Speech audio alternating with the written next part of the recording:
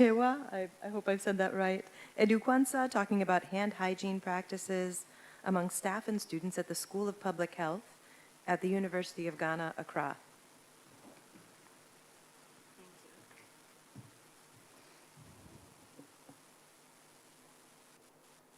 Good morning, ladies and gentlemen. I'm Doris Abwajoa Edukwansa, an advanced resident of the Ghana Feltip, and I present to you hand hygiene practices among staff and students of the School of Public Health at the University of Ghana.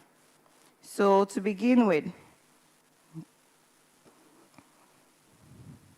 humans possibly get infection through the touching of our body orifices with a contaminated hand. However, the frequent hand wash with soap and water for at least 20 seconds or the use of hand sanitizer is the simplest and most effective measure to reduce the risk of infections such as COVID-19, cholera, amongst others, and their transmission.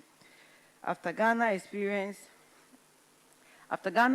a drop in the COVID-19 cases, it prompted the government to relax the non-pharmaceutical interventions such as the wearing of nose masks and the mandatory hand washing. This resulted in a substantial drop in the hand hygiene practices across many institutions. We therefore conducted this study to assess the knowledge of hand hygiene amongst the staff and students, to determine the staff and students' attitude towards hand hygiene, and to assess their hand hygiene practices.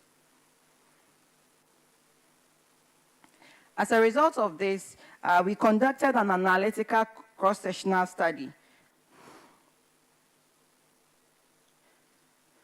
Like I said early on, we conducted the study in the School of Public Health, and the map shows the School of Public Health.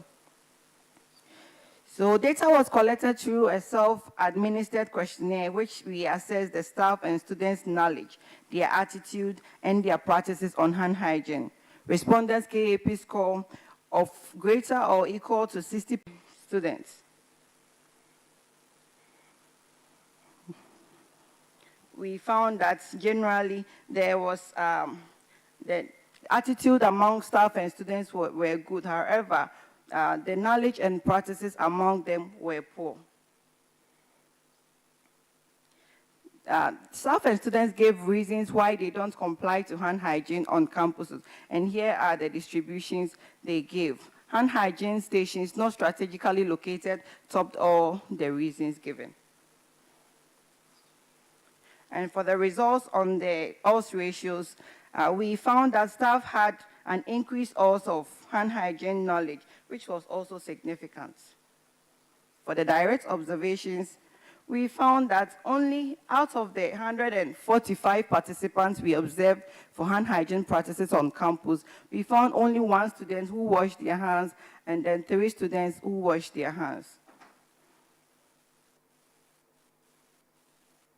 So we concluded that staff had good knowledge and practices, whereas students had good practice, good attitude. But there was a generally low hand hygiene practices observed by participants. We recommended, therefore, to the management that they routinely sensitize the staff and students, as well as management, to install hand hygiene facilities at vantage points. So for the public health actions we conducted, it led to the strategic positioning of hand hygiene facilities with the approved posters as a guide to it. And also, people started washing their hands as there were lots of hand hygiene stations instituted. I would like to acknowledge these individuals and these organizations for making the work a success. So here are some of the field pictures. So the staff that washed their hands.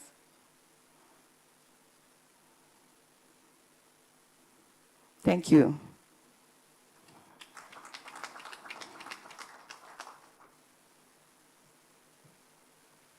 Thanks so much to Doris, and thank you to our speakers for keeping to time. Before we continue, can I confirm that Marie Paul Yede is not here? Okay, so our next speaker will be Ebrima Barrow, talking about extended spectrum beta-lactamase producing enterobacteria isolated from clinical samples at a teaching hospital.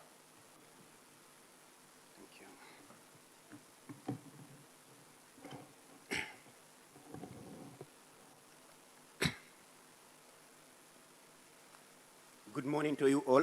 My name is Ibrahim Abaro, and I am from the Gambia. And my topic of presentation is occurrence of extended spectrum beta-lactamase producing enterobacteriaceae isolate from a clinical samples at Edward Francis Small Teaching Hospital, 2022, a hospital-based study. ESBL, extended spectrum beta-lactamase, are enzymes that are produced by microorganisms that catalyzes the beta-lactam ring of antibiotics such as penicillins and cephalosporins.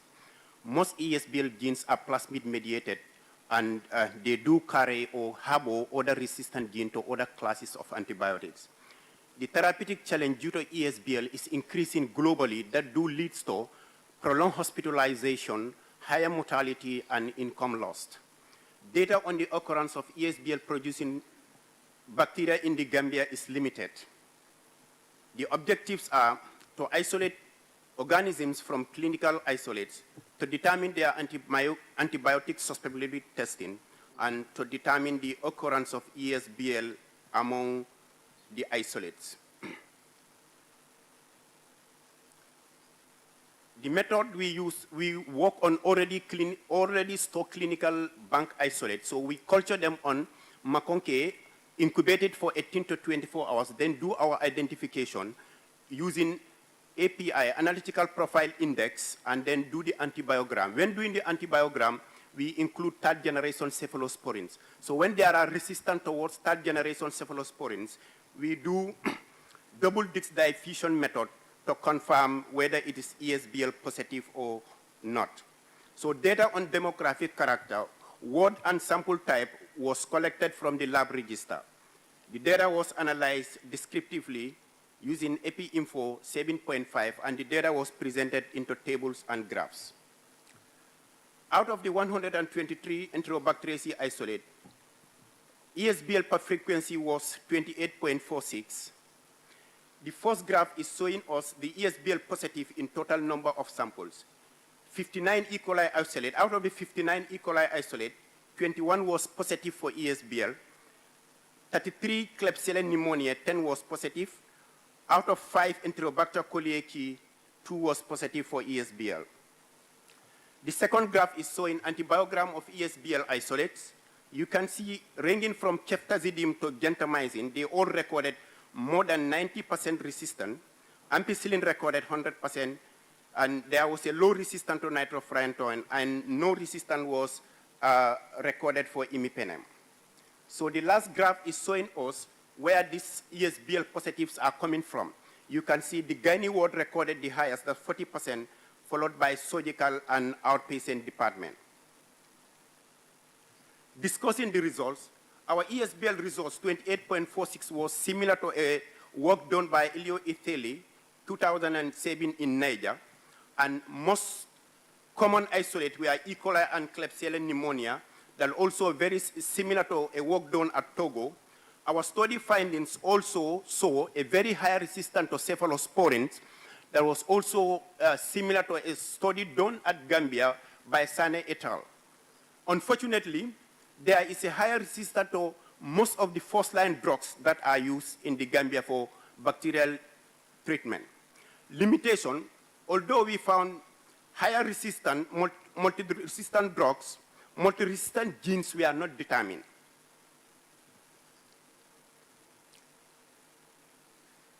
In conclusion, the study revealed higher resistance of ESBL. E. coli and Klebsiella pneumonia are the predominant ESBL-producing organism. The study saw a very high rate of resistance to cephalosporins and antibiotics that are used as first line. However, all the ESBL isolates were sensitive to imipenem, and moderate resistance was observed for nitrofurantoin. Recommendation: active surveillance on AMR, emphasis infection control measures, implementing antibiotic policies in the hospital. The public health actions, the findings were presented to the authorities. Any isolate that saw multi-drug resistant is screened for ESBL before the results go out. The lab conduct monthly presentations of the antibiogram data to the infection control unit of the hospital, and we acknowledge the followings. Thank you very much.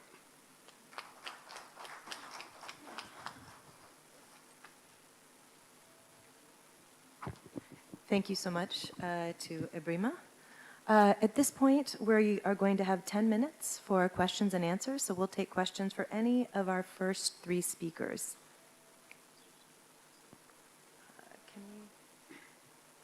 I think you can go up to the microphone right there. Thank you.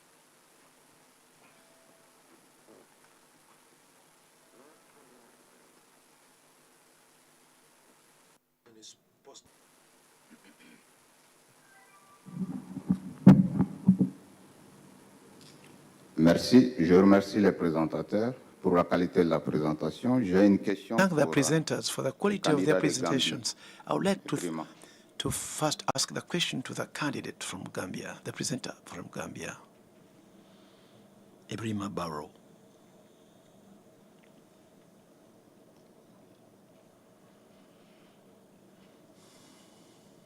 C'est bon? Is it okay? Have you put your headsets? OK. J'ai vu que dans I've ces résultats, il noted n'a pas that pu in his results, identifier he les didn't jeunes identify qui sont à the youth à cause de la résistance. Je voudrais or the savoir genes pourquoi which cause resistance. et en quoi You didn't cela identify the genes peut-il that cause impacter resistance. And vos actions de santé how did publique. this Merci. influence the results you got as regards public health?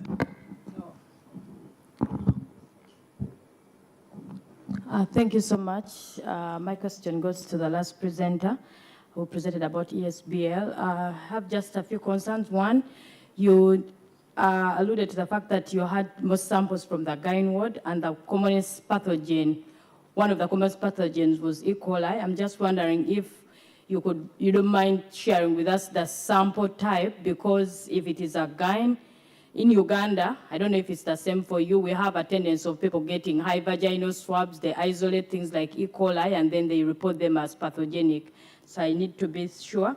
Then the other question is, kindly tell us about the quality control you did for that. And then finally, why test for cephalosporins for ESBL, yet already ESBL is showing us there's already resistance to the cephalosporins. So why test for cephalosporins again? Thank you.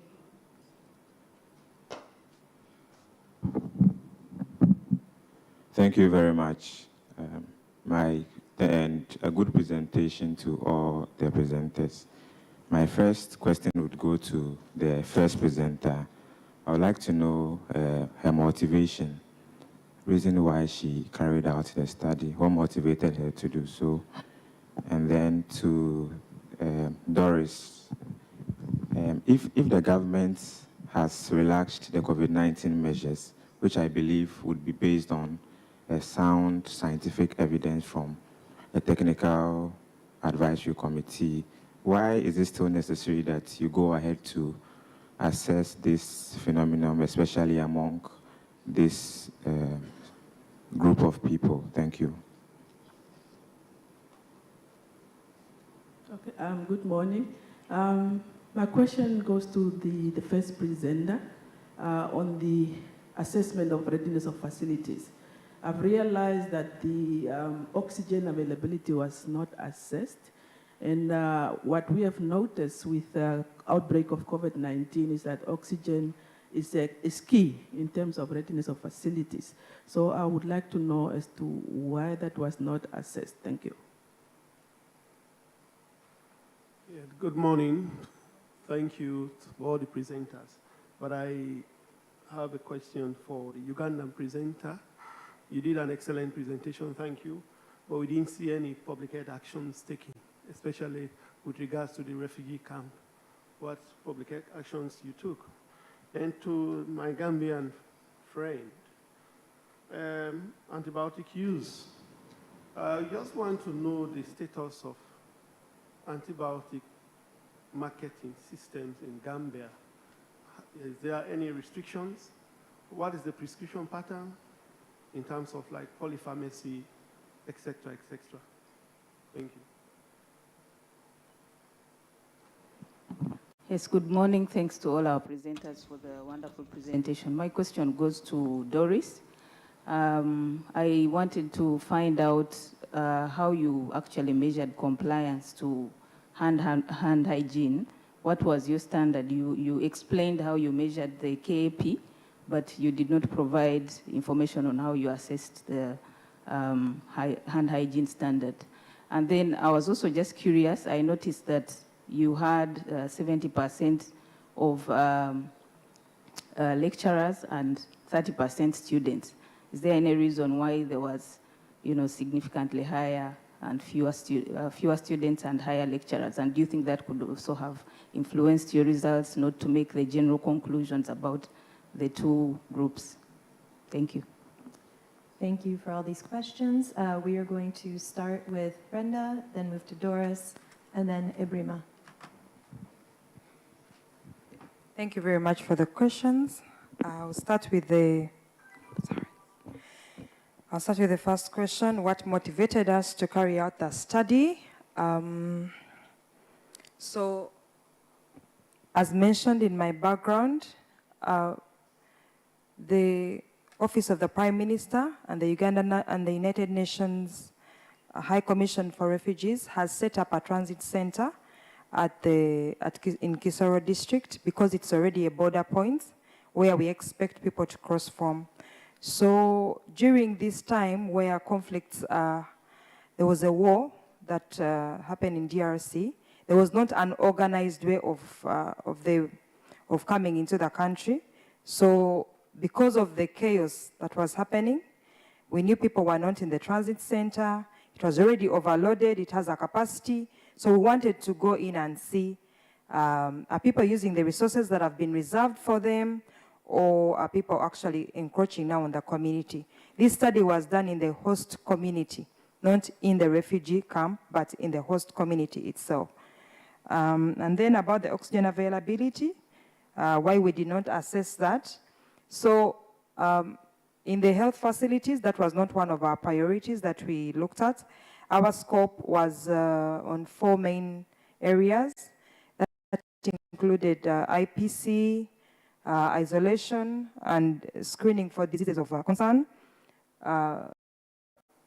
data reporting, and risk communication. However, in the transit center, there is a well-established health facility meant to cater for all that is needed for the refugees.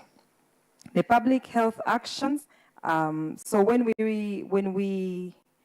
we disseminated our findings to the district officials, the refugees were given 3 days ultimatum to either join the transit center or to go back to the country where they came from.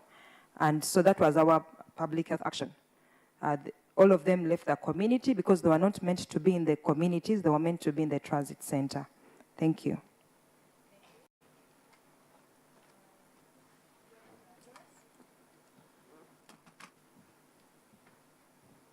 Thank you so much for the questions. So my first question is, what is my motivation, even though COVID-19 cases went down and then there was a relaxation of the non-pharmaceutical intervention? So why did I still go on and carry this test on the School of Public Health campus? So I did this because basically School of Public Health trains public health professionals. So it is expected that they are the practice and the doers of what they taught, what they teach. And basically that was the reason why I conducted the test. My second question was, I don't know if that question was mine. Oxygen was not assessed, the facility. Okay.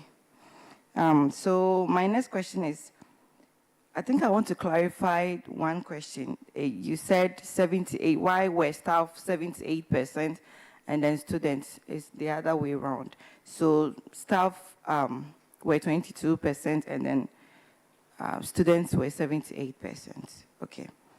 And then the last question was how I measured the hand hygiene compliance. Okay, so some set of questions were asked, whether the water was dirty, whether it wasn't situated well for them to see whether there were no sanitary materials like tissues and the likes. All these questions, we got them from research, and so those were the standards we asked. Thank you.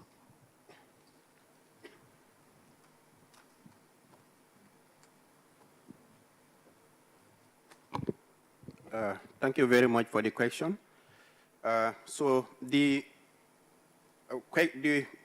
question that asks why we did not determine the resistant genes. So I think that I stated that as one of my, in fact, as the limitation of the study. The lab doesn't have that capacity to go into to determine the resistant gene, but we just did the phenotypic method. So, and then the other question, they were asking for why we have that surge at the gynae clinic. So in our inclusion criteria, we did not, with the samples that we included in the study, high vaginal swabs were not. So what we did, we collected wound swabs and urines.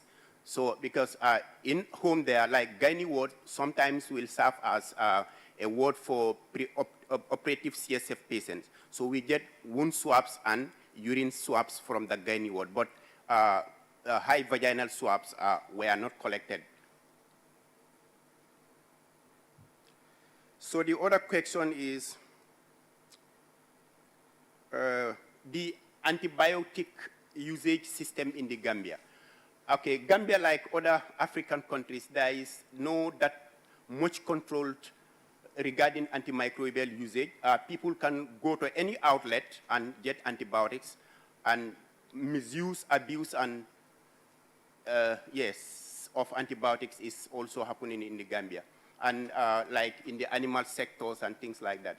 And in the case of counterfeits, whereby antibiotic qualities are checked, so all those issues are lacking. So that could be the contributing factors. And the other question is why we use cephalosporin. So this, we are just analyzing already stored clinical bank isolate. So we're using cephalosporins just as markers because it will tell you if it is resistant. So that will give us a view that maybe this will be ESBL producer. So that's the time you continue to set the phenotypic method. Thank you.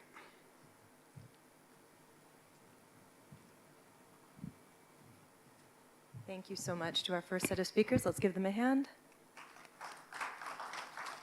Our next set of speakers, we're going to start with Marianne Comlin, who's going to talk about progress on the FELTP in ECOWAS region, lessons learned from the COVID-19 pandemic response. And remember, you have 5 minutes, and then we'll have questions and answers. Oh, she's not here. Thank you.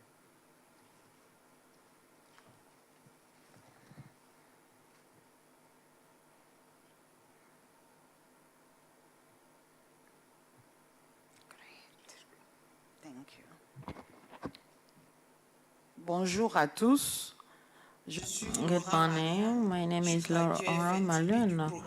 I'm a FHP graduate from Burkina Faso program. I have the honor to share our study on the progress of FETP, which is a training program in epidemiology and lab in the ECOWAS space. So lessons from the COVID-19. The COVID-19 pandemic. Donc, I need a lot of human resource, and you know that the training for human resource is very adequate for health system. In the whole world, the FETP had an important role in the reaction to the COVID-19 pandemic. We did come up with analysis of data. We did a documentary review so that we can review the contribution of FTP during the COVID COVID-19 in the ECOWAS region. So we sent a questionnaire to all the member states of ECOWAS. We did organize a meeting, a consultative meeting with all our technical and financial partners so that we can see the contribution of graduates during the COVID-19. We calculated frequencies and proportion, and the finding from our discussion and from our consultative meeting. We generated them according to the theme. So what were the results that we found? In this ECOWAS region, we have 15 FATP programs for frontline, 11 for intermediary, and 3 advanced programs. And it's not that they all participate. We know that according to WHO, you have one epidemiologist for 200,000 people. So for the people who have reached that standard, we noted that there are some who are in this map, this picture. You will note that very few have reached the WHO level.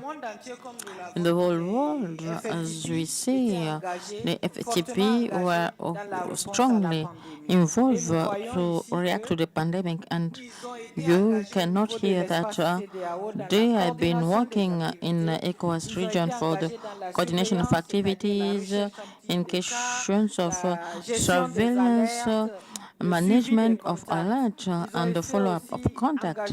They have also been involved in the collect and transport of sample to the lab, as well as risk communication. We also have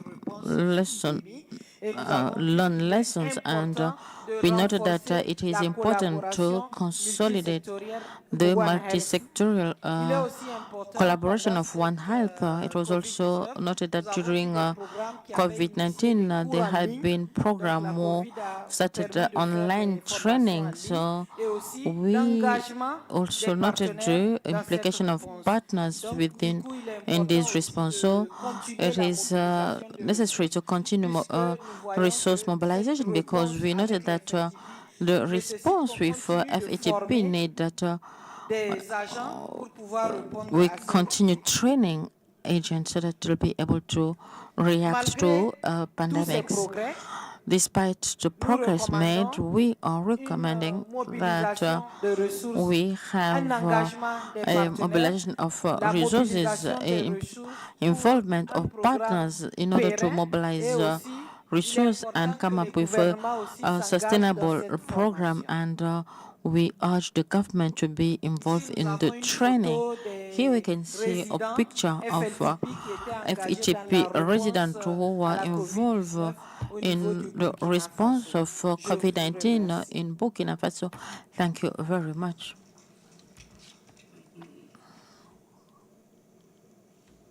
you so much to Marianne. Our next speaker is going to be Lionel Sargbosi, talking about the implementation of event-based surveillance systems in West Africa and the challenges.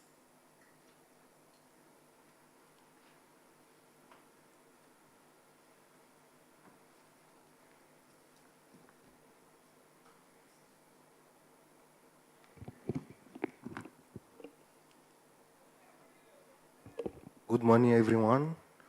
My name is Dr. Lionel Sargbosi. I'm the One Health Technical Advisor at the ECOWAS Regional Center for Surveillance and Disease Control, which is a specialized institution of WAO, West African Health Organization. So I want to share with you this morning the work we did last year about the implementation of event-based surveillance in West Africa. The poster is already in English, so I will present in French. Thank you.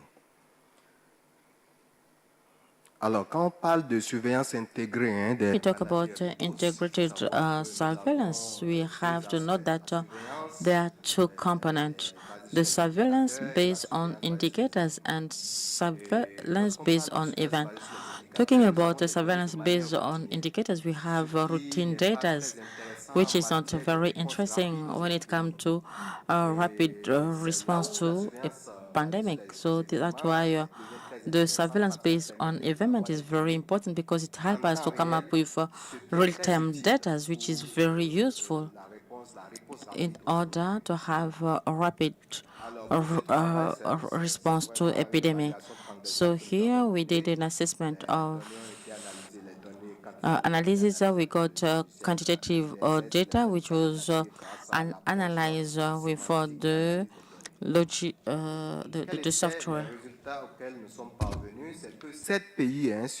7 countries out of 15 wanted to implement this event-based surveillance. These countries were at different levels.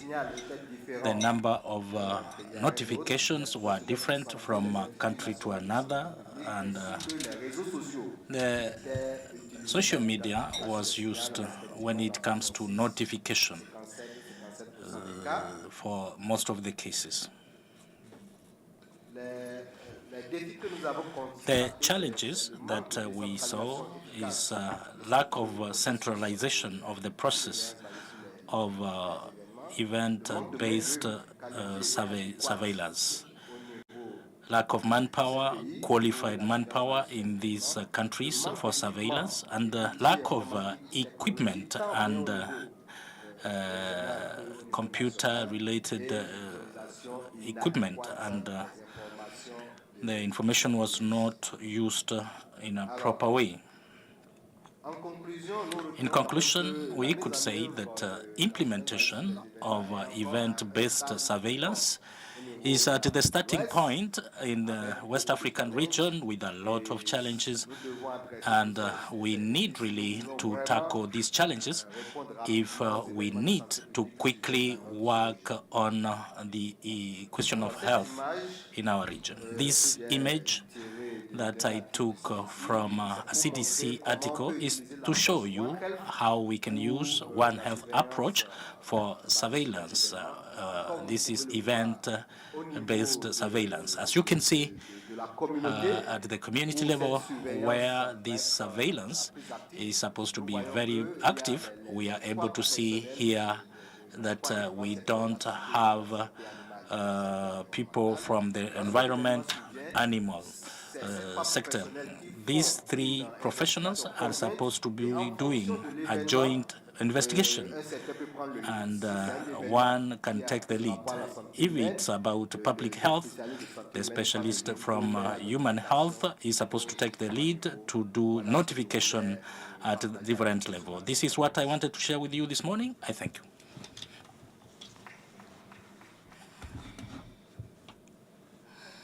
To Dr. Lionel, and while we load up the next one, I'd like to invite Suzanne Chiwanuka to join us in one of these chairs. Our next presentation will be Agbala Chala Abalo, talking about the contribution of community health workers to polio surveillance in insecure settings in 4 countries.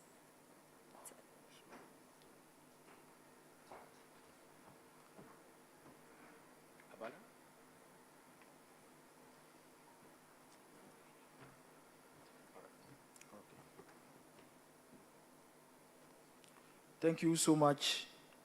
I am Dr. Chala Abalo Agbala from AFENET, and I'm pleased to share with you the finding about the contribution of community health workers to the polio surveillance in insecurity setting in Cameroon, Chad, Democratic Republic of Congo, and Niger. Insecurity compromises the eradication of polio. In such setting, community-based surveillance could be a strengthening strategy. Volunteers, men, women, community health workers, natives, and residing in insecurity areas were selected and capacitated to conduct active research of AFP alerts since August 2020. This study aimed at describing the contribution of these community health workers to the notification and investigation of AFP cases from August 2020 to 2022. Community-based surveillance was implemented in districts affected by insecurity in Cameroon, Chad, DRC, and Niger. To achieve the objective of this study, we conducted a descriptive study on all AFP cases reported in the 71 health districts implementing the community-based surveillance. We conducted a desk review to collect data related to AFP and other vaccine-preventable disease notification, the notification timeline, and the status of stool sample collected that we presented in frequencies. Over the period, more than 16,000 alerts were notified by community health workers and almost were verified. The validated AFP cases proportion was in overall at 17% and varied from 3% in Niger to 78% in DRC. The total of AFP cases notified in these respective countries were 4 to 5 times higher than those expected. Community health workers notified in overall 87% of the total of AFP cases, and most of them were notified within the first 7 days following the paralysis onset, except in Cameroon. The stool samples were collected as required by the surveillance guidelines, and in each of the countries, polio outbreak was detected. Apart from AFP notification, community health workers have also notified other vaccine-preventable disease, and some of them were validated as AFP cases, true cases. Based on these findings, we concluded that implementing community-based surveillance in insecurity setting of these 4 countries contributed to the early notification of the majority of AFP cases, to increase the surveillance sensitivity, to detect polio outbreak and other vaccine-preventable disease. Thus, we suggested to continue the capacity building of the stakeholders, to scale up the intervention to other areas, and to conduct action to maintain and reinforce community engagement. Action we were able to conduct were related to the training we conducted on the field, which led to increase the notification of alerts. The periodic review, we have also conducted advocacy for fund mobilization and the acknowledgement to all these organizations and institutions which contributed to this study. Thank you. Thank you so much. So our last speaker will be Dr. Suzanne Chuanuka, talking about health workforce incentives and disincentives during the COVID-19 pandemic, experiences from 4 African countries. Thank you very much. Good morning, everyone. To think I almost missed my presentation seated down there. So, health workforce incentives and disincentives. The COVID pandemic presented an unprecedented challenge to health systems globally. As we all know, African health systems are already weakened, with few health workers, maldistributed, poorly motivated. And within the COVID pandemic, health workforce faced an escalating demand of health services amidst enhanced risks and challenges navigating the terrain. Incentivizing health workers provides for the continuity of the provision of services during emergencies. We described incentives and disincentives during the COVID pandemic. This was a multi-country cross-sectional study across DRC, Nigeria, Senegal, and Uganda. We conducted 60 interviews in total with staff from the ministries of health, policymakers, and about 50% of them were health workers. Interviews were face-to-face in some settings, and mostly they were virtual because of the nature of the pandemic. We audio recorded, transcribed, and then analyzed thematically. So what are the results? We found there were both financial and non-financial incentives, but majorly there were non-financial incentives. So the financial incentives were allowances, salary increments, tax waivers, which varied across the countries. Non-financial incentives included the provision of the medicine supplies to help the environment, to help them perform, on-job training. Some countries provided medical care for their health workers. There was a provision of social welfare in terms of meals, transportation, housing, and in few cases, recognition. We found health insurance in only one country. Psychosocial support was provided as well as supervision. But generally, as a way of discussion, there was improvised determination and distribution of both financial and non-financial incentives across the countries. In terms of disincentives, which are known to happen during emergencies, there was lack of personal protective equipment.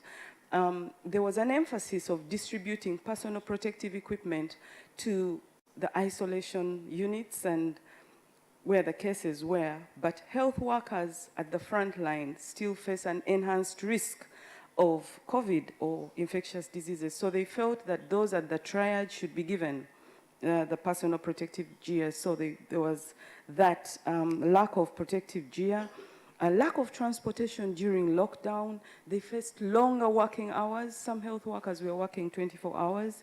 Harassment by security officers who were enforcing lockdown, as well as perceived unfairness in access to and the inadequacy of financial incentives.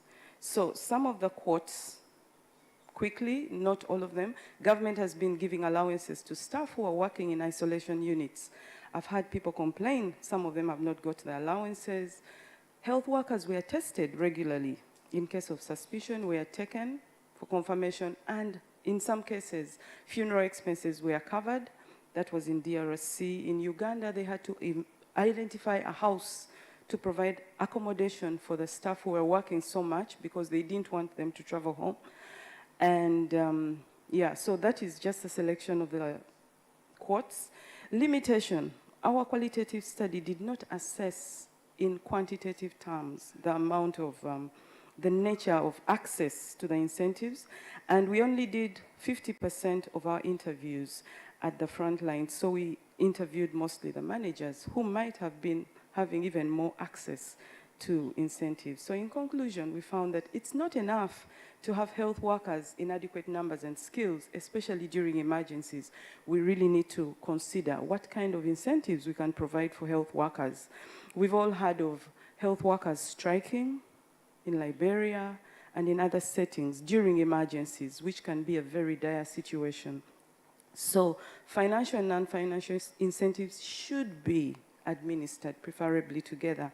We recommend that these incentives should be predetermined and transparently provided during health emergencies, and health insurance for frontline health workers who are doing case management or at the highest point of risk should be a consideration during emergencies, even life insurance, in fact. The negative impact of non-pharmaceutical interventions on the workforce, for instance, the lockdowns, the service reorganizations, should be anticipated and mitigated during emergencies. Yeah, so I just have a summary, a quick summary here of some of the incentives and the disincentives in the picture. I didn't know how to navigate this thing. Thank you.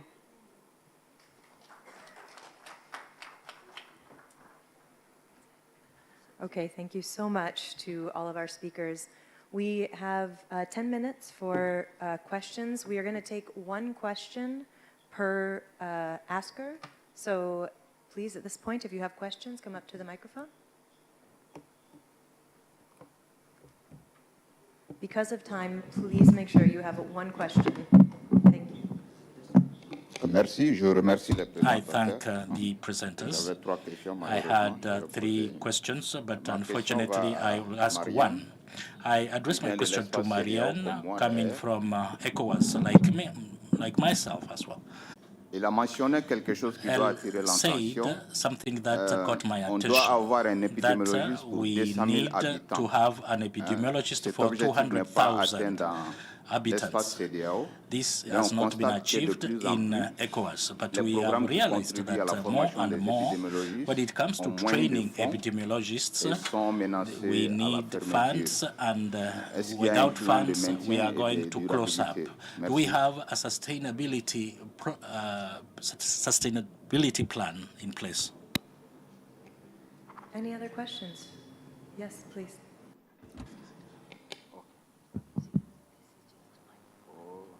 Merci, Joseph. Thank you very much, Joseph from Côte d'Ivoire. My question is to the presenters on UPS. At the end of, you said that One Health could help to improve this surveillance. But when I saw your challenges, you didn't talk about One Health. I don't know if you didn't find the challenges as far as this collaboration is concerned. Thank you. Thank you so much. Do we have any questions for Dr. Suzanne or Dr. Challa?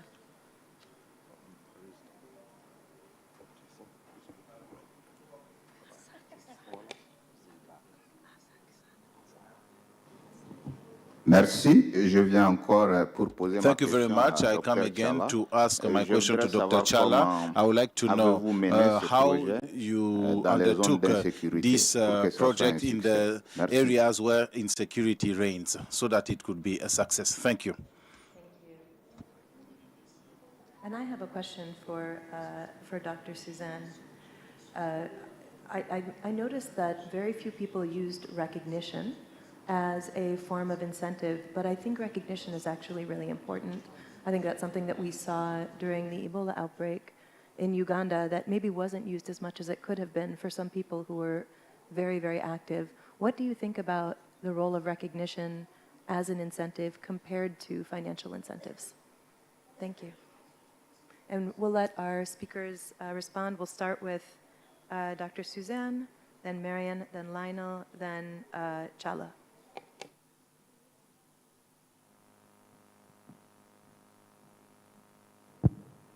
Thank you very much.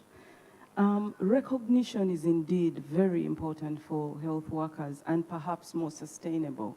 However, in the setting of an emergency, especially with lockdowns and everything, I think there was a challenge convening and for the health workforce to get a platform to be recognized. So we found that very few of the countries used recognition because of the nature of the lockdowns and the social distancing and everything. And they felt that the virtual was not good enough. They really felt it can be done under normal circumstances and perhaps even later after the epidemic to get them recognized. But at that point in time, in the midst of the emergency, recognition was not used.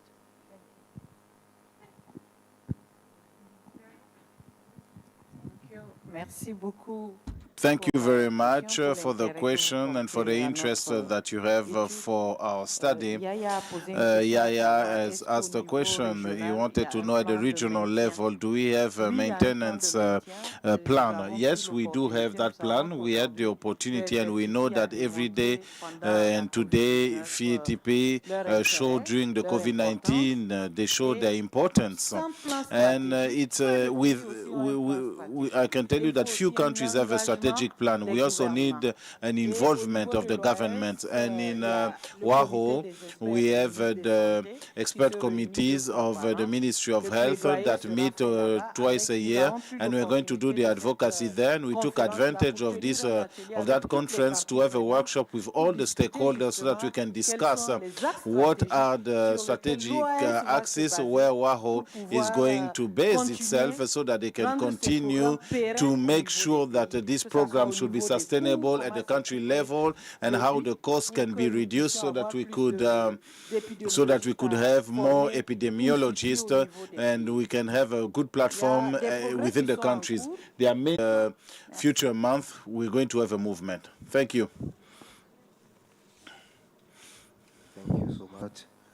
Alors, par rapport à la So, for the question to know why we didn't talk about the One Health in our challenge, I do believe that all the challenges that we talked about, the 4 challenges that we tackled, be it the lack of efficient structured and efficient decentralization on the various events, that included One Health. And when we talk about the lack of adequate labor force, if we need to do a surveillance and a good study, that surveillance needs to be integrated and well coordinated. And I can tell you that that also includes One Health. When we talk about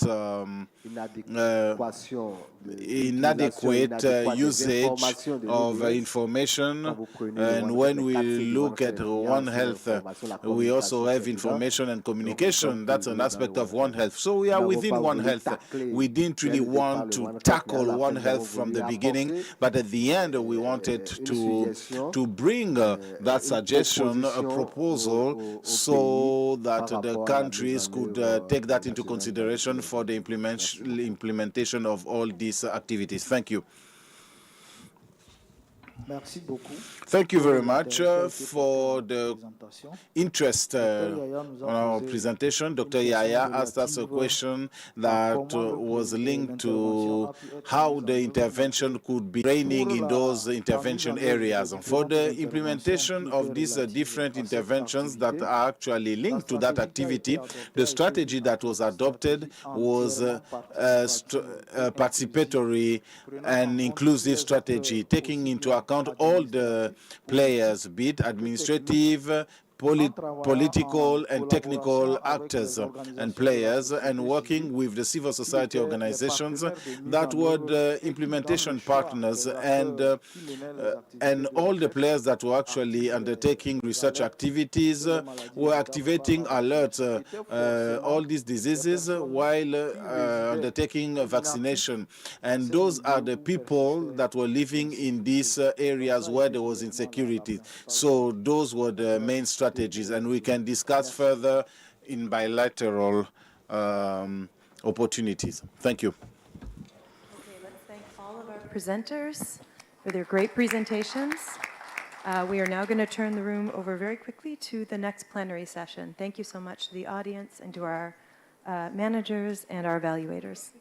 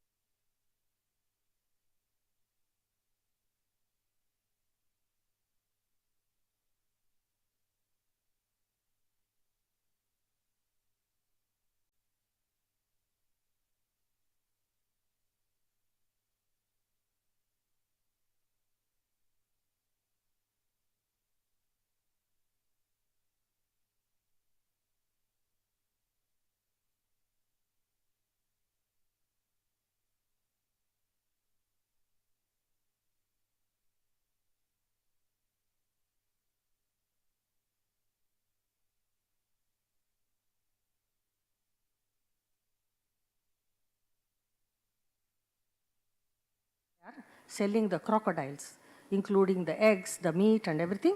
And we know that that's where the pandemics are originating. Climate change has a great impact on AMR. So this is what we are discussing more and more.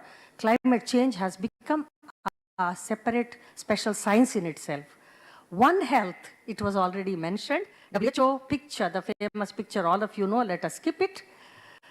This is the chief surgeon, United States of America in 1967 said we have closed the book on infectious diseases.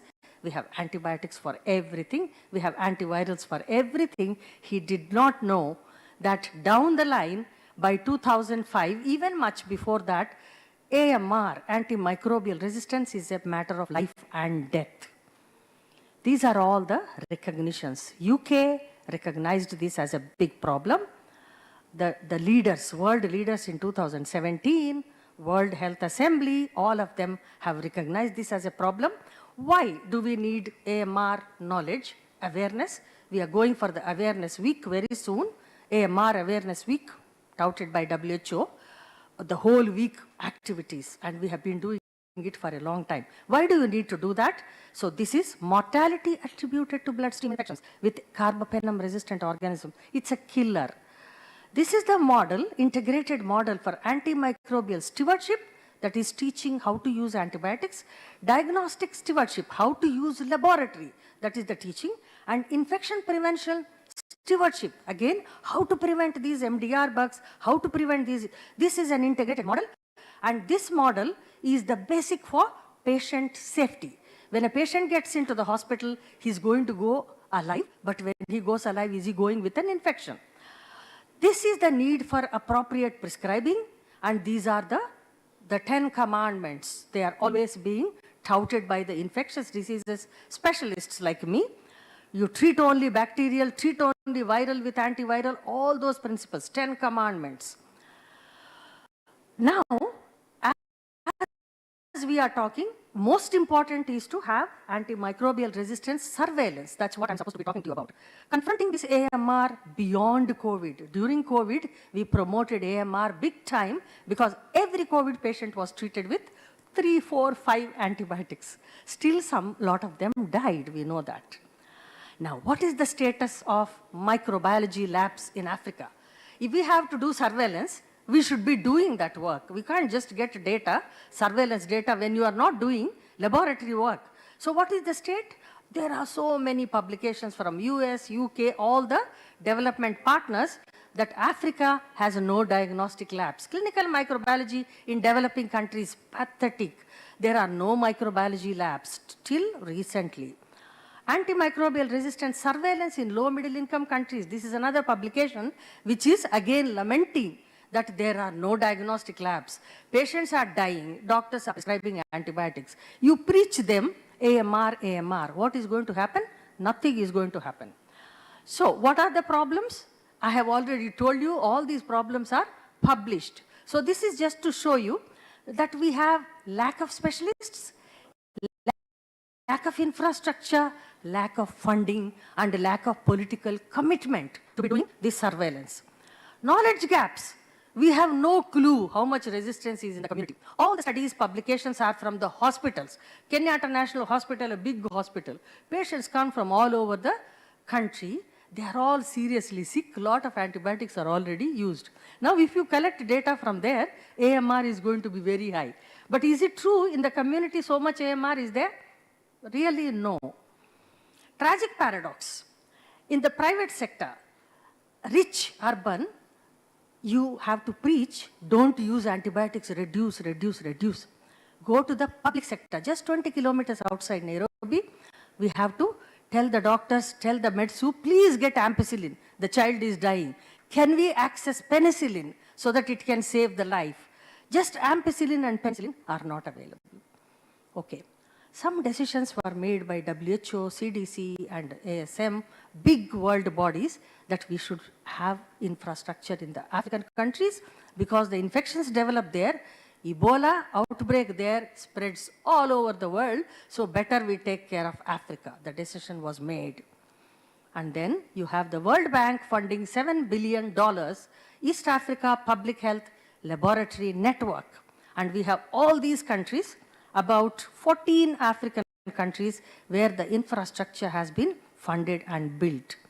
Then comes Fleming Fund Country Grant, which is now training people, building capacity, and I'm humbly saying I'm a partner of Kenya Country Grant. I have so far trained 78 technologists in my laboratory. My lab is College of American Pathologists accredited. I teach them quality systems, how to do this, how to do that. All the training is going on. These are just quickly some pictures to share with you. The training program, my teaching labs, my university teaching rooms. Basically, I'm advertising myself, forgive me. Okay, we need to generate data, collect the data, store it, analyze it, make it available, and the results will depend on the methods we are using.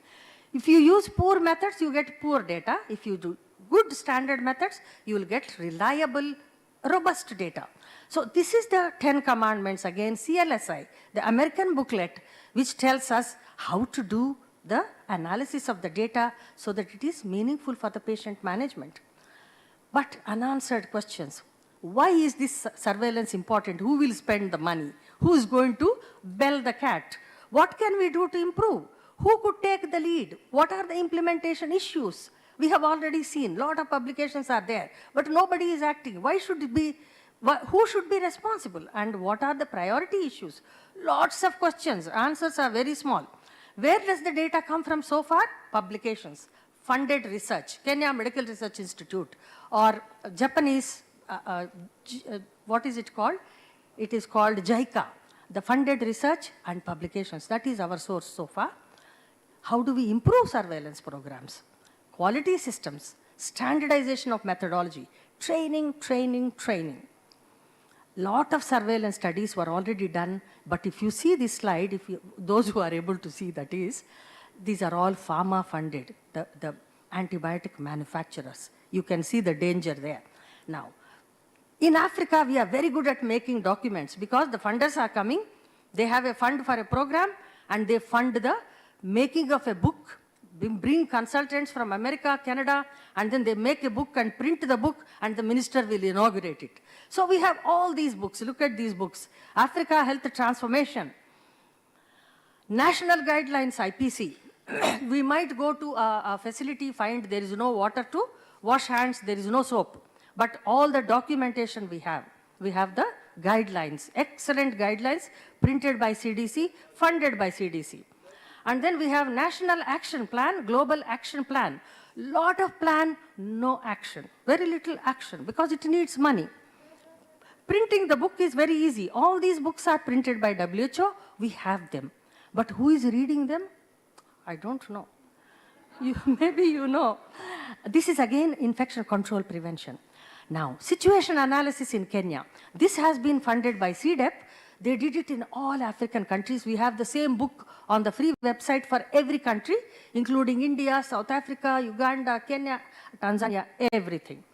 Now, we are revising 23 to 27, again, National Antimicrobial Resistance Surveillance Strategy. What is the strategy? It has all these 13 bullets of strategy. Let us skip it.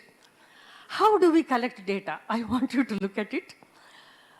This side is manual collection. You see the paper. I think those who can see it is manual. Somebody is writing with a pen and pencil. This is on a printed paper from computer, and then he's writing manually. But the next one is again partially computerized. This is fully computerized, like in my hospital. We are on Meditech system, electronic health records, like anything in America, because it is an accredited private hospital. But who is doing this? This is purely private corporate hospitals who are able to do this because it costs money. International surveillance systems, antibiotic usage, consumption, this website interactive.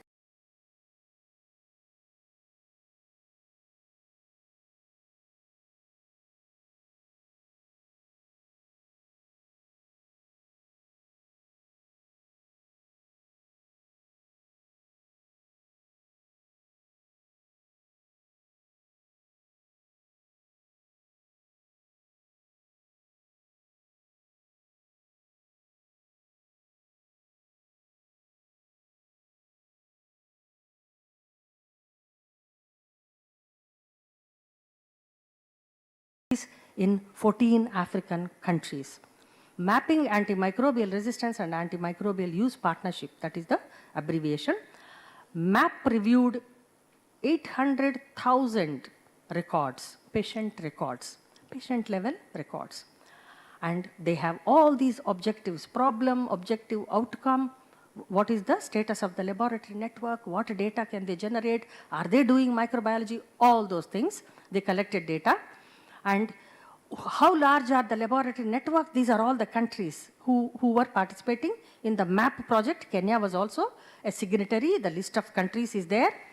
And profile of bacteriology laboratories in 14 target countries. They say so many hospitals have labs, so many don't have lab, and then they have the data. Now this data is talking about 40% resistance, 80% resistance, 75% resistance for each organism. So we can skip all this. Then they say what to do.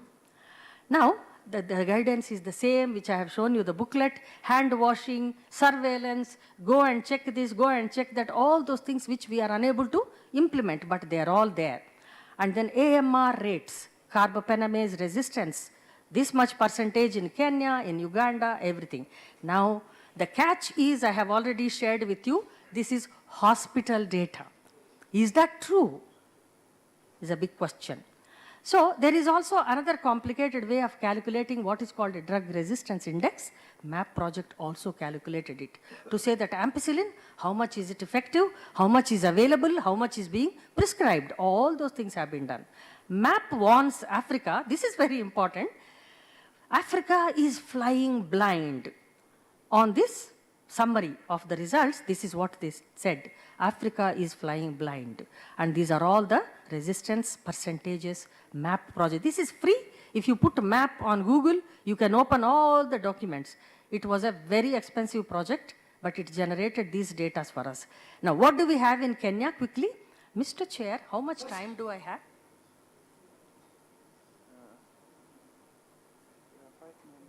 Thank you so much. Thank you. Thank you very much. But if the audience also can, they can ask me to stop anytime. If they are bored, they can ask me to stop anytime. The presentation is made in such a way that if I have to present 20 minutes, 15 minutes, 10 minutes, or 30 minutes, it is flexible. You know, in this kind of conferences, that's what we usually do. So what do we have in Kenya, where we are meeting now? We have a website funded by, again, CDC and the international partners, very expensive. People have been trained, and on that system, 22 AMR surveillance sites, which we have trained. I have shown you. In my hospital, we trained. We have been training them over 10 years, and they are putting in data. So the data goes like this. On this slide, 613 samples on which the data has been posted on the system, and then it gives you interactive data summaries. You can choose human health, animal health, choose the organism, choose the site, choose the date, and you can extract the data. And the data comes out like this. You can choose bar diagrams, you can choose pie chart, you can choose any way of summarizing, it will give you the data. So, we don't lament anymore that we don't have data, we have data. Now the question is, what is the quality of that data? This is now Acinetobacter baumannii, one of the pathogens which we are very scared of, very little treatment options. So the data comes like this. The green is susceptible, red is resistance, percentages, intermediate is shown in blue. And this is another organism, Pseudomonas aeruginosa, a very frightful pathogen in the hospitals. So the data comes out like this. You can choose. If you choose graphs, it will also give you graphs. It will also give you molecules, ampicillin, septrin, meropenem, imipenem, ciprofloxacin. You know, you can choose the antibiotic, and then it can give you again pie charts, the breakup in an animal, from the farm, from this and that. You can choose. You can choose human health or animal health. Or you can choose a combined data. It will give you, it will add both E. coli in human, E. coli in animal. It will add both and it will give you the charts. So we don't lament. It can give you the World Health Organization priority pathogens and the World Health Organization classification of antibiotics. Everything it is able to give you.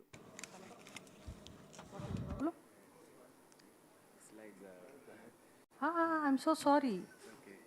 You know, I'm just looking at my laptop and talking in my own world. So sorry.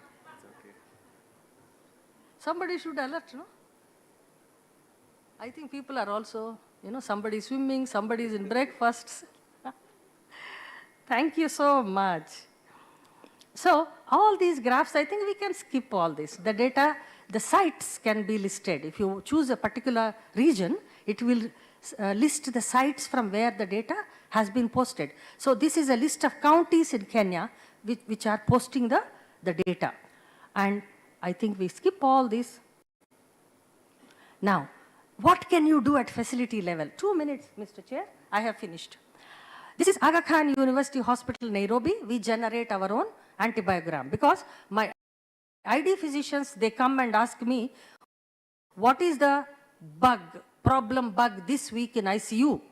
Then they come, next morning, another fellow comes, ID fellow, and asks, what is the problem bug in my surgical ward? I want to put a patient on empiric. He's running very high fever, he's post-operative. I need to choose what is circulating in post-operative ward this week.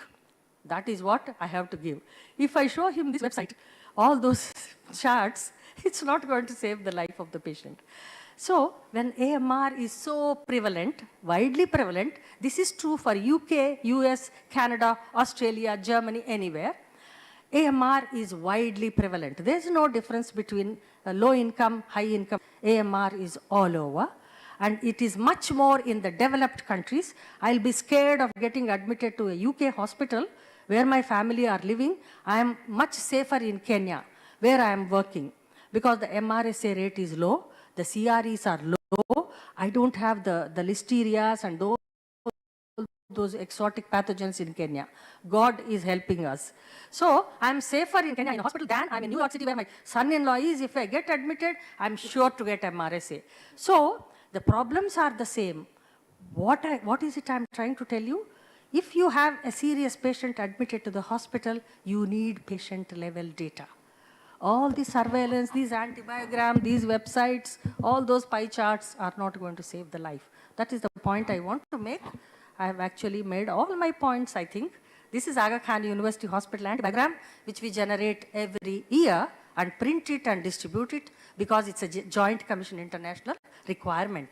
But for the doctors, we give the data this week, last month. What is the data? What is circulating in ICU? What is circulating in NICU? What's circulating in the cancer ward? So that is important because this week it is Pseudomonas. After 2 weeks, it is Acinetobacter. After 4 weeks, it's Klebsiella. It is something else. With all the precautions of a accredited hospital with excellent audit going on hand hygiene and everything. What is happening in the public facilities? Allahu Akbar. God only knows. So this is a summary how the booklet, we print a small booklet, doctors go with it in their pocket, but they use it sparingly because this is hospital admitted patients and outpatient we separate. Each one is outpatient, ICU, OPD, ward. Surgical ward like that. This is called stratified antibiogram at facility level. We divide it into different areas. Actually, some facilities divide it according to age. What is in children? What is in women? What is in elderly people? That is also very important. If I have to prescribe properly, I need very granular data. So this is how we do the stratified antibiogram. These are percentages, but doctors don't use this. They use it very carefully, only at policy level.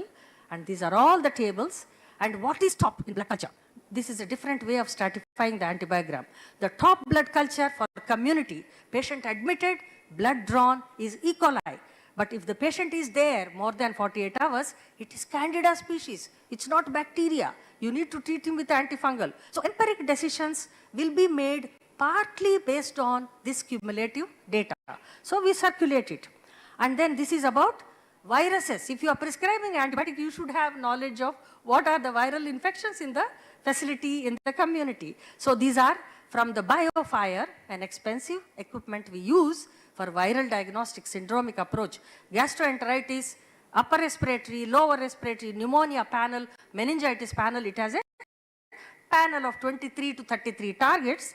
The report comes out in 2 hours, and then we have this cumulative, what is the top virus in respiratory. So I skip all these. I think I just skip what are the challenges. I have already shared all this with you. It's facility level. Is it applicable to the whole country? No. Is it applicable to another hospital? May not be. Some things are applicable, most of them are not. Limitations, hospital data is always overestimating the problems. In the community, the picture may be totally different. Effect of limitations, what happens, how do you use it? You need trained people. Yeah? You need to train people on ID, on microbiology diagnostics, standard education, high standard education is the solution. Okay, what do we need for this AMR surveillance to succeed? Political commitment from the Ministry of Health. It can't be CDC, it can't be NIH and the development partners giving us money. They are here today, tomorrow they may not be there. Right now my project is closing. This 30th, I completely close the training program. How do I sustain it? I wait for another donor, or should I do it myself? Thank you so much, and thank you for your patience. Maybe I have exceeded the time.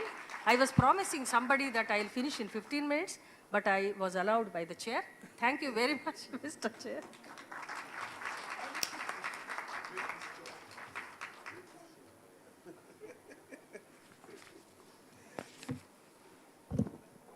Thank you very much, Professor Guduru. I think you'll agree with me that she's very passionate about antimicrobial resistance. So our next speaker is Professor Nicholas Meda, who is going to be, talking to us on a topic on confronting the HIV/AIDS pandemic, progress and prospects. So Prof. Meda is a professor of public health at the Faculty of Health Sciences, Department of Public Health at the University of Ouagadougou in Burkina Faso.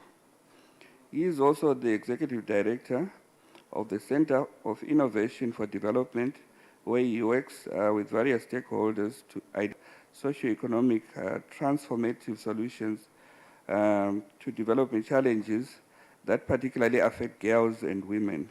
He is the director of the Burkina Faso Field Epidemiology Training Program. Professor Meda has more than 30 years of public health experience, working in higher education, international consultancies, senior management, and health research. He has done extensive research in epidemic-prone diseases, maternal child health, nutrition, and HIV and AIDS. He works in HIV and his work in HIV in Africa.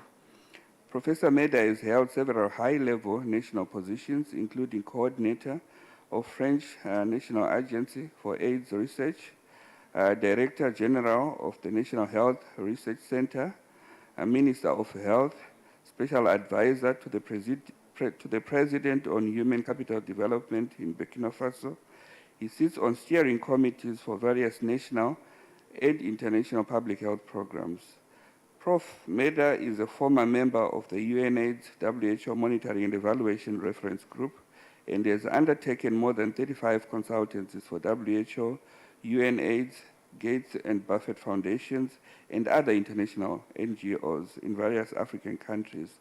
He has published more than 300 papers in international journals and is a reviewer and editorial board member for several scientific journals.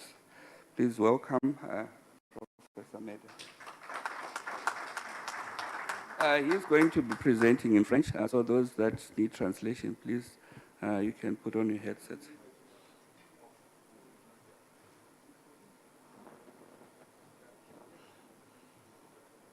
You like digitalization? This one. Yes.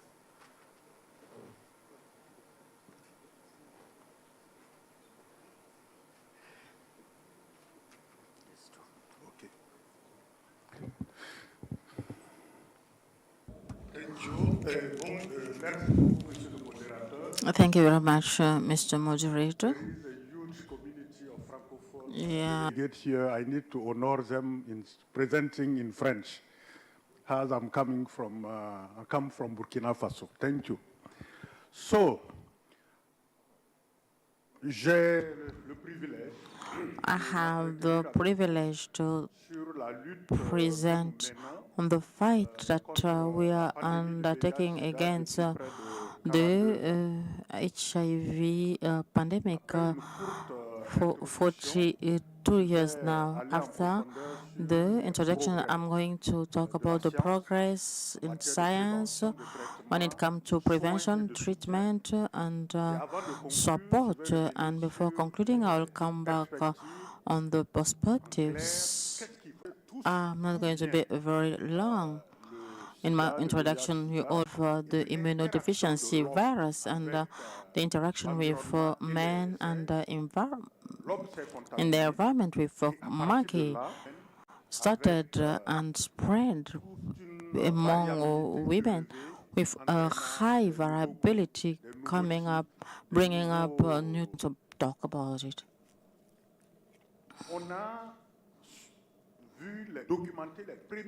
We documented the first case of HIV in 1981 among the homosexuals in California. After that, in 1983, the Pasteur Institute of Paris, François Barré and Luc Montagnier have identified the pathogen of HIV, and after 10 years, HIV has become a pandemic which has contaminated 75 million people around the world and killed about 36 million.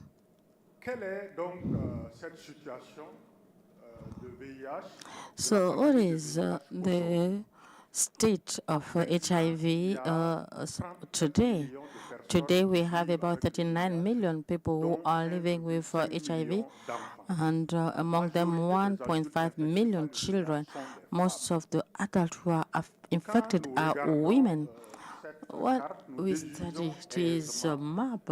We can see that it mostly in Africa, particularly in sub-Saharan Africa, that you'll find a concentration of HIV cases. We can see it in red. So when we continue to study this map, you'll see in purple that women are the ones who are more impacted, and this is in Africa. Even the outbreak, you'll find most cases in Africa and other cases in India. The annual death was about 2 million during the years 2000, and there's been a decline because antiviral treatment.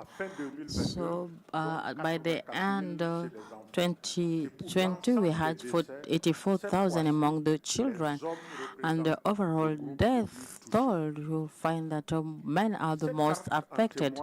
So you can see it from this map. Once again, it is in Africa that you'll find most deaths related to HIV in the world.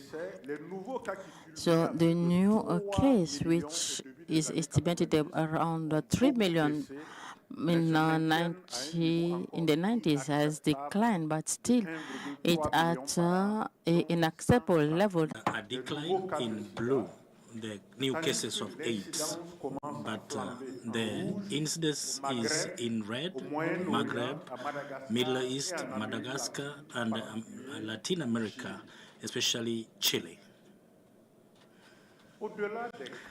Beyond the cases, we know that HIV pandemic is concentrated in key populations, especially the sex workers, men having sex with men, people who are injecting drugs, and transgender. The prevalence of HIV is very high in this population, especially in sex workers, 37%. To your right of this diagram, you are able to see the part taken by the sex workers when we talk about the key populations, and their part is high. So, and the studies that you have done, diagnostics, clinical assessments, that we have made some progress. Today, we able to see the cycle of the virus in human beings. And this is how we have come up with ARVs rather. We know the natural history of the story of HIV. We need to confront early enough HIV and not wait. We know that people who are able to get medicine early enough, they are better off when you compare them with those ones who have not been given medication early enough. When it comes to diagnostics, ELISA, rapid tests, follow-up, you know the dosages, you know the measuring of the viral load, and with monitoring equipment when it comes to resistance to ARVs, because there is a sequencing that is done. These problems have been touched on when there was a presentation on resistance. Syndemics, what are these? These are two pandemics working in synergy, bringing about a lot of morbidity in the population. The first of this endemic, there is co-infection, HIV tuberculosis, that you know well. Tuberculosis is known as the first opportunistic infection, and you know the damage that it has done in the population with this syndemic HIV tuberculosis. The other syndemic that I'd like to share with you is the cancer. All types of cancer are exacerbated by HIV, and you are able to see the parallelism between the cases in women and the prevalence of cervical cancer, HIV. WHO says that there is over 1 billion of STI cases in the world. STIs like herpes, papillomavirus are the most dominant, and they represent 68%. Here, Africa carries the biggest of the burden, especially when we talk about curable STIs. Another syndemic I'd like to share with you is viral hepatitis. This graph shows different cases. PEPFAR has given a lot of support, and we are trying to see that the cases are going down year after year. If we don't deal with the viral hepatitis, as you know, this could go maybe beyond 2.2 million per year, with a lot of mortality. If you compare this with what happens with AIDS in the early years. Prevention progress. A lot of progress has been registered, just like WHO recommends. What we are able to see as being efficient is treatment as a method of prevention. This has given us spectacular results with the objective to eradicate HIV as an health issue.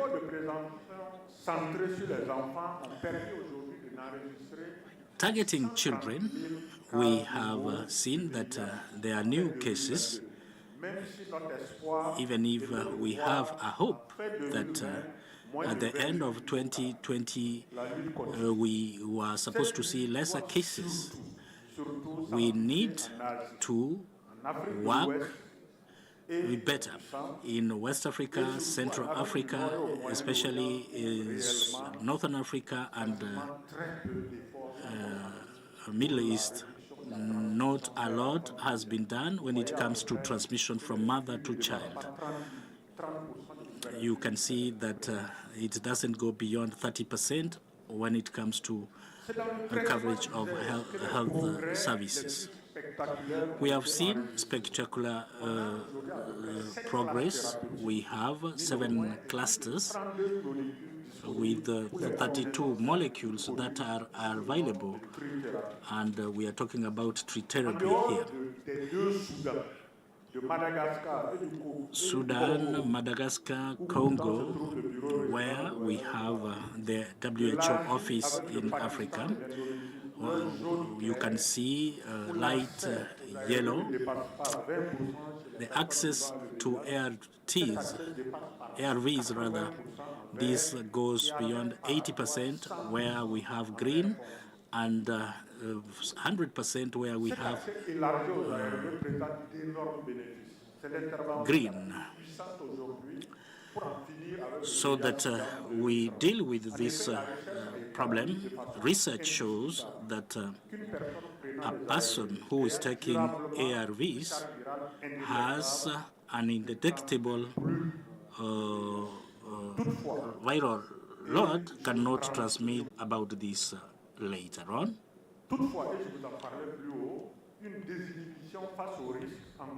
But there are risks. And sometimes sexual acts are not protected by using condoms. And this is where the problem is. Thanks to ARVs, a lot of donors, US, with the PECFA, they have really done a lot of work so that we deal with this problem. The pandemic of HIV still goes on, and we need to fight using ARVs. And if we are not careful with the use of ARVs, people will be comfortable and we get back to the problem. We need to know that we need to continue fighting HIV, which is the road we need to take so that we can clear off this pandemic from now towards 2030. Some towns are showing examples in Sydney, London, Amsterdam, in Netherlands. You are able to see these figures that they could really do away with AIDS. And this is the way to go so that we are able to deal with HIV/AIDS once for all. So everybody needs to know that we have 95% as targets. To get 95% people living with HIV,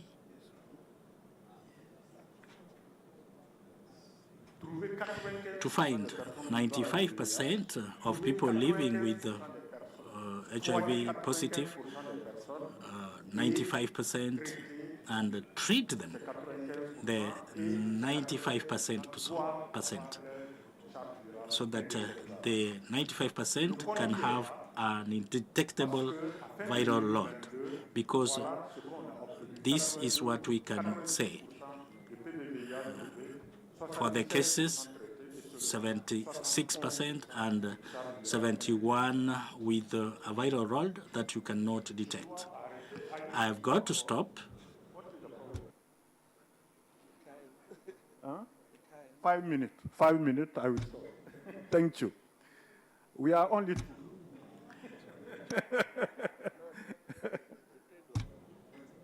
Okay. Sorry. To accelerate the work, today we have 2 methods that is used so that we can be able to kill the circulating virus. 7 have been healed out of AIDS. I don't know how. For vaccine, we have still failures, but we think that we need to find neutralizing antibodies as the best way to go forward. We need to do prevention, treatment, given the efficiency of these ways of working. And UNAIDS says that we need to do more of prevention and mobilize more resources at the international level, local level to deal with this pandemic. Africa needs to focus on key populations who are discriminated today, criminalized, and left alone. And this is the key population that could bring back the cycle of AIDS if we are not careful. So we need to mobilize domestic resources to be able to continue with their work. To conclude, I think that HIV AIDS has been the worst pandemic. I spoke to you about scientific progress that has allowed us to say that maybe tomorrow we are going to deal with the AIDS once and for all. As we wait for the vaccine, we need to intensify innovation and research to find this. But now we are depending with the current tools. I thank you very much. Asante sana.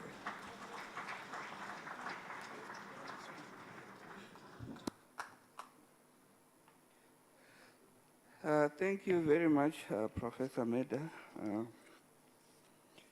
I've been informed that our third presenter is online.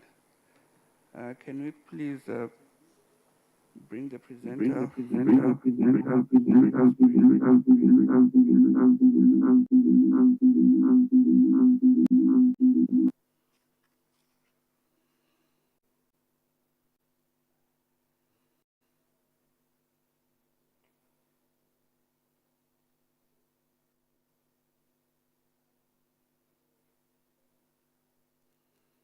Okay, thank you.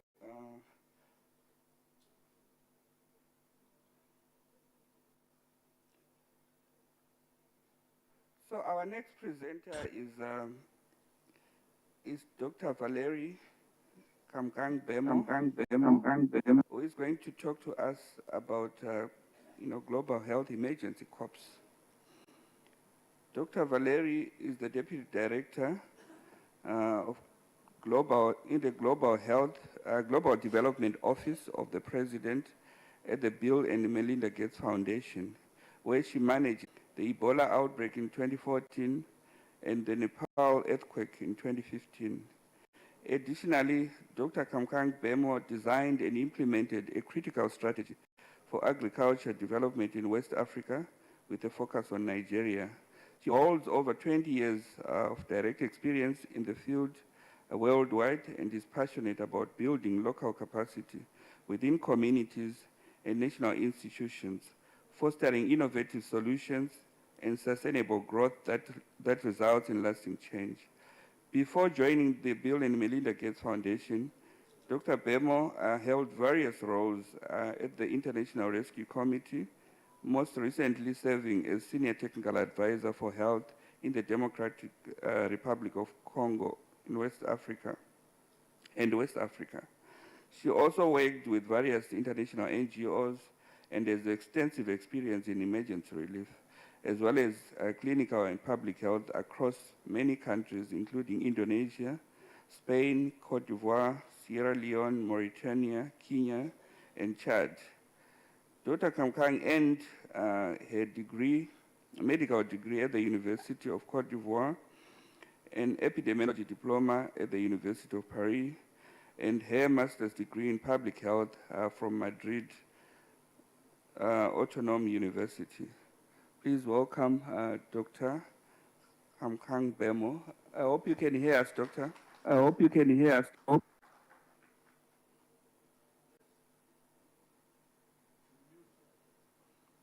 Can you hear us, Dr. Bemo?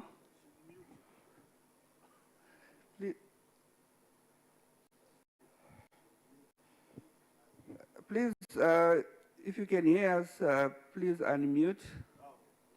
Good morning or good evening, everybody. Can you hear me? Yes, we can hear you now.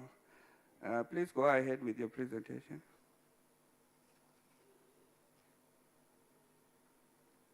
Thank you, everybody. Can you hear me? Yes. Okay, thank you.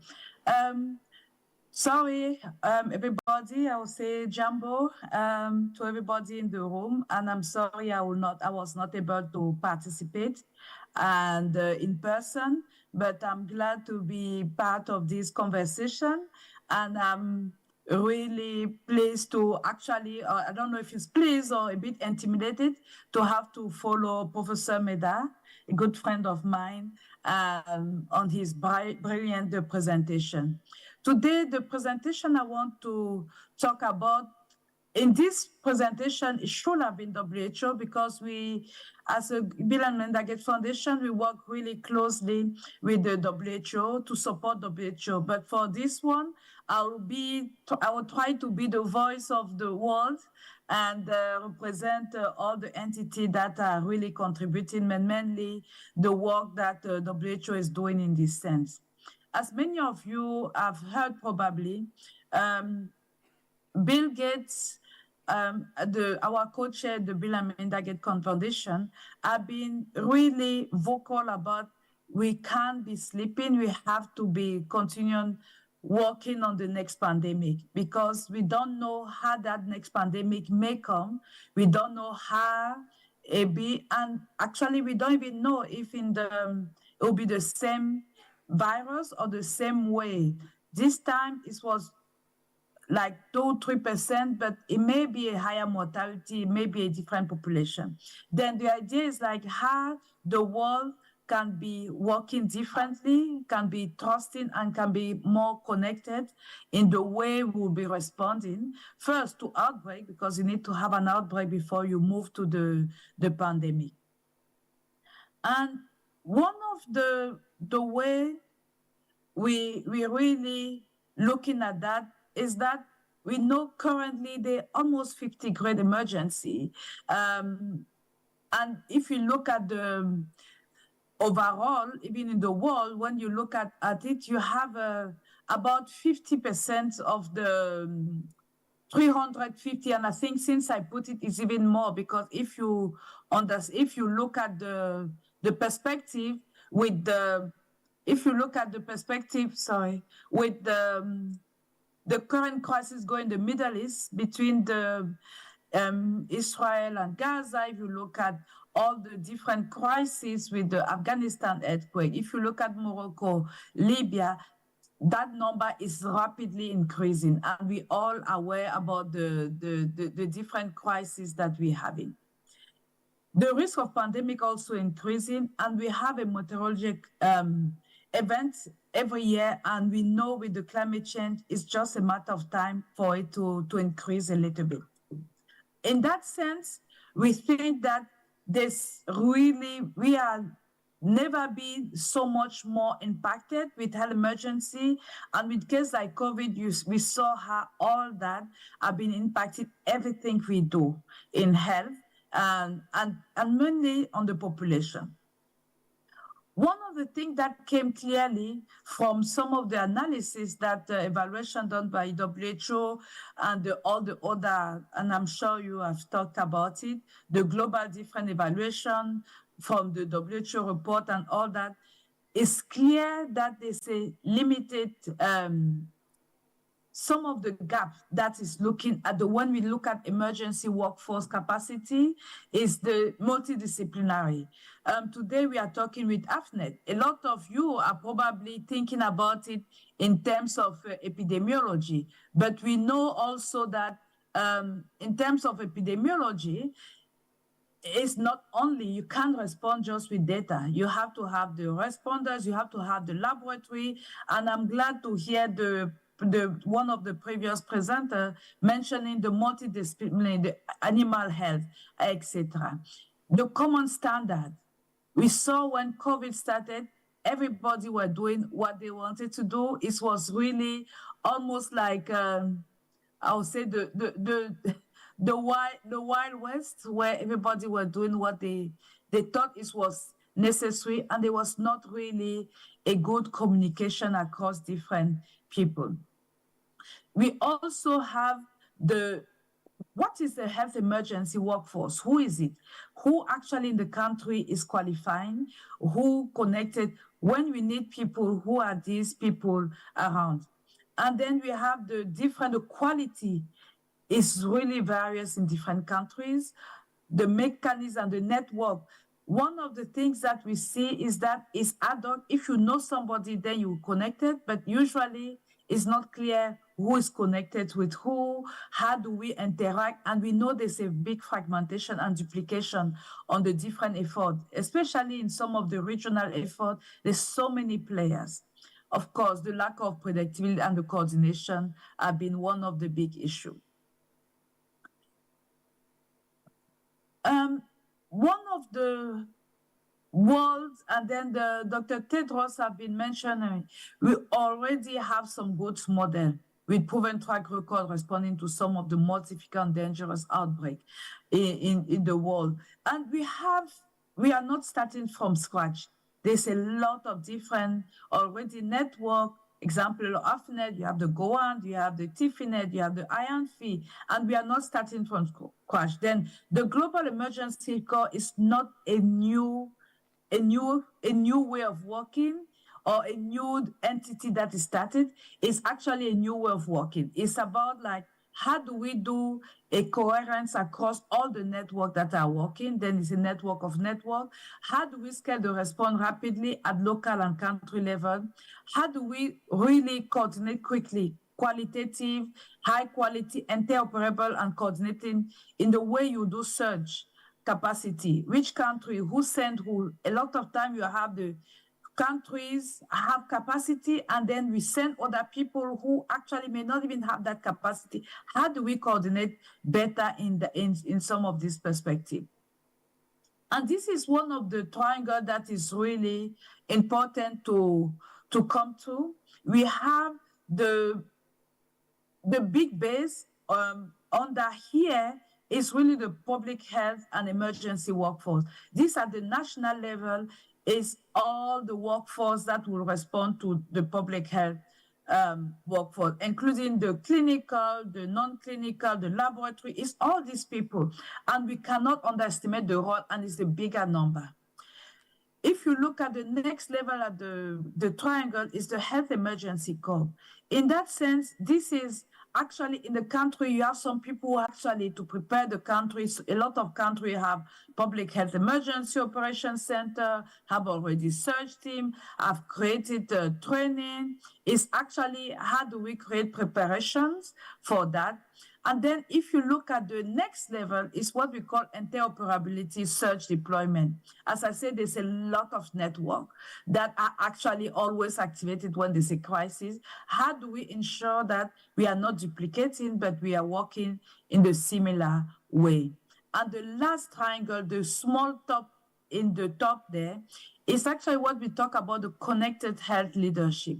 We believe that the leadership, and a lot of countries knows that the leadership is the technical leadership is those people who will talk to the president with the decision maker to say, oh, we need to close the border, we need to do mass mandate, we need to close the market, the school.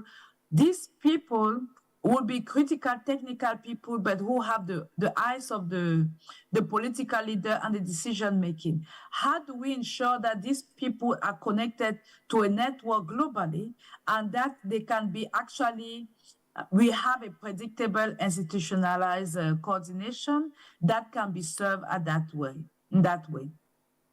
And it's all this that is actually the Global Health Emergency Corps. I'm sure there's a lot of you that like, okay, what's new and why this is important? It's about really how do we make it more efficient and how do we make it more scalable and strong to be able to enhance the way we are working as as a global world.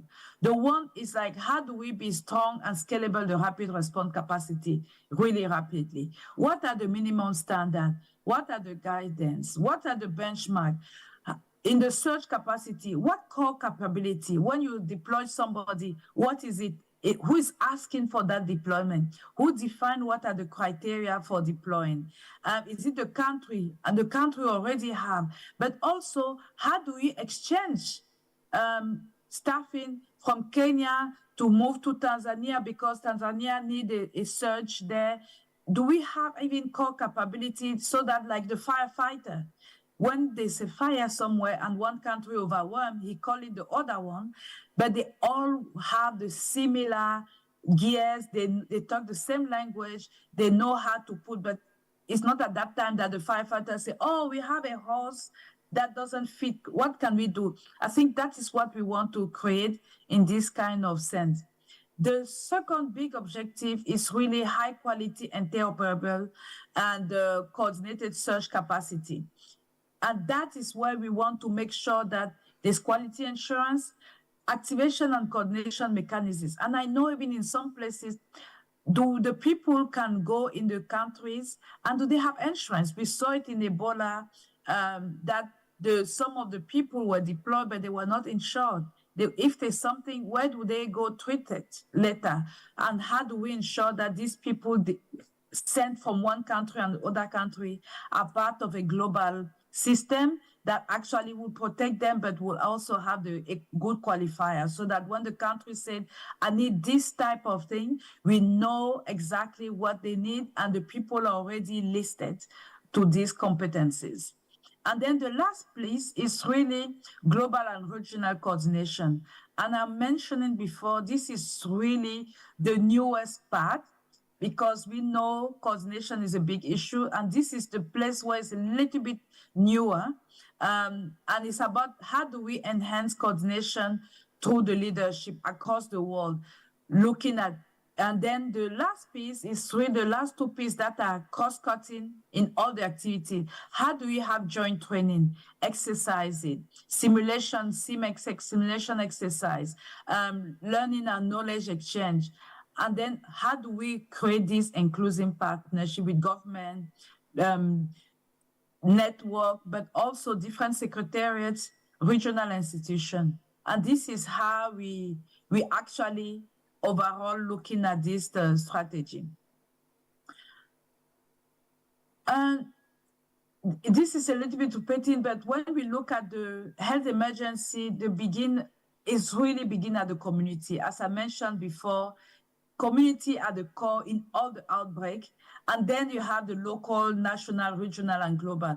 And we hope that each country responsibility and support is about enhancing already existing capacity in the country, and to make sure that this is clear from even in some countries, it's difficult to send people from national to local level, but that is the piece. And then really looking at the coordination, the multidisciplinary is the other piece.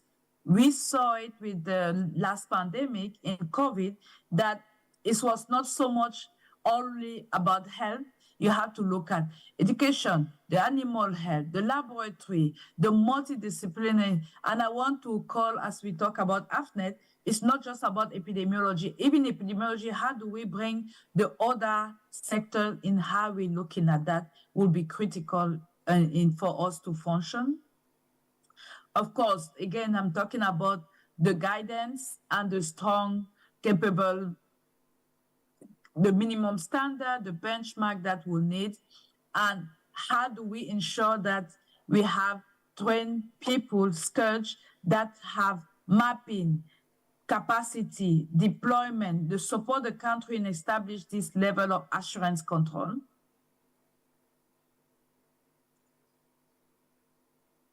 The second level, again, is about quality assurance. It's about thinking about who coordinated. How the role, for example, since we are in Africa there, what is the role between Africa CDC and WHO? That actually now are working really closely. I know a lot of you have heard about the AVOC surge. That is actually a combination of the organizations to be coordinated regionally, but at the end, it had to coordinate at the national level. But you also have all the network, the GOAN, the AFENET, the AMT, who actually bring in, and you have all the partners, the US CDC, the Public Health England, who are actually also doing deployment. How do we coordinate all this effort across? Because when you're in a country, it can be messy sometimes and also duplicative of effort. And the third level, again, as I mentioned, is really the newest. How do we coordinate across the world? And this is about, we know the success or failure of the response to the next pandemic is the coordination. It's about creating a space of trust, coordinated, and information sharing. And with this, we really want to look at how decision-making, who is these primary people that are actually the leaders in the country? How do we make sure that they talk to each other, they have regular exercising, they meet every 3 months? Imagine somebody from Kenya meeting somebody with Japan, with Brazil, every 3 months having exercise together. That will help create a network of people trusted, so that the next time there's something, the person in Kenya can call his colleague in Brazil to say, oh, I heard that you have that. How can we help? And actually, we hope with this, we'll have a functional network that will actually help really quickly inform people, share information that do not have to pass through all the channels to do that, but in this network, they can talk to each other and they know already each other. And we hope that will facilitate at least a global force, a global leadership, a coordinated force, so that we have a bit less messy. And this is not an Africa-specific or the poor countries, because we saw with COVID that it was not necessarily poor country issues, it was a global country. Then for it to work, it requires to have leaders from high income, medium income, low income together to work. And of course, I'm talking about the joint training exercise, and then how do we looking at the knowledge exchange. Here, the vision is really to have this surge, and this will be the model. How do we have all these different models together, the national, the regional, and the global, be coordinated and working together? And that is the dream that we hope we'll be able to have when the next pandemic, because it's just about it's not if you will have a next pandemic, but about when. And what I'm asking there and what we would like to know here is like, how do you participate? It's require commitment from leaders at the country, from the coordinating deployment, because we know we have network like FETP, AFENET, AFENET, who will be part of it. How do we ensure that they are part, and you all are part of this coordination? A lot of you are the leader in their country, are the people who will help the country make decisions. How do we empower you as leader in the country to be part of this regional and global effort? And how do we help providing? Because we also recognize that a leader should not be a voluntary or ad hoc. It should be part of their job description, and they should have resources to be able to not just technical training people, but also we know that a lot of the time we'll have the parliamentarian. How do we ensure that people are aware? How do we ensure that the different sector, you talk with the military, the education, the economy in your country, and that will require some resources. And this is what participating in the Global Health Emergency Corps mean, is requiring that commitment for all of you. And with this, I will say thank you, everybody. I'm happy to be there. I don't know if there's question. If not, we can respond to any question now. And as required, will be also, I can respond later. Thank you, everybody.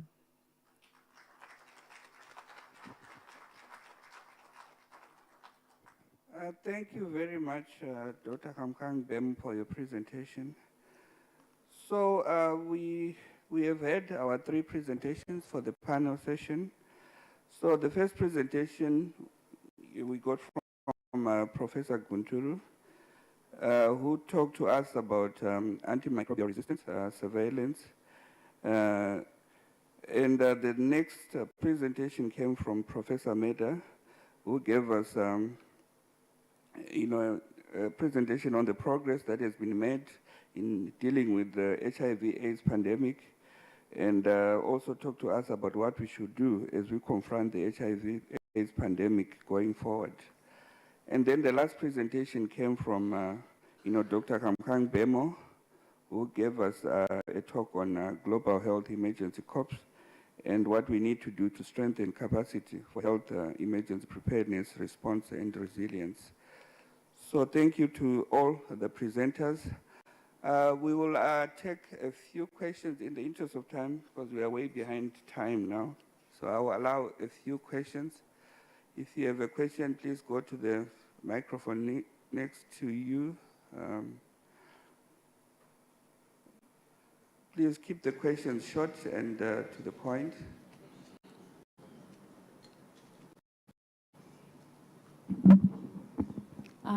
Thank you so much, Professor Gunturu. Excited to meet you in person. I have, taking the experience of Uganda, you find that in as much as we have established a microbiology laboratory testing network, we still have challenges of getting contaminants and clinicians or the general health practitioners not knowing what pathogen is really worth treatment, but also most importantly is the quality of the samples that are being sent in. You find high vaginal swabs are being taken by the patient. You find the urine is really not midstream. So the issue of the pre-analytical phase is really a big one. And then just maybe a concern to the gentleman that talked about, professor that talked about HIV. How is the continent, or how is the world prepared for all the gains in HIV being taken down by the silent pandemic, and that is antibiotic resistance? How are we incorporating antibiotic resistance into HIV prevention or management? Thank you.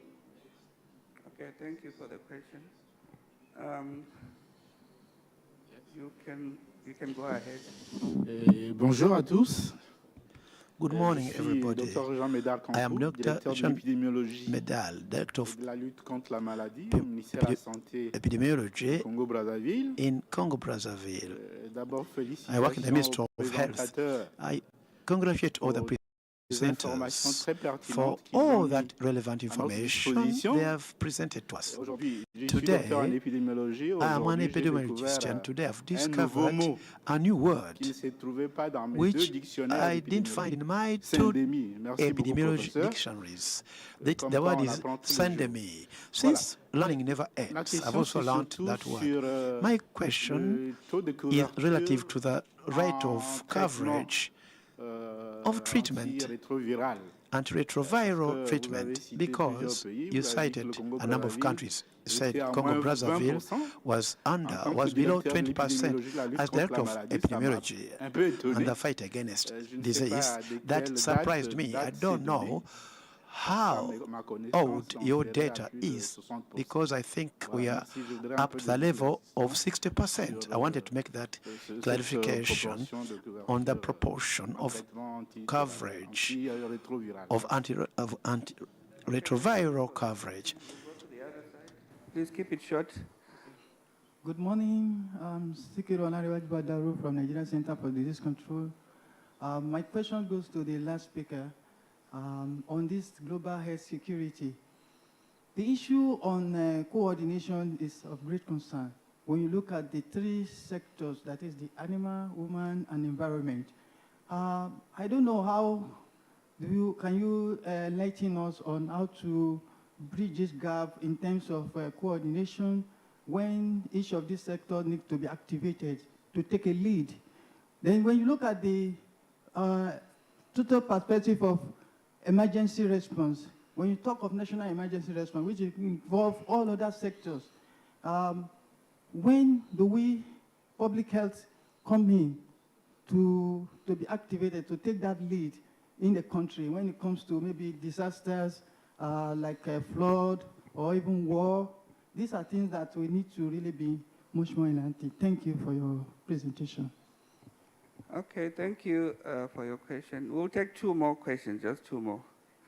The lady and the gentleman. Patrick. Thank you, the presenters.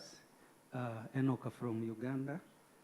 The first presenter, you told us that culture and sensitivity is random and it is on the request of the physician. Now, when you get the results, do you have a forum where you share this information with all the clinicians that they can get to know which antibiotics have resisted? Then the other question. Please, one question, just one question. No, let me also ask the professor from Burkina Faso. He told us that the association between monkeys and humans have caused contamination and crossover of new strains. He did not explain where, because the transmission of HIV from one person to another or from animal to human is known. A human being, have they started having other behaviors with the monkeys? We need to know it clearly. Then the other question. Okay, please.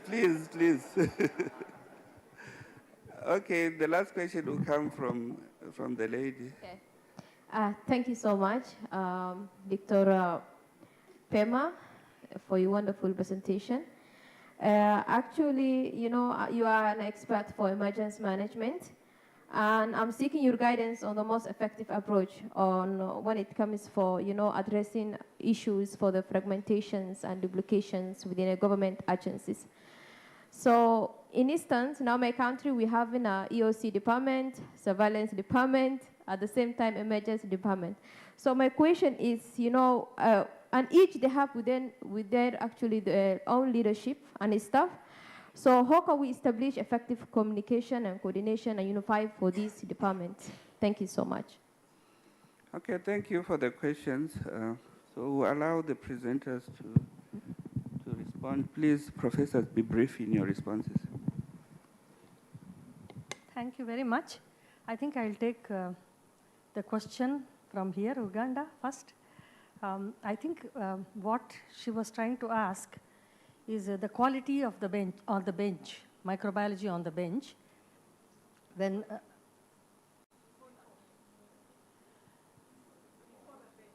what was the question? Okay.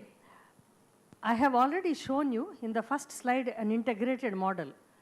IPC stewardship, antimicrobial stewardship, and diagnostic steward, they are all integrated.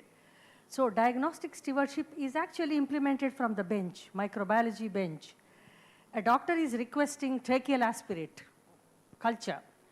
It is my responsibility on the bench to say, give a comment on that culture. I give a culture and susceptibility according to a standard protocol, but I respond with a comment, an inspired comment as a microbiologist, as a clinician. This organism may be colonizer. Do not treat this unless you coordinate this with your clinical findings. That is your X-ray, your new event on the ventilator associated, new event, you coordinate that. So the stewardship starts on the bench. Even before bench collection of samples, all that is there. But on the bench, you implement. But to implement this, you need to be a clinician first and then a microbiologist. That is where we have a huge gap in our region. There are no clinicians, there is no clinical interpretation. And then automated analyzers are promoting AMR big time because there is no clinical interpretation. The technologists are not clinicians, they have limitations. So they put the isolate, they know how to culture the isolate, put it in the machine and release with 20 antibiotics. Diagnostic stewardship is to choose the narrow 4 or 6 drugs and report to the clinician. I hope I have answered your question.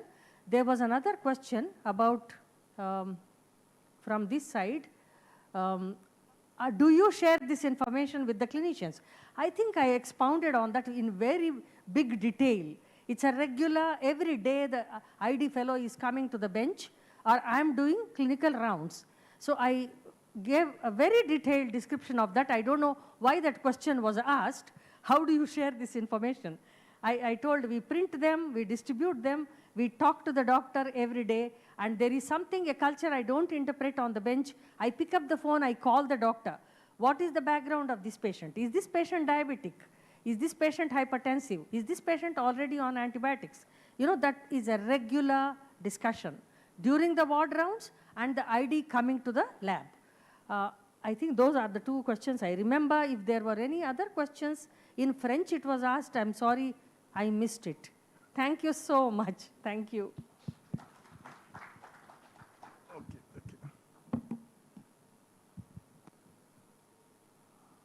Merci beaucoup à notre collègue.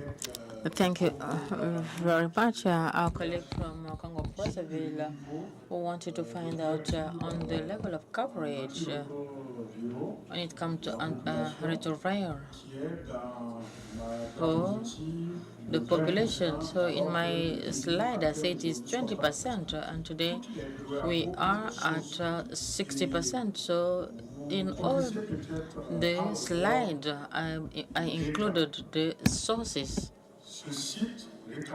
So from the site, you'll be able to get all data from each country. And in epidemiology, we know that the time of notification is very important because maybe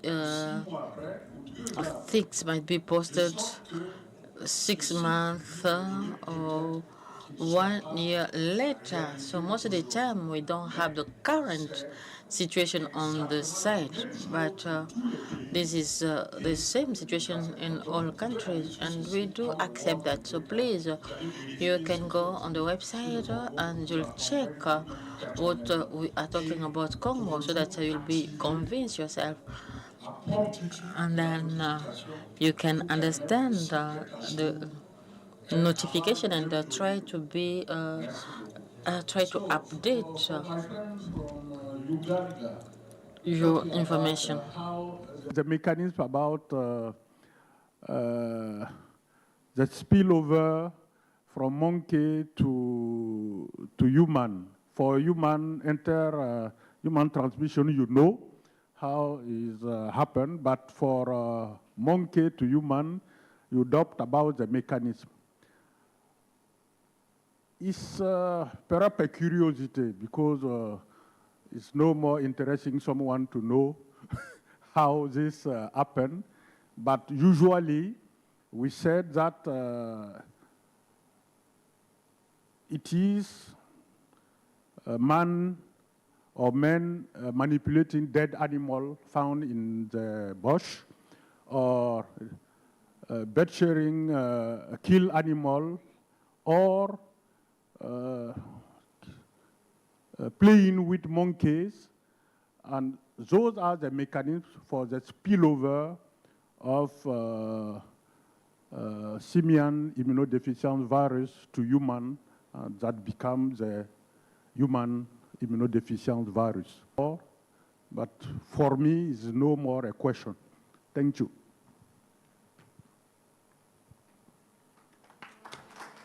Okay, thank you. Thank you. Around to our presenters. Thank you to all the presenters presented in this session. I think we've come to the end of the session. Oh, I'm told that there's one online question. I don't know if our presenter is still there. Thank you for the questions. I think the question that were asked about coordinating both in the different sectors, but also different government bodies, are exactly why we are really thinking about the global health emergency call, but they have to start at the national level. And unfortunately, we're always trying to set system when we are in crisis. unfortunately, when you're in crisis, it's difficult to put that. And I think that's why we don't want to miss the opportunity after the COVID to wait for the next time and trying to scrabble.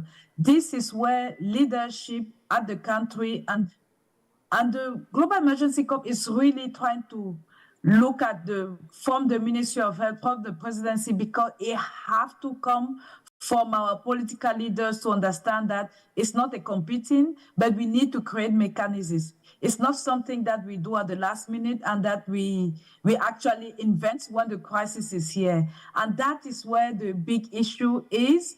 But I agree with all the two questions, as always, about first coordination about when you're having an outbreak, who is in charge? Is the public health emergency operations center? Is it the surveillance? It's actually all of them, but we have to create an incident management system. Who make the declaration, who is lead, who is the commanders, and how information flow, especially surveillance, how it's become surveillance but for decision making, and how it flow even at the local level. The community, how the information from the community reach out, all that is important. And when you have a crisis like a conflict or a natural disaster, it's the same thing. Maybe the health is not the leading, but even if they are not leading in the overall flood response, but the health play an important role. What are the connections? Since I'm talking about after Professor Meda, in Burkina, you have what you call CONASU, who is the general response, but who work closely with the public health emergency response, because then the EOC, the PHEOC is actually the lead for every health. And that is where we want to come, but it's still a lot fragmented in a lot of our country, and it requires us to setting up, and each country will be different. That's why country first have to reanalyze, assess their system, how decisions are made, and create a system that works well with the country, but also that is connected with the regional and the global system. Thank you.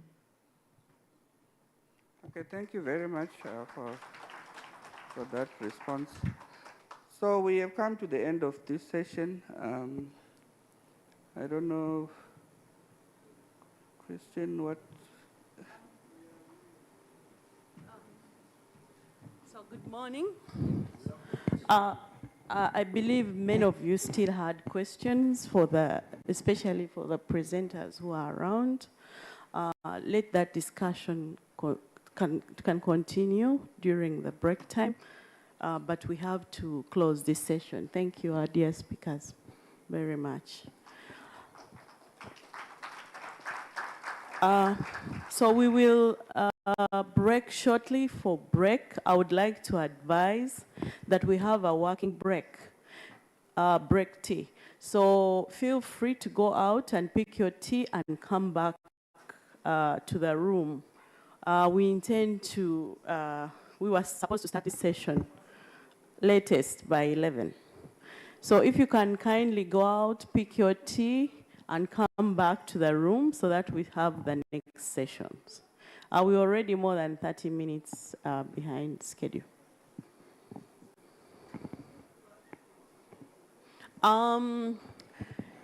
Announcement. We have set up two information desks or registration desks, one at the main lobby of the hotel and one downstairs. You're all encouraged to register with us and indicate your departure times. Kindly do that so that we can organize and coordinate your airport drop-offs. But for us to do that, you have to register your times when you leave. Thank you.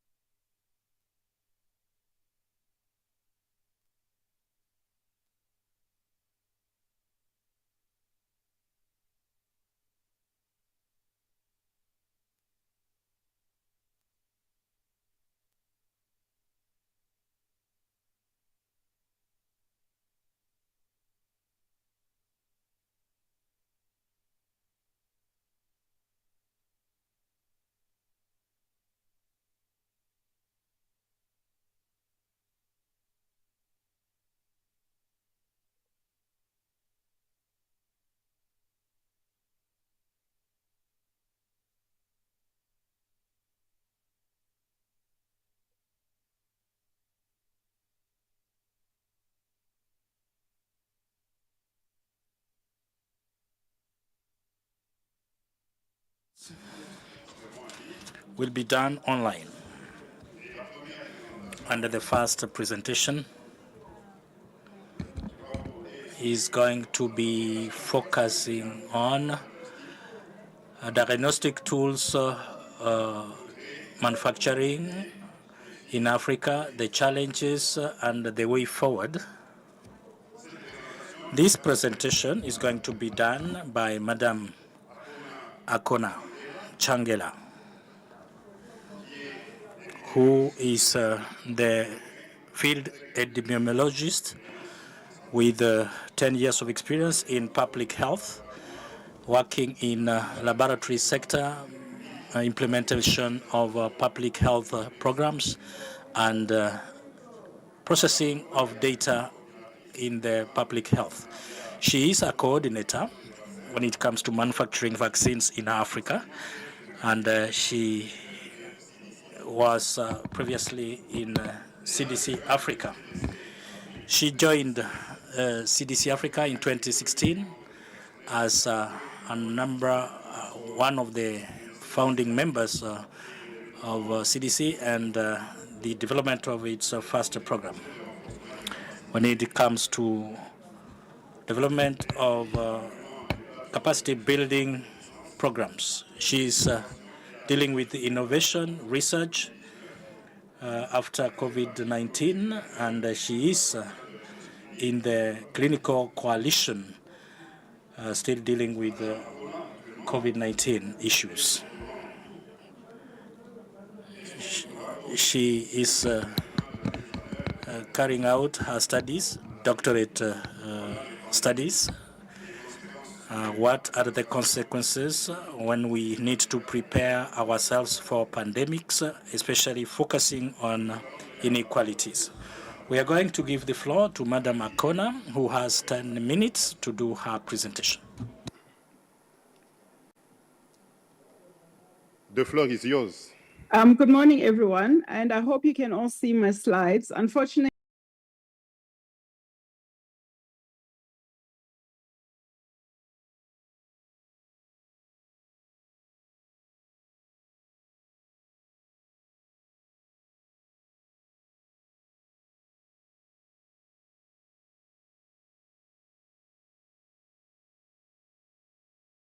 our presentation will really highlight what are the real benefits of investing in biomedical manufacturing, what has been agreed upon by our heads of states and governments, as well as where are we in terms of moving forward, in terms of progress, and what still needs to be done.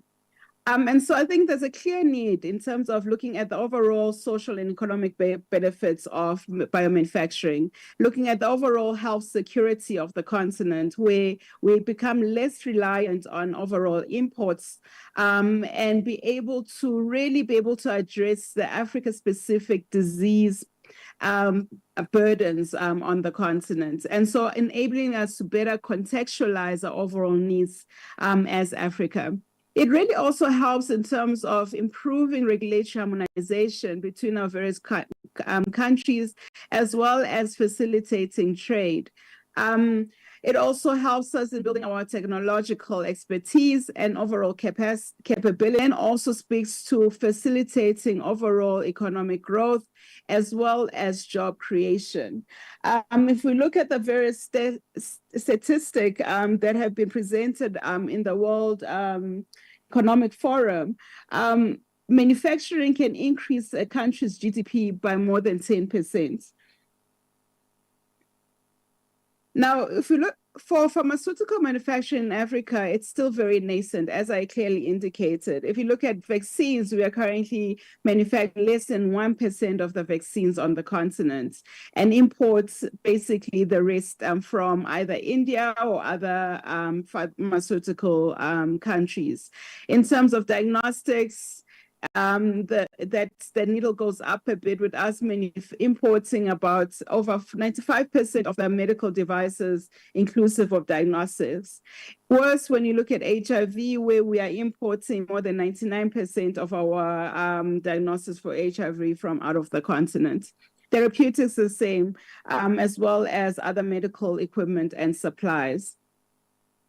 And so this led to really for the African Union to really think about how do we ensure that we localize manufacturing on the continent to really meet the Agenda 2063, as well as having experienced the lessons from COVID-19 and even prior to that. It took us forever to get the initial COVID-19 vaccines. Prior to vaccines for COVID-19, we couldn't even get access to diagnostics. Prior to that, it took 10 years for us to really get the adequate treatment for HIV. And so it really fits into the overall Agenda 2063 of the Africa we want, where we want a healthy and economically secure continent. When we also look at other initiatives on the continent in terms of how does manufacturing and localization of manufacturing fit in, especially around the Continental Free Trade Agreement, we really need manufacturing to really be able to support goods and free movement of goods across the continent. So then fast tracking to last year in Onga, where the ministers of health then called for a new way in terms of how we address our health issues on the continent. And really they called this the public health order, where they called for strengthening our national public health institutions, ensuring that we have strengthened the public health workforce, increasing domestic investment in health, as well as ensuring that we have action-oriented, respectful partnership, but most importantly, ensuring that we have expansion of local manufacturing from 1% being manufactured on the continent to at least 60% by 2040. And so how the overall manufacturing role, PAVM's role fits into this public health order is to really be for us to support ensuring healthy markets for locally produced health products, strengthening local R&D ecosystem. Less than 2% of R&D as a whole in the global sphere is actually conducted on the continent. Yet we are the second largest continent in the world. And also supporting capability and capacity building and talent development on the continent. And so over the various courses, this whole initiative started in 2021, where the heads of states and governments met and said, right, we need to make sure we do something about manufacturing on the continent. Here then PAVM was then contextualized and then also approved and then set up.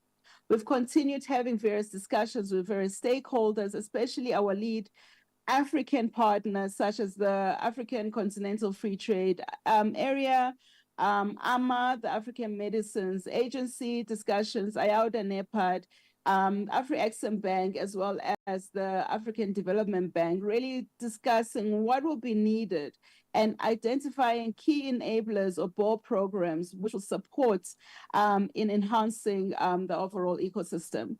And this is where the framework for action was then developed and established, which is a clear defining roadmap in terms of the direction we all need to follow when it comes to vaccine manufacturing. Therefore, we've continued in the same breath this year in focusing in the various discussions around how do we build the right workforce? How do we ensure that we have the right partners and stakeholders being coordinated on the continent, as well as ensuring the political commitment is there. And so really this year has been really engaging our various partners. Now, if we look back at the overall strategy for vaccine manufacturing and looking at the framework for action that I mentioned earlier, there are two components that were identified from there. The first component was identifying the priority diseases that we need to look at as Africa, as this being the 22 diseases from legacy diseases to epidemic-prone diseases. Some already exist, some are yet to be contextualized. And then also looking at the various elements in terms of what will it take in terms of different technologies to produce these vaccines, looking at various value chain focuses from fill and finish, which is where our multinationals come in and basically enable our manufacturers to be able to fill and finish already produced vaccines from another country to into the local context. However, also moving from fill and finish to drug substance and then eventually to R&D to ensure that we have a sustainable market and also manufacturing is sustainable on the continent. The other component that came out from the Framework for Action are the 8 ball programs, or the 8 enablers, as I like to call them, looking at the various components that are needed to ensure the success. This is the market design and demand intelligence, which ensures that we are achieving sustainable and reliable economies of scale, in facilitating country procurement of these vaccines, which I'll go in depth, access to finance and supporting our manufacturers and upcoming manufacturers themselves, to also be able to build the necessary business cases and be able to get continuous investments, technology transfer and IP, establishing and accelerating technology transfer from our multinationals outside of the continent, as well as enabling intellectual property, infrastructure development, looking at hard infrastructure, that is your water, your electricity, but also looking at your soft infrastructure, which is your overall trade agreements and trade policies, R&D and talent development, as well as, most importantly, regulatory strengthening, making sure that whatever comes out of the continent is of good quality and meets the international standards,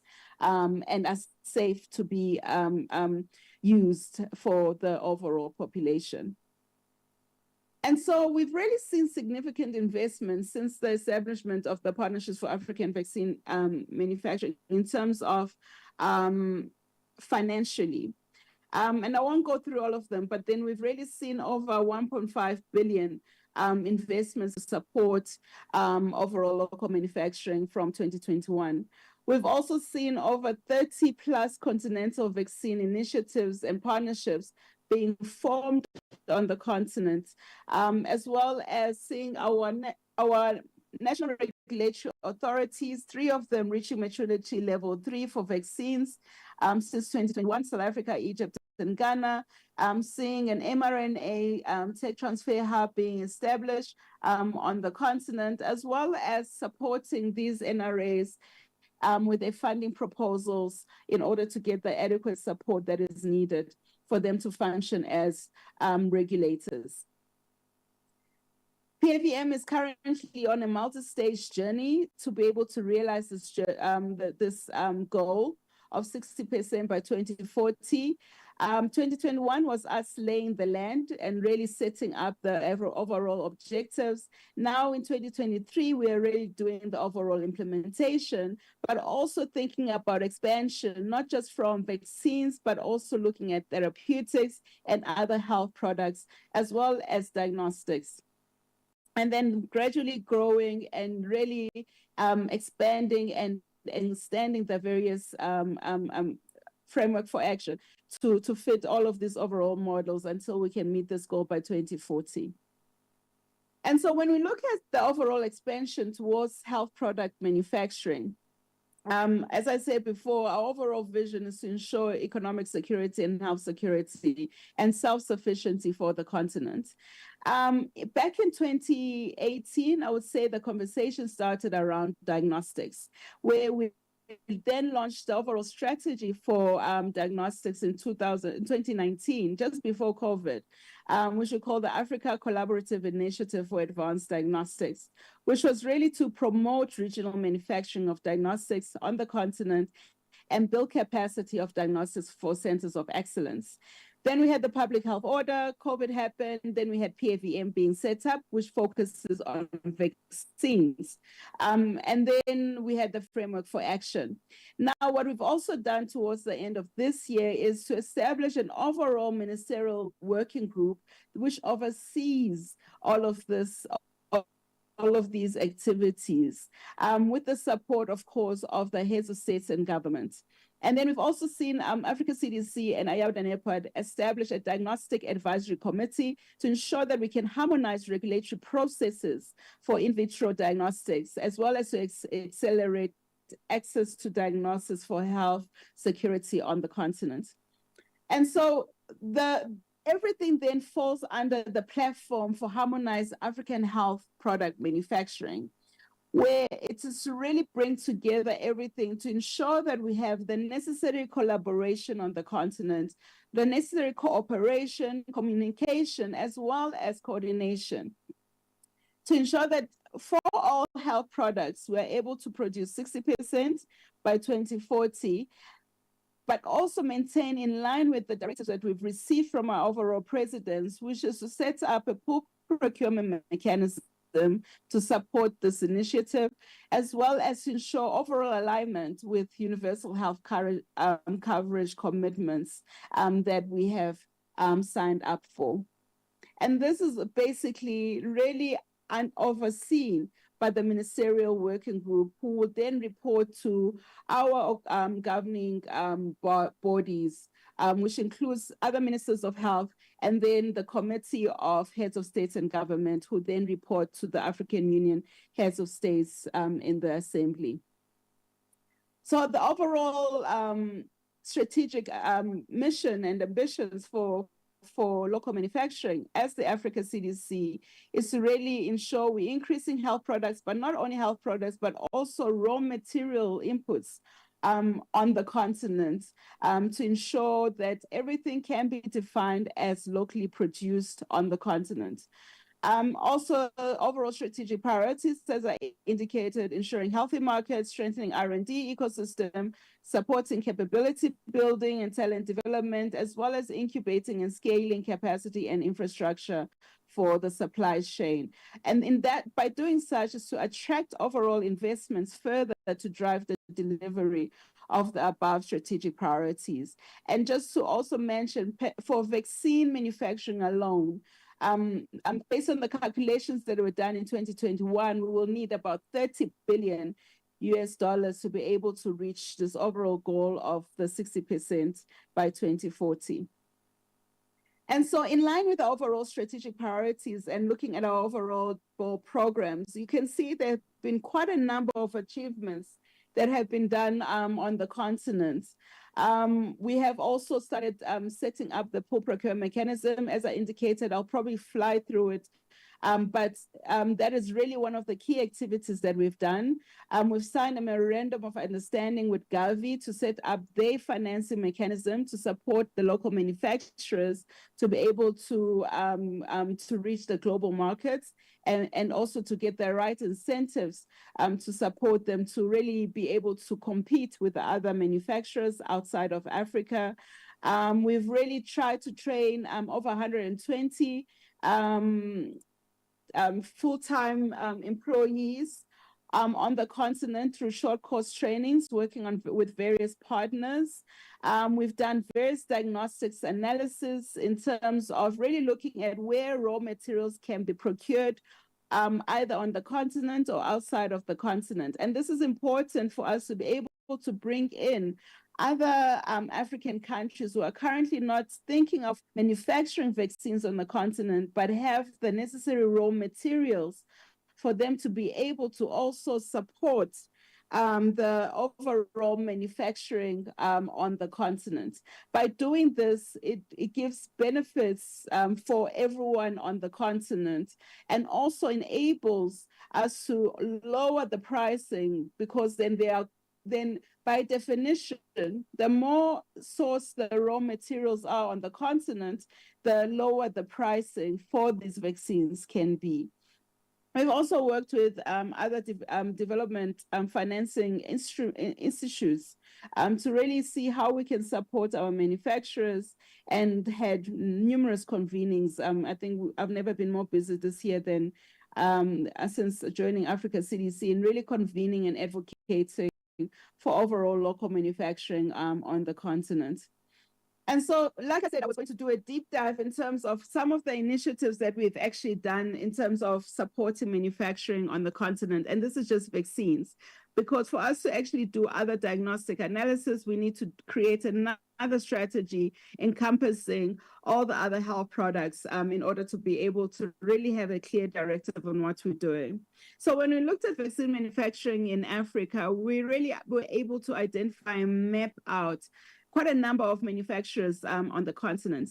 9 are definitely commercially viable to scale in terms of they are ready. Should we have a pandemic next week or tomorrow, we are able to access some of those manufacturers and they can immediately start producing only on fill and finish, that is, working with other partners out of the continent. We also have seen one R&D facility as well as seeing other manufacturing being built, having built capacity to be able to export vaccines once they're operationalized. And so this is setting up on or how to set up an African Union pool procurement mechanism to enable efficient and sustainable African vaccine manufacturing markets. And also to ensure that there's demand consolidation and commitments from our member states to be able to procure from our manufacturers themselves. Right now, we're in a situation where more than 90% of the volumes of vaccines are facilitated by Gavi and UNICEF in Africa, and about 150 million of those doses, vaccines, are coming from countries that are not Gavi supported. And we're expecting that about 7 countries will be transitioning from Gavi over the next 5 years. And so how do we support them, ensuring that they have access to the much needed vaccines on the continent? Besides that, it's ensuring that we have a centralized process as well as platform that helps in reducing the overall transaction costs, but also enabling regulatory harmonization on the continent while we wait or while we support the overall operationalization of the African Medicines Agency. And so a lot of work has gone and effort has gone into ensuring the setup and designing of the pool procurement mechanism and overall analysis. And so we expect that by 2024, we will start doing a pilot pool procurement mechanism, as well as setting a legal instrument that will support a binding agreement between our member states to ensure that they have preferential procurement of vaccines being produced on the continent. This is basically just another highlight our inaugural ministerial working group meeting that we had just recently in October, really to discuss what is needed from the manufacturers themselves, from the member states in terms of procurement, as well as from the national regulators, as well as our partners such as Gavi. And these are continuous discussions in terms of with the PQ or pre-qualification that is needed in terms of authorizing the overall vaccines, medicines, and other health products on the continent. We have short-term milestones that we expect to move towards in 2024, where we, like I indicated, we'll have the pilot. We have about 2 identified regional centers of regulatory excellence that we are willing to support directly as the Africa CDC, who will in turn support capacity and capability building of the other national regulatory authorities. We're also planning on, we've seen about 2 tech transfers and an additional 5 tech transfers to occur by the end of next year. We plan to train more than 1,000 individuals, but really being intentional in how we do this training in terms of ensuring that we have brain retention on the continent and we do not have a brain drain, and ensuring those caliber of individuals that we are training are actually placed where they need to be placed and are actually fit for purpose for the needs of the continent. We continue to also mobilize resources for the continent to support all of these various initiatives to reach the various milestones. And so I'll stop there, and unfortunately, I have to jump onto another meeting, but really to thank the organizers for having me and having the Africa CDC to be able to present in this meeting. And I'll be happy to share the slides to the organizers. Thank you. Thank you. Merci beaucoup, Madame. Thank you very much, Madam Akona, for that presentation. We are now going to go ahead with the second presentation, which will be on digitalization in healthcare services. And that presentation will be made by Mr. Stephen Wanye Masharia. Stephen Masharia is a specialist in the field of digital health with more than 25 years of experience in the first line of implementation of technological renovations, especially in communities of low income and medium income, intended to improve health care. He has been leading initiatives and of implementation of technical healthcare services, development and deployment, maintenance of digitalized healthcare services. And he has worked in more than 15 African countries. This includes data systems on health at personal level, community level, as well as electronic files and MLF applications. He has also supported many countries, especially in Africa, through their ministries of health to put in place policy strategies of the guidelines as regards digital health. He works always with big organizations and donors and multi-agency organizations like the WHO, the World Bank, USAID, and CDC. Today, he is doing his PhD at the University of Nairobi in health science and application systems on health care digitalization. We are going to give the floor to Mr. Stephen now, and he has 10 minutes to make his presentation.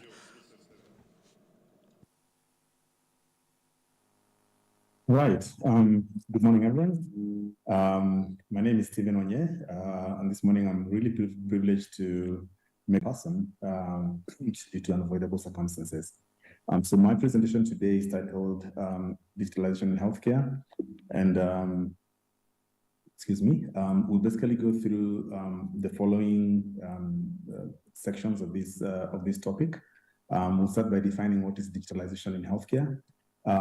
What are some of the recommended best practices for how you actually digitalize healthcare and the service delivery, particularly in low to middle income countries? How do you ensure that digitalization continues to work sustainably, and how do you then optimize that and scale it up?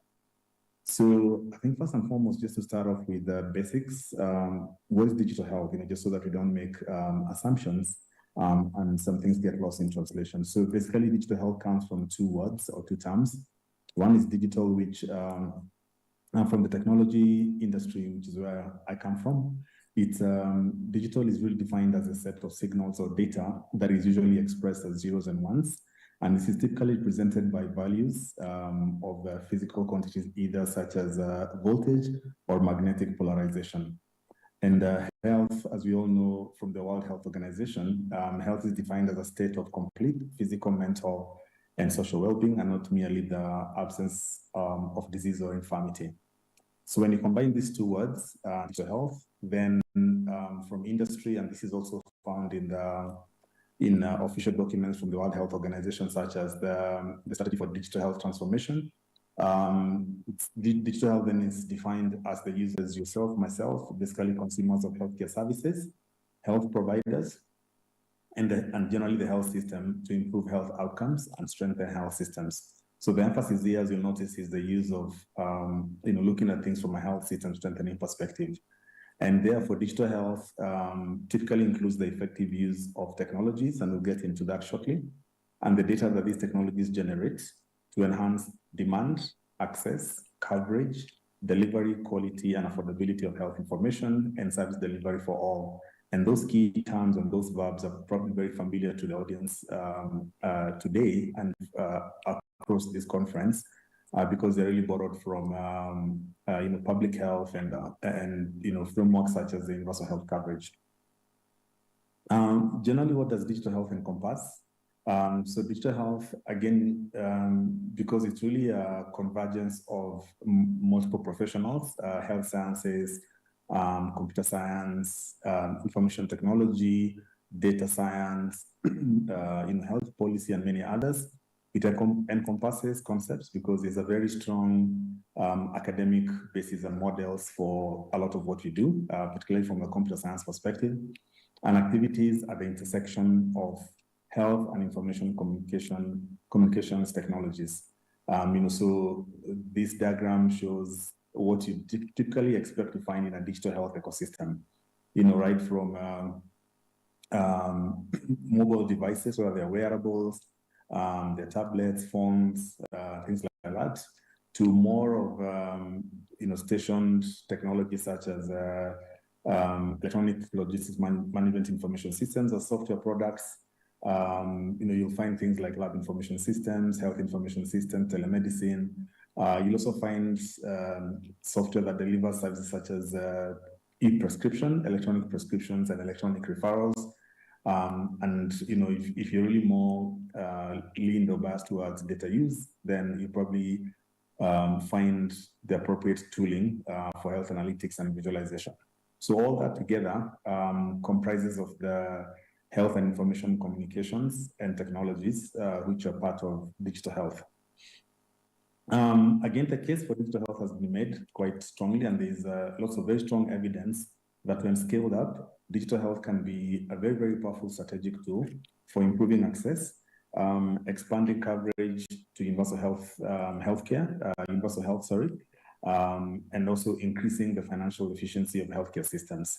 So again, there's lots of evidence around how digital health can make a difference. What are the benefits? And this has been studied for quite a long time now. From a global context, what's the correlation between universal health coverage, SDGs, and digital health? I think one of the claims that has been made, and I think has been, I would say there's, again, quality evidence to prove this claim, and this is that the world cannot really achieve SDG 3, which is on health and well-being, without digital technology. And that's because even though we can achieve universal health coverage without technology, you can't scale. I mean, the C for EHC is coverage. Coverage means scale. Scale has been shown to be accelerated through effective use of technology. Yeah, so again, just to emphasize that whereas technology is not sufficient to achieve universal health coverage, but I think the case has been made that we cannot scale effectively healthcare without digital technology. And we know that coverage is important because then it addresses aspects such as ensuring inclusivity, equity, ensuring that people don't incur financial hardships when they're accessing healthcare, and also there's efficient, effective utilization of the scarce resources.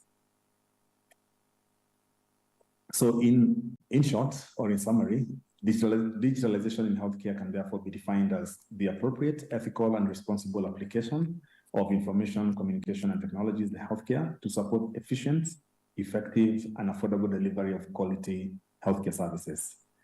So to our next section, how do you then digitalize healthcare services? I think a lot has been said about how you do this. How do you do digital health? There's been lots that's written, there are frameworks, there are methods. We've got a lot of science around how to do this. But I think lately, and if you look at the available resources that provide, in my opinion, very comprehensive guidance around how do you digitalize healthcare services, I'd like to point the audience to this WHO publication called the Digital Implementation Guide, or DIG in short, which in my opinion, I think is really, really well written, and provides very sound practical advice about how to approach the digitalization of healthcare services. There's a couple of steps which I've tried to summarize here. It's not intended to be read sequentially or for you to just follow this in a sequential or serial manner, but I just ordered this in a way that I think makes sense. And I would imagine that a lot of this is not probably surprising to you in terms of how do you actually digitalize healthcare services. So naturally, you have to ensure that you've got the right leadership and governance in place that then would form the right teams and establish very clear goals. Now, from a government perspective, and from a ministry perspective, then this would be, so this responsibility would reside in the Ministry of Health. There would or there might not be a digital health strategy, but as a minimum, in most of these contexts, you find that there is a very clear health policy that describes the health goals and describes all health system challenges that are trying to be solved by that country, led by the Ministry of Health as the agency for doing that.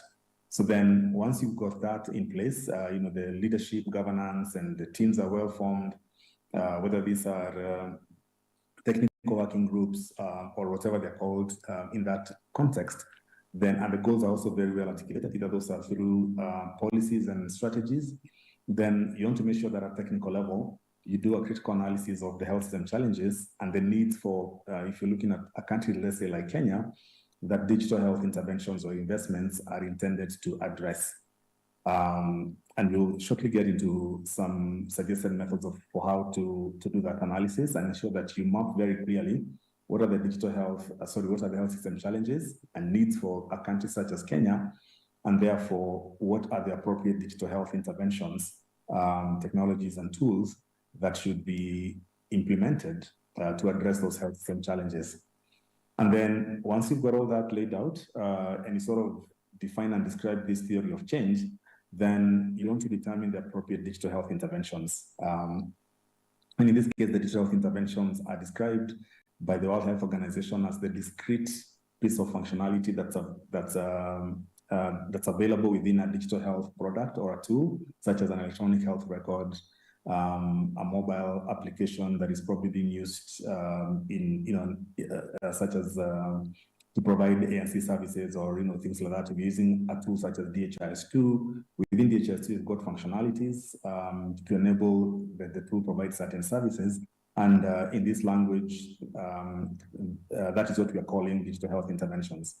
Then naturally, after that, you'll go to implement those interventions. And as you implement, you want to ensure that the implementation, let's say it's you're rolling out an electronic health record, you want to make sure that to further prevent or to prevent further fragmentation, that electronic health record sits well within the broader ecosystem of our country. So as an example, in Kenya, the Ministry of Health has a very clear vision for digital health called the Digital Health Superhighway. You probably had this from Dr. Langat's presentation. And the Digital Health Superhighway is based on the Kenya Health Enterprise Architecture, which describes the entire health system in Kenya, or the entire health sector, and further describes how then the ministry is leading its partners and the rest of government to implement digital health in the country. So you want to make sure that you don't further fragment the sector by linking that digital health intervention or the tools such as DHIS2 or OpenMRS or Tibabu or AFENET, whatever it is that you're using, to the broader ecosystem, which is very well defined through like in Kenya, the Kenya Health Enterprise Architecture that has been operationalized through the Digital Health Superhighway. Then, of course, you need a budget. And again, for example, the budget can come earlier. And naturally, you want to monitor the implementation and ensure that the data are being used effectively. And then you want to ensure that the value proposition is very clear, it's alive, and it's kept fresh. So a bit of, if you can step back a little bit and just explore some basics and some rationale behind behind digital health as an investment. Gone are the days where digital health was, just for records management. It's evolved a lot, matured a lot over the years to now where it's actually an intervention. This is again language that as public health practitioners, we know what an intervention is. Interventions, at least in healthcare, before any healthcare intervention is rolled out, is really based on known efficacy. So from clinical trials, studies have been done. As scientists, you've come up with methodologies, you've come up with evidence for how to provide certain care, and that evidence and all the science around that is usually packaged into a clinical guideline or into a guideline, a healthcare delivery guideline. This is an example. For example, there's this is what comes from WHO, and then it's localized in countries to guide on essential interventions, commodities, and guidelines for reproductive, maternal, newborn, and child health. And there are many of these, so these again things that we're familiar with, packages of interventions for family planning, safe abortion care, maternal and newborn child health.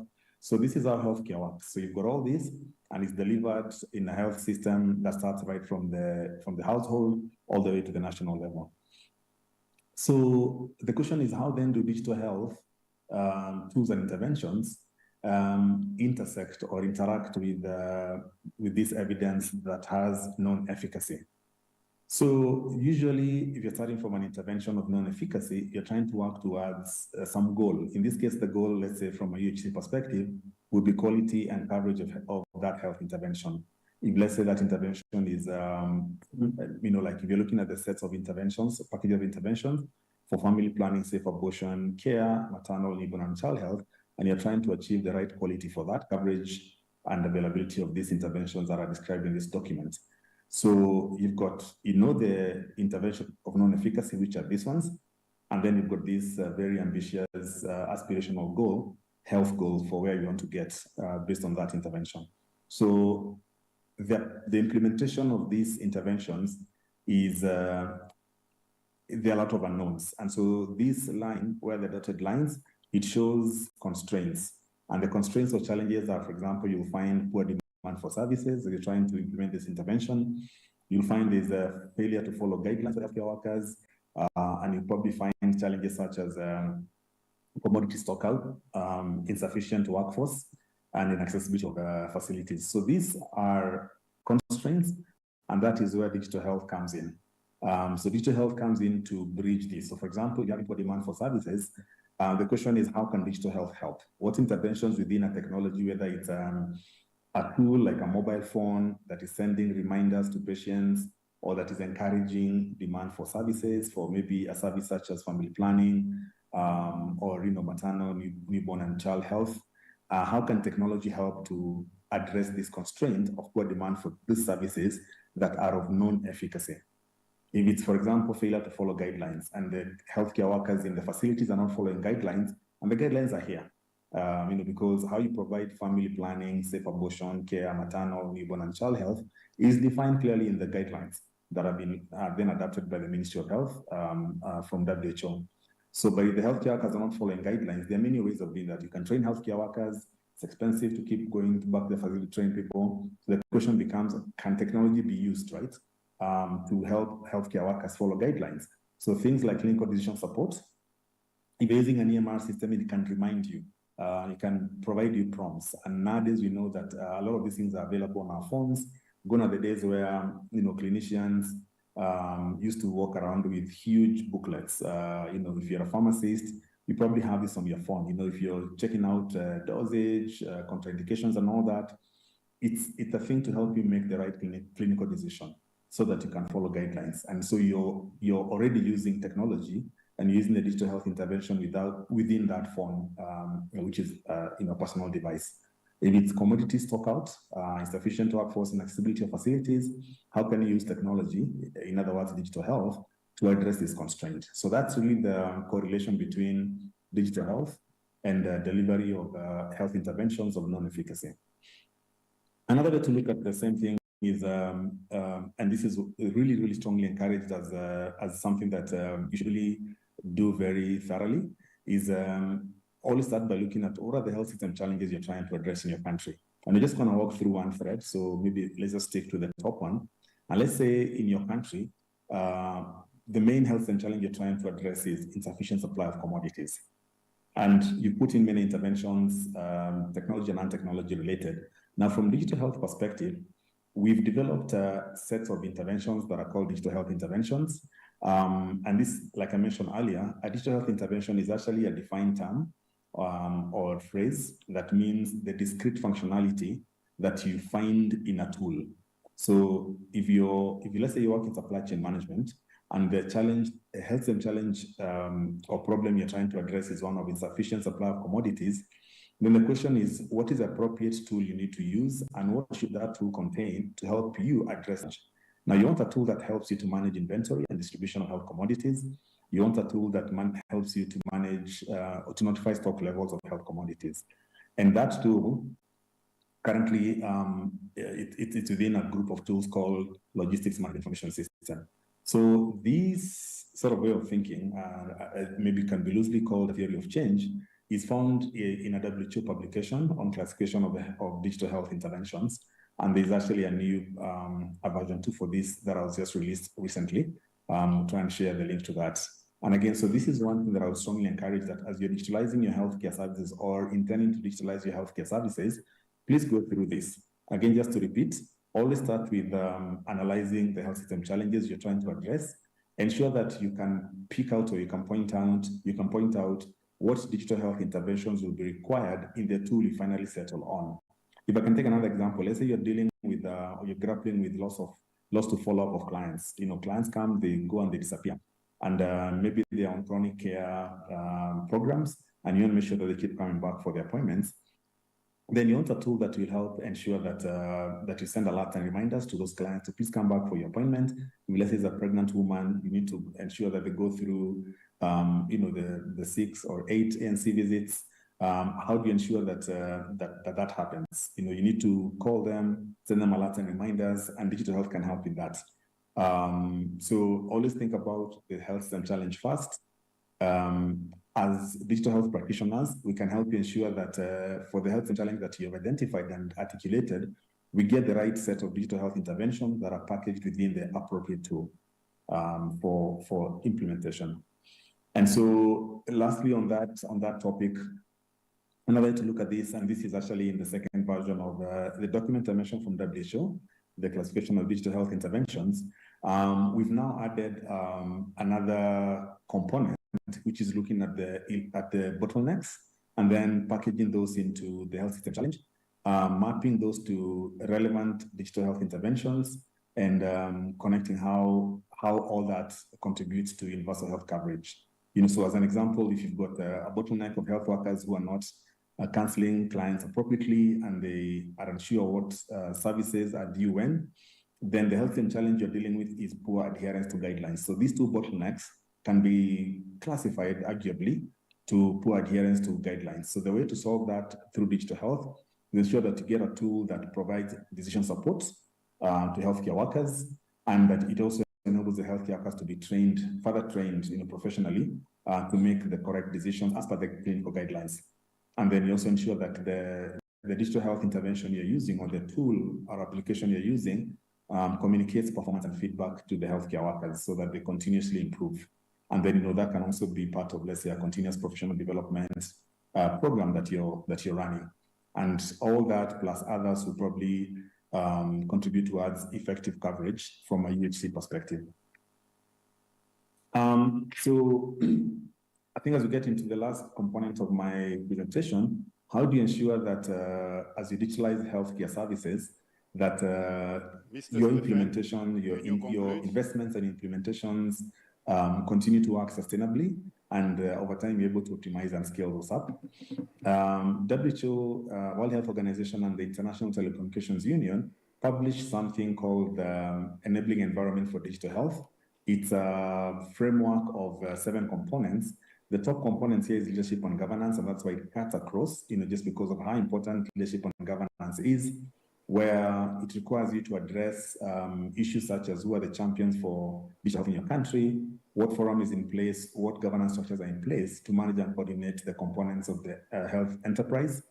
And then this component here addresses strategy and investments. And basically, you want to ensure that as you're digitalizing healthcare services, especially if you want to ensure that it's sustainable and you're able to optimize your implementation and scale that up, is that you address the issue of strategy and investment. What are the procurement and budgeting processes are in place to ensure that the enterprise planning approach is successful and is sustainable in the long run. In the middle here, you've got a couple of sort of very technology focused enabling environment building blocks. And these are very fun. These are very similar to the health and strengthening building blocks, as most of you probably know them. And you'd be looking at services and applications. What services and applications are you rolling out? Like how do you select the right application? What are the considerations in terms of open source, closed source, ensuring it's collaborative and all that. So for here, I would encourage you to look at something called the Principles for Digital Development that really helps you to think through digital development from selection of the appropriate tool to how you get that implemented sustainably and affordably. Standards and interoperability is an extremely important component as an enabling environment, because we know that it's very difficult to get one homogeneous set of implementation system, and so you want to ensure that you're promoting standards and interoperability in your country. And then lastly, infrastructure. The connectivity, data can move from one point to the other, and then you want to also ensure that you have national policies in place that will support the work you're doing and make sure that it's lawful. As an example, in Kenya, we just got the Digital Health Act signed into law by the president, and that is going to significantly revolutionize and transform digital health in Kenya. And then, of course, lastly, make sure that you've got a skilled workforce that is equipped. Many countries still don't recognize digital health and health informatics professionals officially. And so we're hoping that with what's going on and the evolution of things, that we'll soon start having those as formal cadres of staff in the ministry and outside the ministry as well, where you have health informatics professionals, whether they are experts, specialists, and all that, but that it's a very properly well-recognized profession. So in summary, digitalizing healthcare services requires right leadership, resources and governance instruments, right standards-based tooling, right skills and competencies. And so with that, I just want to thank you very much for listening to me. Please feel free to reach out to me. The slides will be shared, and I'm more than happy to engage and follow up on any conversations about any of this that might be useful to you.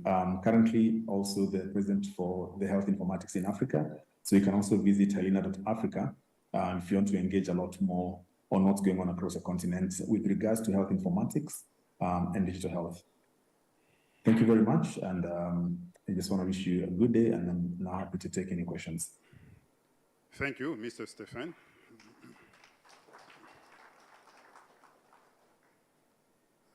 Nous allons rapidement. Very fast, we are going to open up a space for some questions so that we gain on time.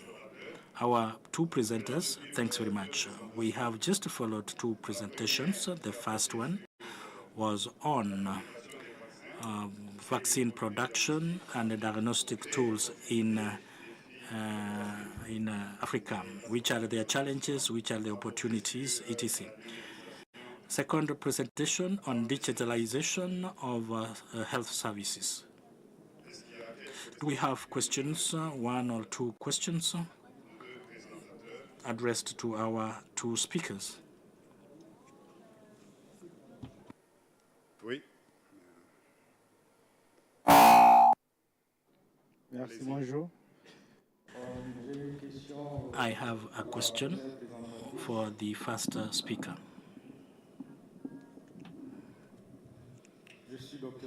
This is Dr.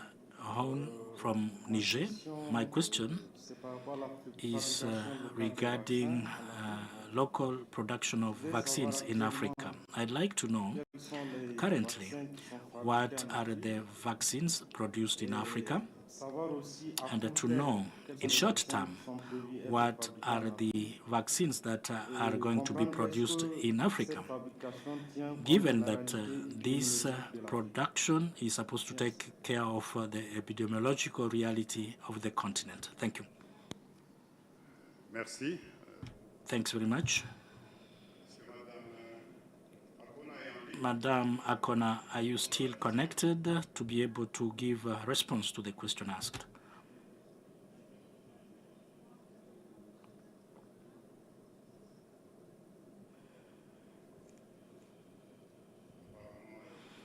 Apparently,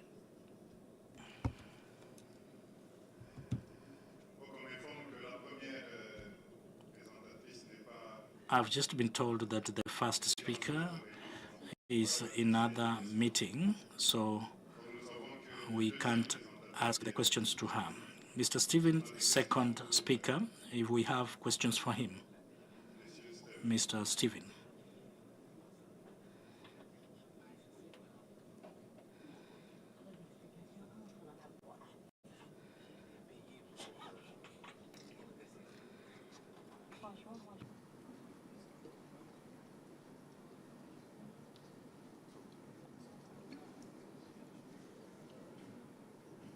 Okay. I've just been told that the two speakers are not available. Actually, they recorded their presentations. But if we have questions, we can address this to the Secretariat that can forward your concerns to the speakers. We are going to stop here as we thank the speakers. This is Dieudonné Mwamba, Program Director, FETP from DRC Congo. Thank you.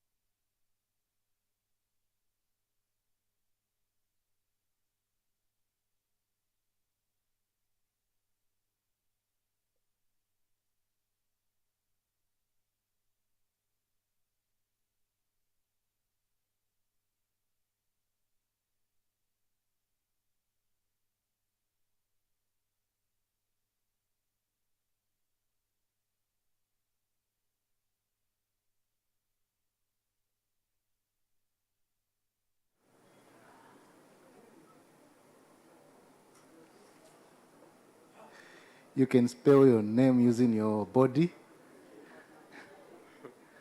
as an exercise.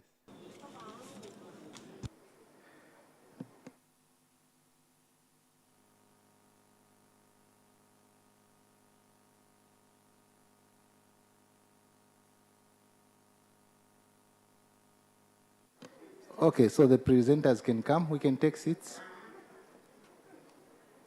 The late breakup presenters can come. So I'm going to chair this session together with Dr. Sego Hamadu. My name is Nyambes Nyange from Zambia. I lead the FETP there. So this is a late breaker session, and I promise you that it will be very exciting. So these presentations are not late, really, but they were squeezed in because they are so nice and interesting, and they really needed the presence in the AFENET conference. So it will be exciting. We should be happy to listen in. So can we have Solomon can come and sit? Solomon, Andri Draba, then Aisha, Sani, Farouk, Stephen, and Nathan.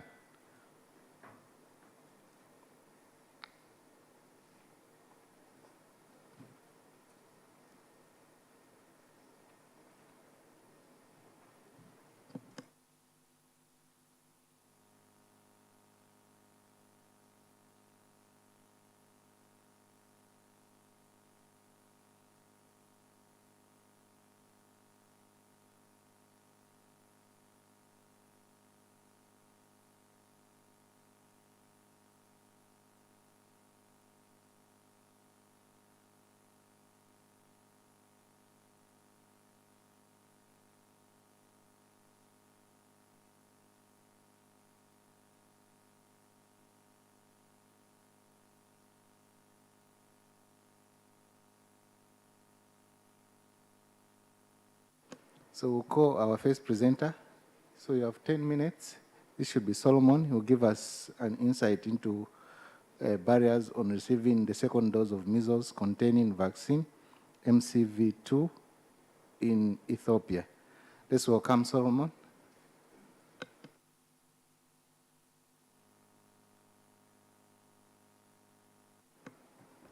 Good afternoon. I'm not Kalkedan or Salomon. I'm Abiot.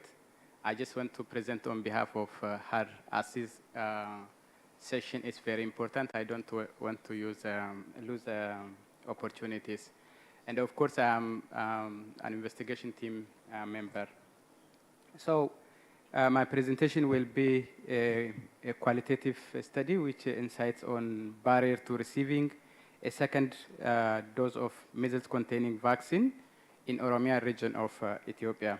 So it is a collaborative work between different organizations like Addis Ababa University, AFENET, and CDC, and many organizations participated in this. So as you know, measles vaccine has been in action for the last more than 6 decades, since early 1960s. And Ethiopia also introduced the measles vaccine in its routine vaccination strategies for the last 14 years.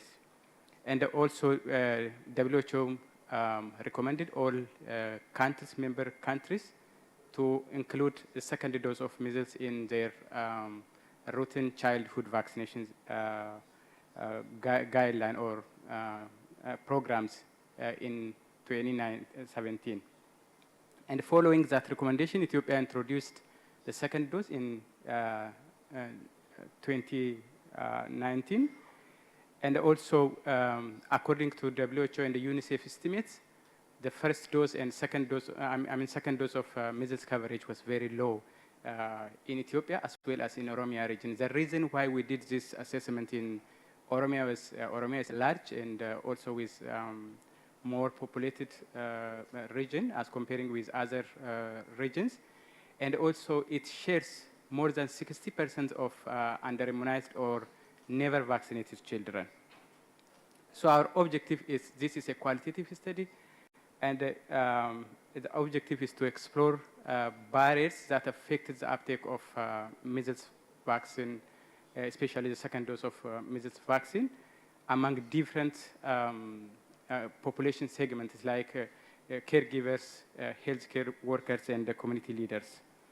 So this is a qualitative study, and we used content analysis.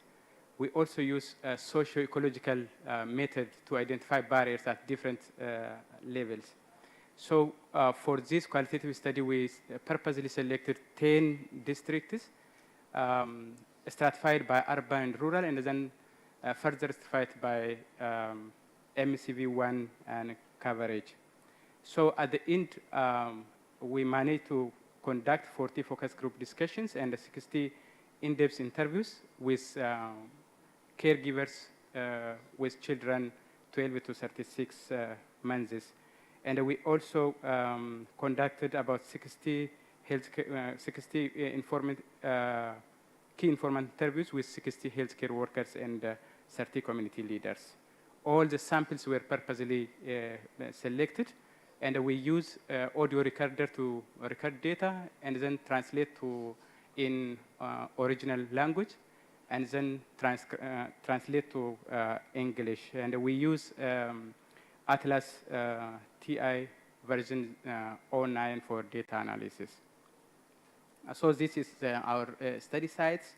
As I said, we stratified by urban and rural settlements, and then stratified by MCV1 vaccination coverage, and also recent history of measles outbreaks. So this slide shows the findings of our qualitative study. Since we use socio-ecological model, we managed to identify multiple barriers at different levels. And at the caregivers level, we identified that lack of knowledge, awareness about MCV2 and its vaccination schedule is one of the barriers we identified. And there is also a competitive priorities among caregivers, because in Ethiopia, I hope also in all other African countries, our mothers have multiple duties. They are the one who care for children and who prepare foods and all the activities. So they were very busy with other activities. So on the right side, I have some quotes.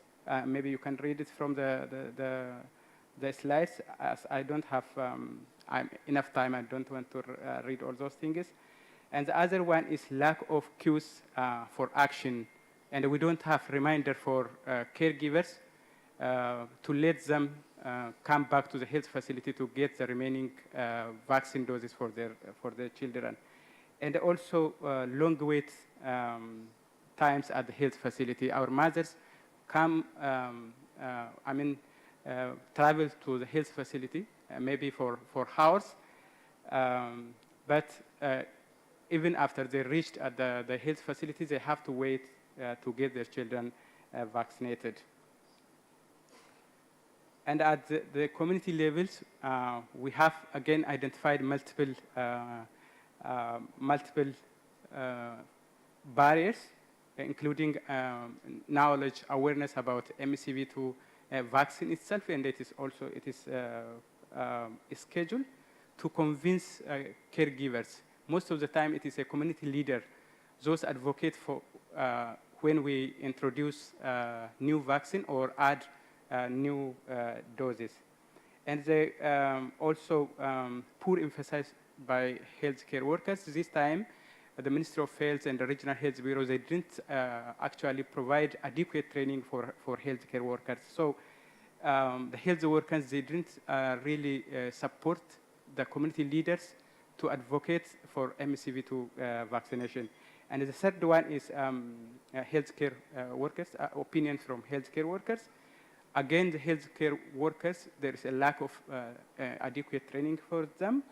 And they also mentioned lack of materials, including vaccination guideline and the registration book, tally sheets, which is supposed to be updated with MCV2.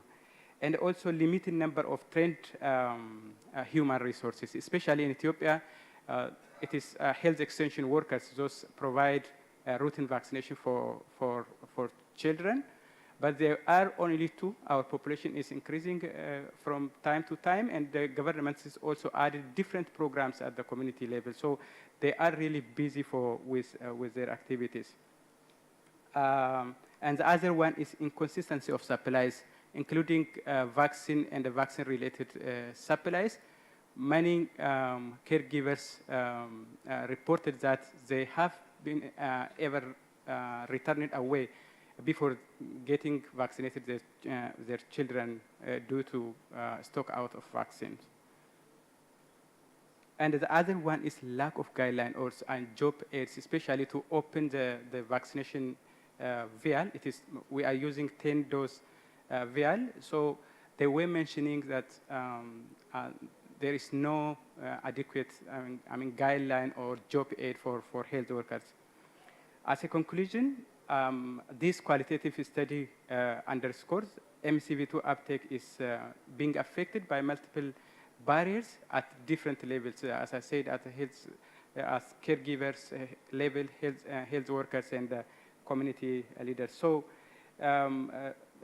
lack of awareness about MCV2 vaccination schedule, competing priorities at the household and the community level, long waiting time, and also irregularities of vaccine availability, distance to the health facility are some of the major factors that we're able to identify.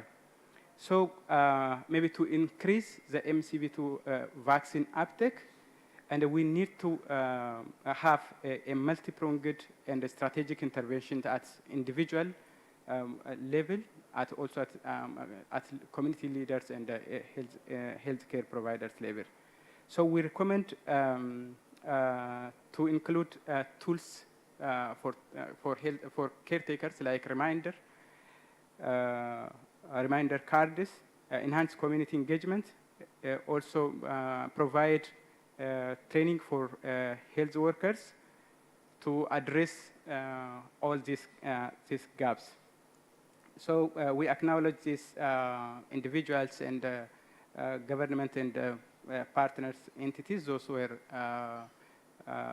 participated in this investigation, and the budget was actually, the finance was supported by CDC and Gavi through AFENET and the CDC Foundation. So these are some of our references. Thank you very much.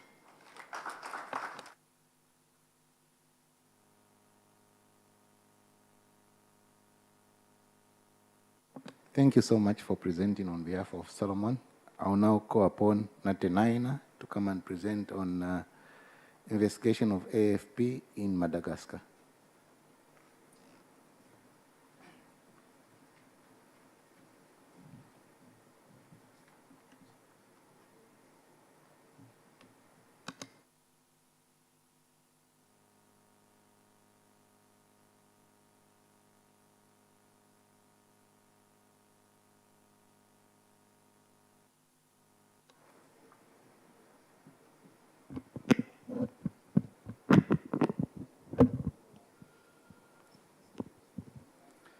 Merci. Thank you very much, Session Chair, for the floor. I'm Desiree, FETP Frontline from Madagascar. I'm greatly honored to present to you a summary of an investigation of a case of acute flaccid paralysis in Ikongo district in Madagascar in 2023. This is the outline of my presentation.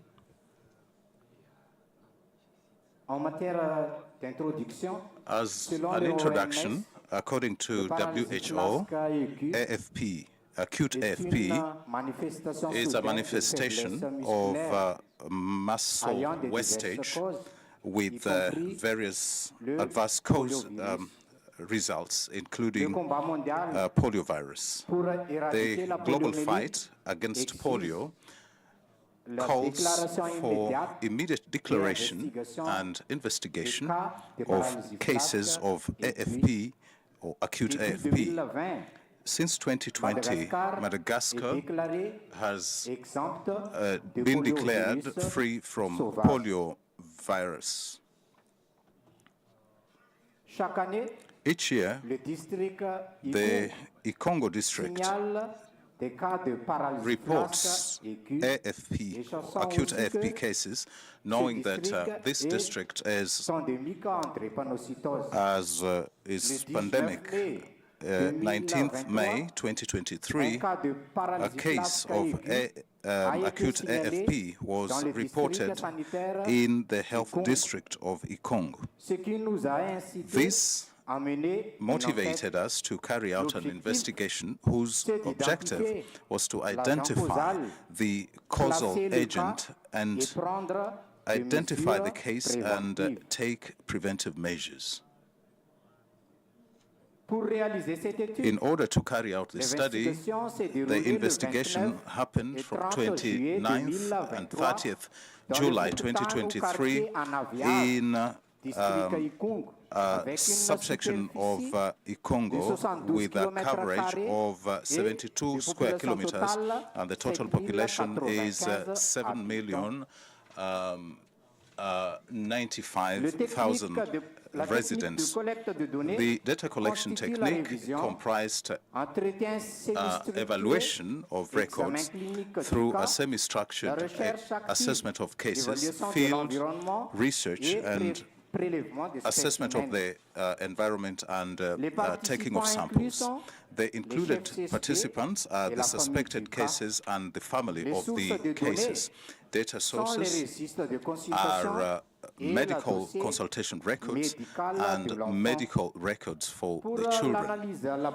For lab analysis, we took 2 samples within 24 hours according to the recommendation, and also blood samples in addition to the stool tests.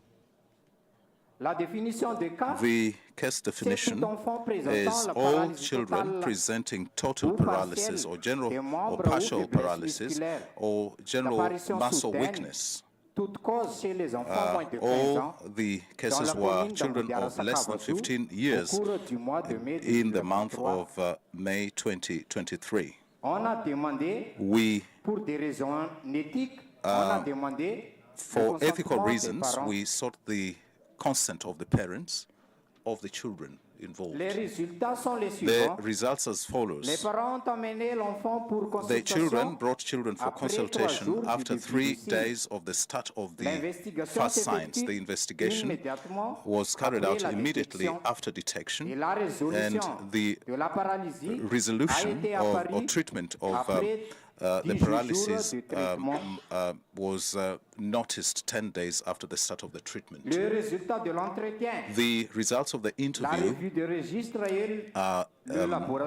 assessment of records and lab results showed that the case is of a child of 4 years who had a case of frequent clinical problems and had received all the recommended doses as per the prescribed vaccines within the calendar of their childhood.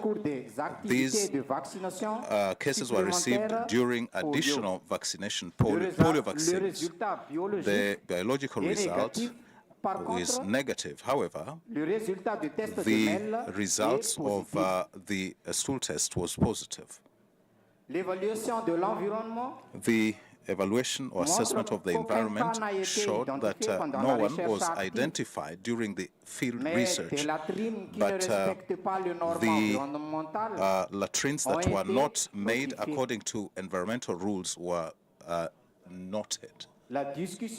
The discussions on this study target to identify the cause of the paralysis and classify the case, the clinical signs, the laboratory results, and the resolution of the paralysis 10 days after treatment confirm the presence of the causal virus of type SS in the child. This result is enhanced by the fact that Ikung is an endemic region of the causant virus, and the active SS did not identify a similar case within the community, excluding the involvement of the polio virus. In conclusion, this case of AFP is associated with trypanososis of type SS with involvement of care for asymptomatic signs that were treated.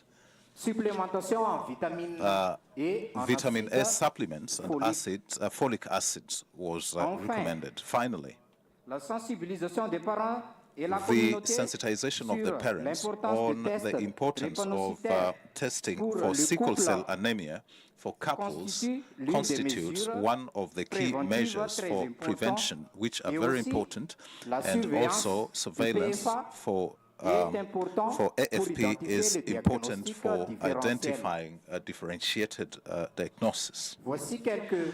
Here you have some list of reference that we considered during the work.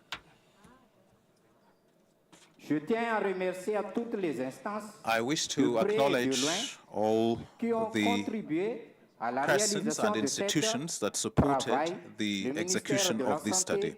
The Ministry for Public Health in Madagascar, AFENET CDC.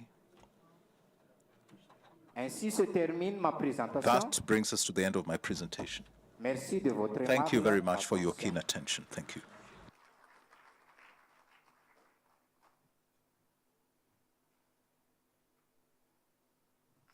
Thank you so much, Natanaina. I'll now call upon Aisha, who is going to talk to us about evaluating effectiveness of mentorship in improving IPC in Nigeria.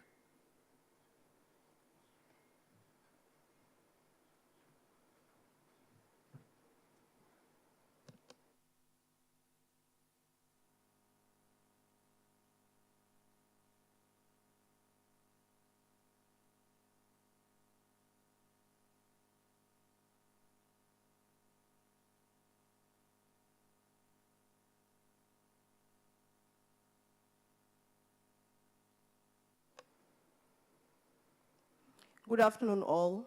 My name is Aisha Farouk. I'm a graduate of the Nigeria FELTIP.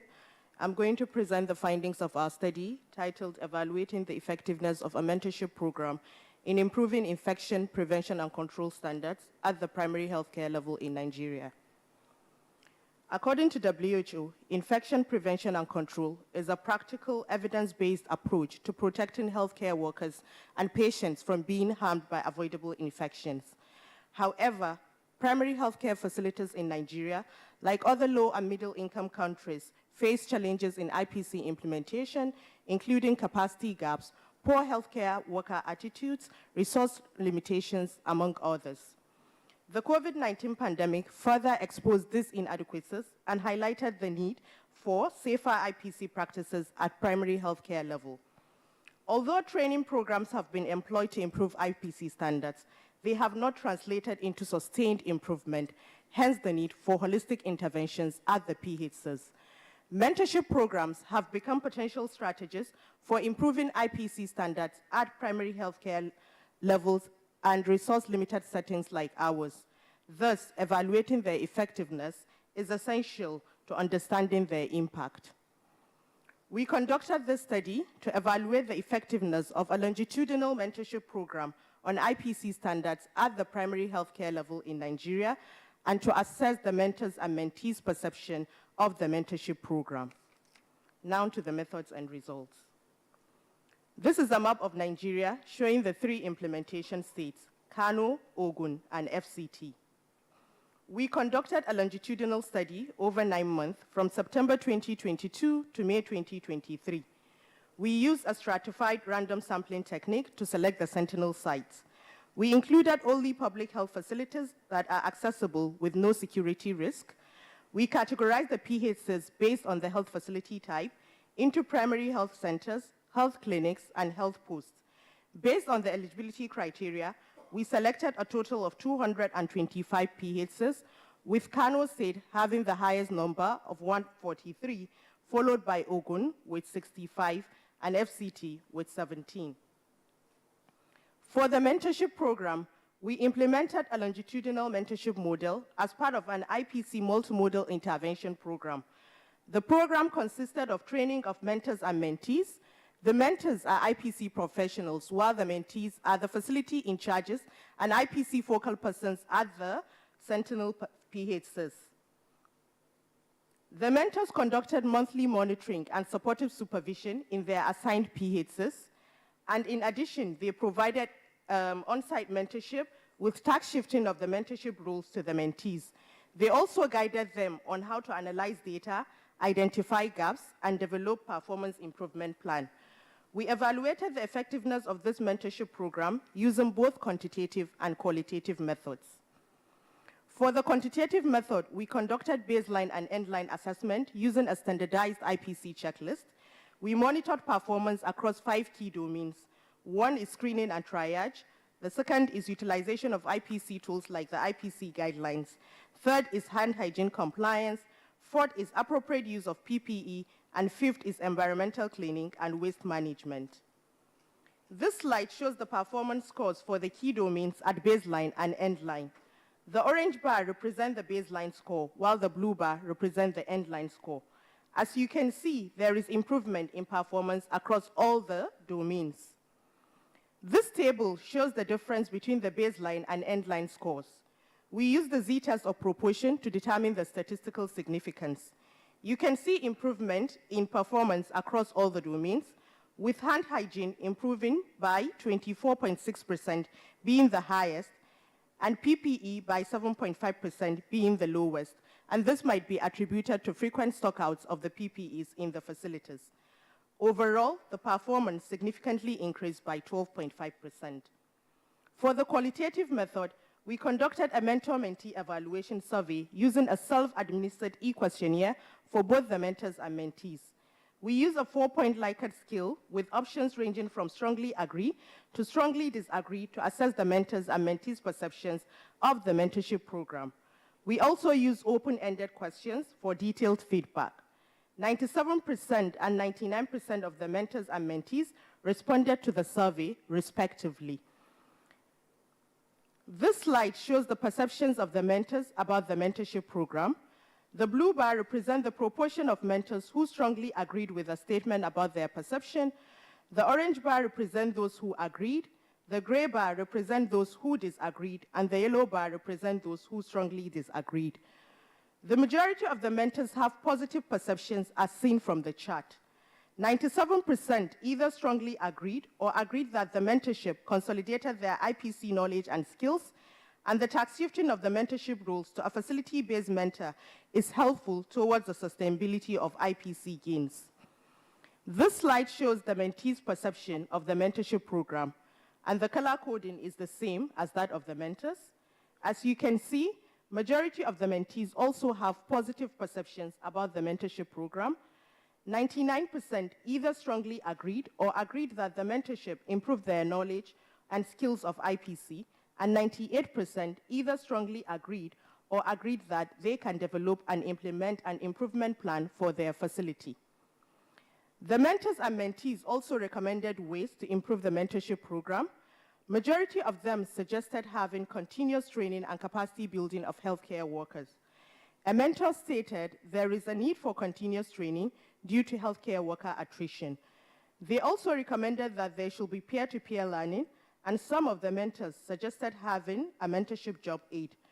Both the mentors and mentees recommended having recognitions and awards for best performance, with one of the mentors stating that awards should be given to the best performance PHCs.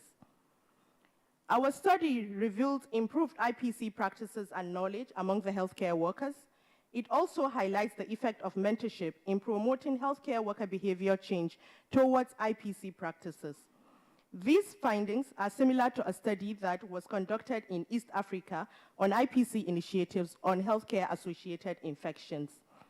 Another finding is the ability of the mentees to conduct facility assessments and develop and implement performance improvement plans for their facilities. And this highlights the potential of a mentorship program to improve the quality of healthcare delivery. In conclusion, our study shows that mentorship is an effective way to improve IPC standards at the primary healthcare level, and the mentorship program was well perceived by both the mentors and mentees. And tax shifting of the mentorship roles from the external mentors to the facility-based mentors promotes ownership and sustainability of the program, ensuring a long-term impact. We recommended to the national and state primary healthcare agencies that are responsible for coordinating primary healthcare activities at the national and subnational levels respectively to integrate the mentorship into the existing government-supported supervision for sustainability. Secondly, to develop tailored mentorship programs that address the specific needs of the healthcare workers. And thirdly, to establish a system for continuous monitoring and evaluation of the mentorship programs in order to assess their impact. We also recommended to the healthcare workers, including adherence and compliance to IPC guidelines and protocols. We disseminated our findings to key stakeholders from the government and partners. The national IPC policy in Nigeria focuses on secondary and tertiary facilities. We supported the national IPC program to review the national IPC policy and incorporate primary healthcare components into it. We also supported the states to review their integrated supportive supervision checklist and included a section on IPC for routine monitoring. These are our references. We want to acknowledge the contribution of these organizations and the healthcare workers. Thank you.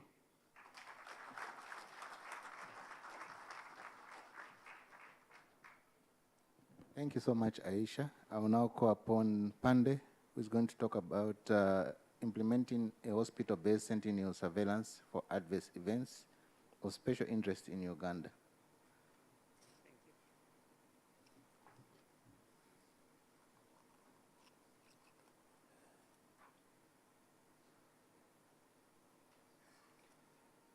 Good afternoon. Good afternoon, ladies and gentlemen. Dr. Pande Stephen from Uganda. I'm here to present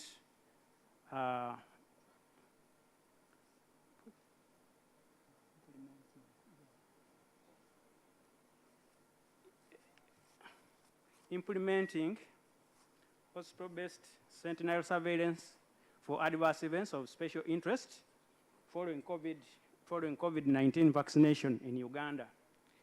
Those are the names behind this article. Here, we are represented by myself, Pande Stephen, Mr. Achoda Daniel, and Christine.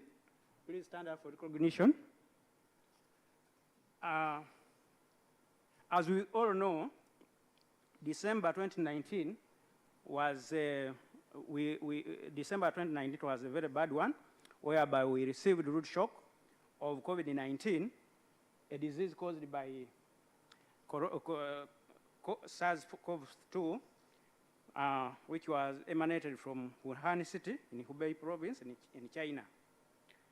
And this was quickly, WHO quickly declared it as a pandemic. I think today we should start calling it a syndemic.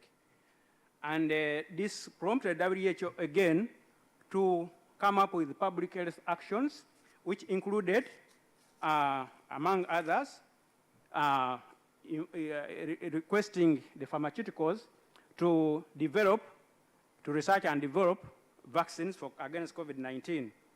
And by May 2020, 317 vaccines candidates had been put out, and 14 of these had been approved by regulatory authorities for public use. And you know, these vaccines were used under the emergency use listing, meaning that they were done quickly during the clinical and preclinical trials, and you know the shortfalls of preclinical trials, whereby the sample size, the duration of these trials may not be efficacious enough to detect rare and potentially serious adverse events following vaccination. So that meant that we had to have a surveillance system, post-marketing system, which would help to detect these adverse events. But we all know that most countries in the low and middle-income countries are challenged by lack of support, lack of resources, lack of, name it, to conduct an effective EFI surveillance. So we adopted a hospital-based centralized surveillance to undertake this study. And with the objective being to monitor vaccine safety near real time for adverse events of special interest, to inform decision-making and maintain public trust in the vaccination program. I will inform you that this is a preliminary study. These are these are preliminary findings. The full study is still going on until April.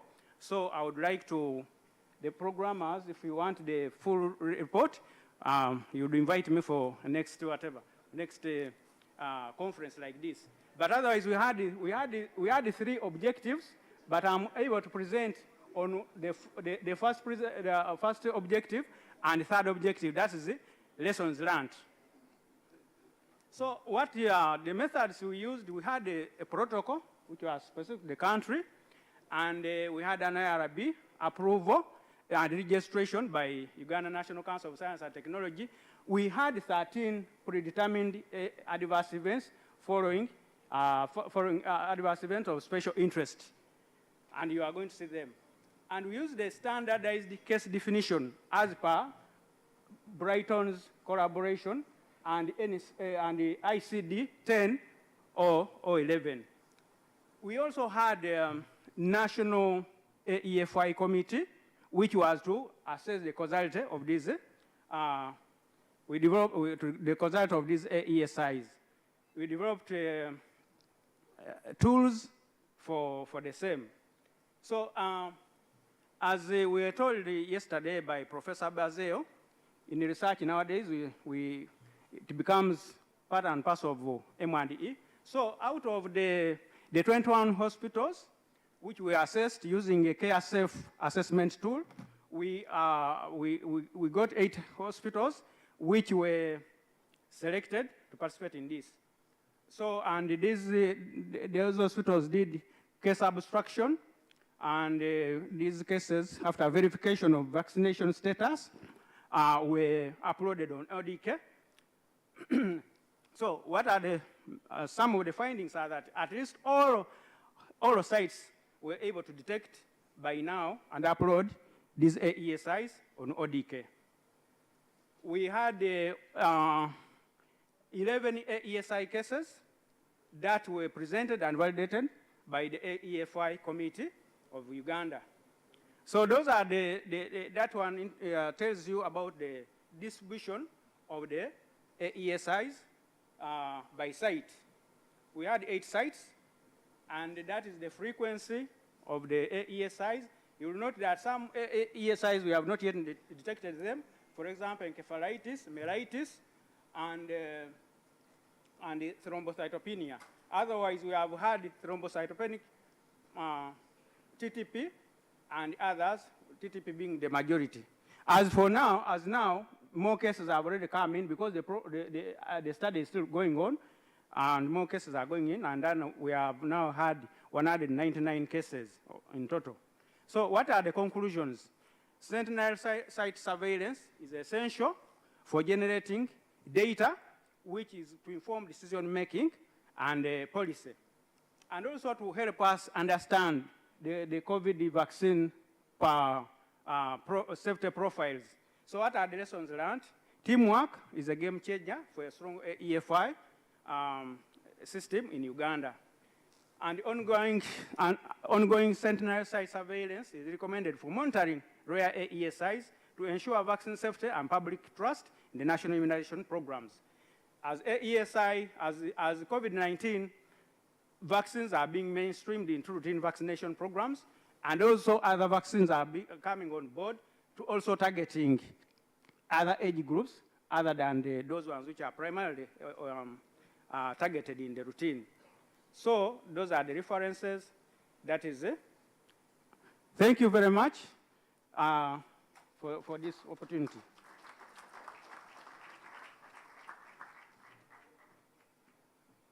Thank you so much, Pande. The last presenter is Nathan from Zimbabwe, who is going to talk about investigating a protracted malaria outbreak. Nathan?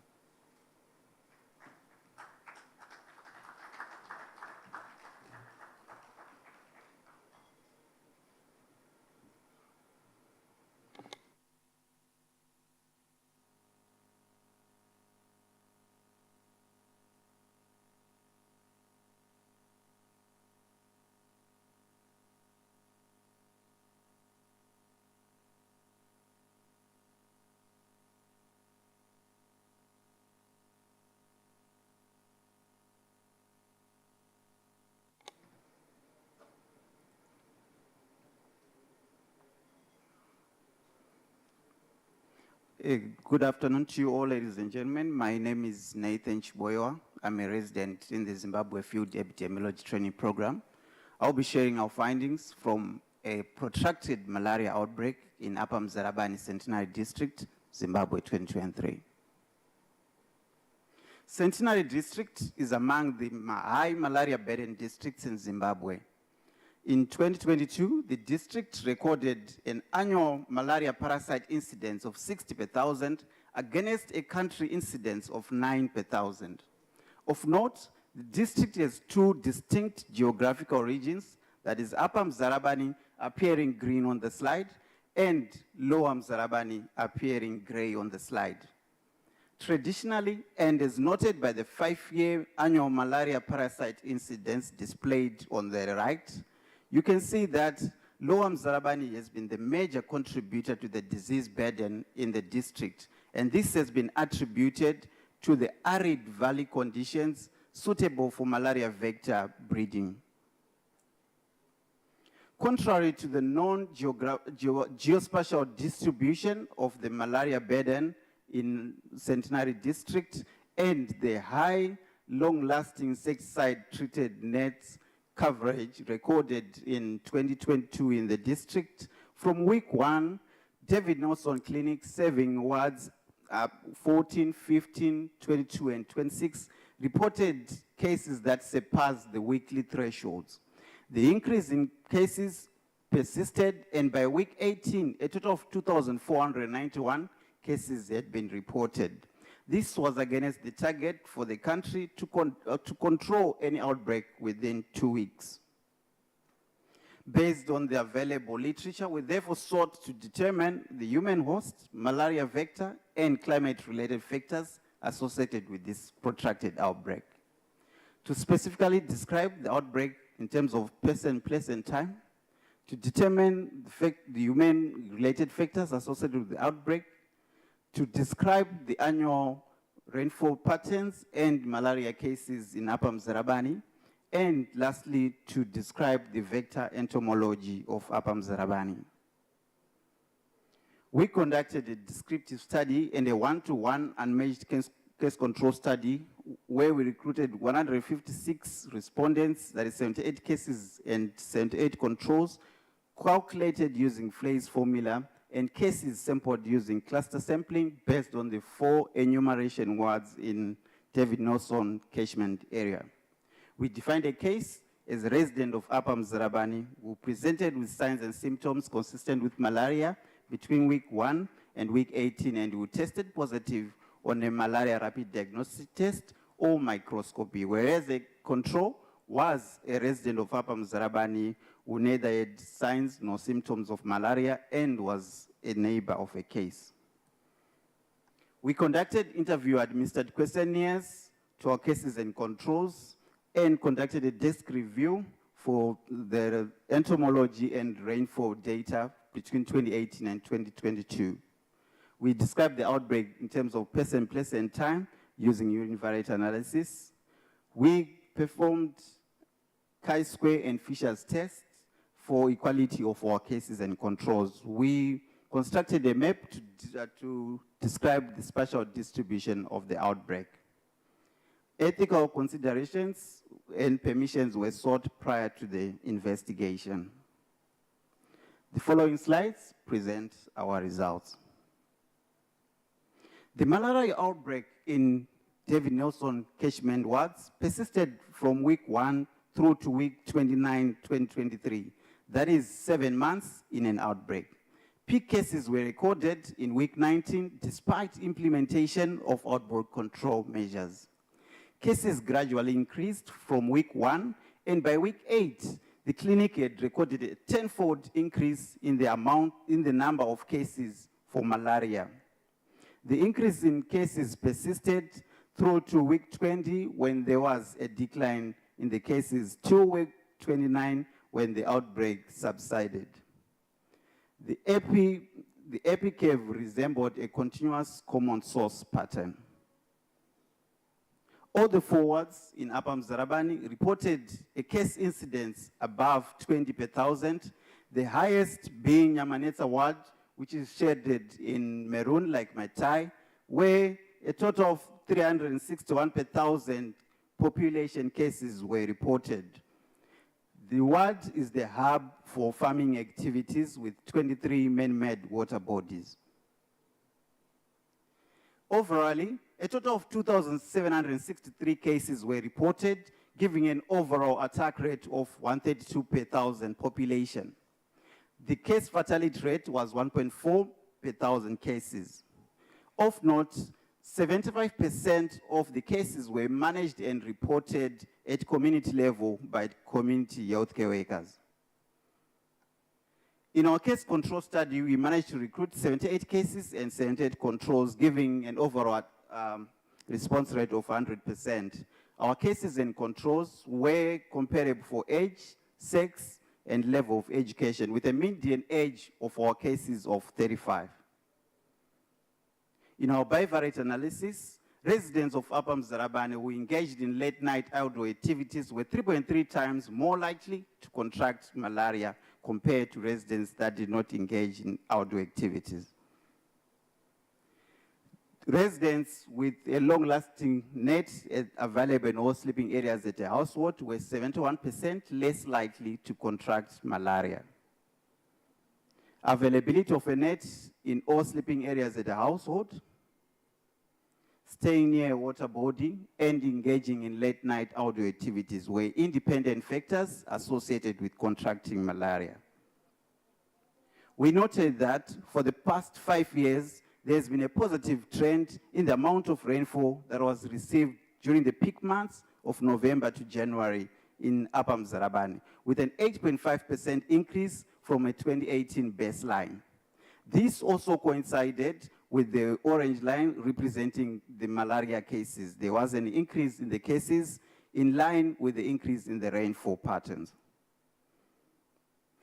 Entomological investigations that were carried out in week 24 noted the predominance of Anopheles fenestus as the vector responsible for this outbreak.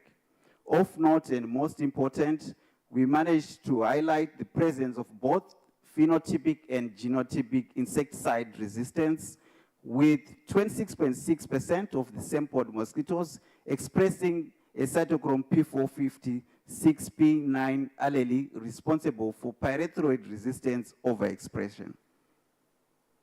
The increased rainfall patterns provided optimal breeding conditions for malaria vector. This highlights the importance and the increasing impact of climate change-related malaria outbreaks.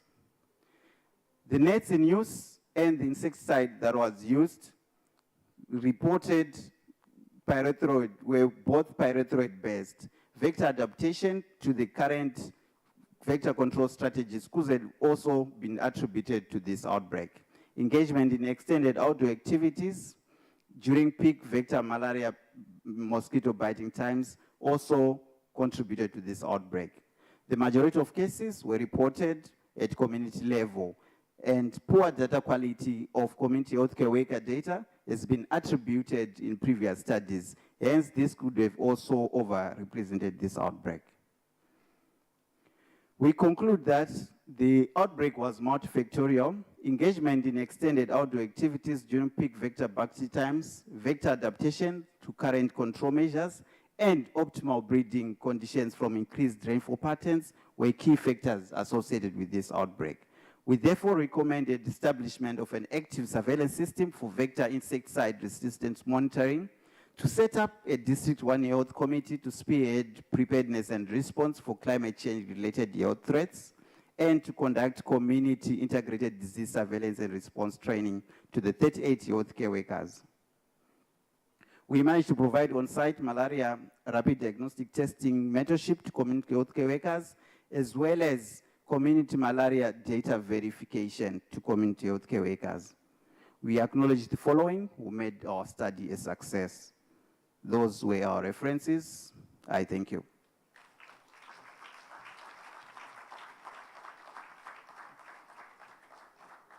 Thank you so much, Nathan. I'm sure we didn't even realize it's lunch hour. Interesting presentations, as I promised. So we are going to give them a chance now to respond to one or two questions. Those who have questions, please take your mics. You can go ahead. Yes, you can go ahead. So you can start, then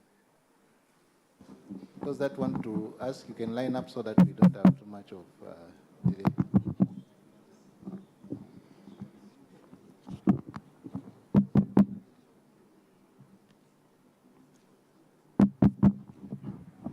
It's not working? So we've had interesting presentations from measles, vaccination, AFP investigation, mentorship, and also sentinel surveillance in a hospital, and finally malaria. Please start. Thank you, Chair and Facilitator.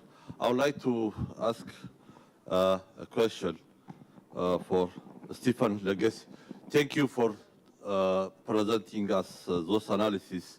I just appreciated especially the EP curve, which shows the alert and the action thresholds. May you please explain to us how you set your action and alert thresholds? Is that threshold specifically for the district, or is it for all the countries? Thank you very much. Thank you. Next question. I think it's him first. You can go ahead.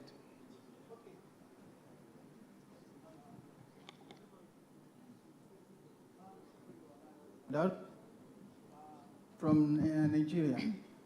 My question goes to Dr. Aisha. Thank you very much for your excellent presentation. I'm not sure whether I caught up with you when you were presenting on your limitation. I don't know if not, let us have a share of your limitation during the mentorship research. Then again, the second concern is about your intervention. I'm not sure whether you are aware of Orange program in Nigeria, an IPC, which also address IPC programs at the tertiary and the secondary institution. Have you been able to leverage on your intervention to see that this thing also go into the Orange program in Nigeria? This is just my concern. Thank you. Thank you. Please go ahead. Good afternoon, everyone. Thank you to the presenters for such interesting presentations. My question goes to the first presentation from Ethiopia. You indicated that one of the reasons for the low uptake of the vaccine is because health workers are not able to send reminders to the caregivers. Do you have any defaulter tracking mechanisms within your EPI program in Ethiopia? Thank you. Thank you so much. You can go ahead.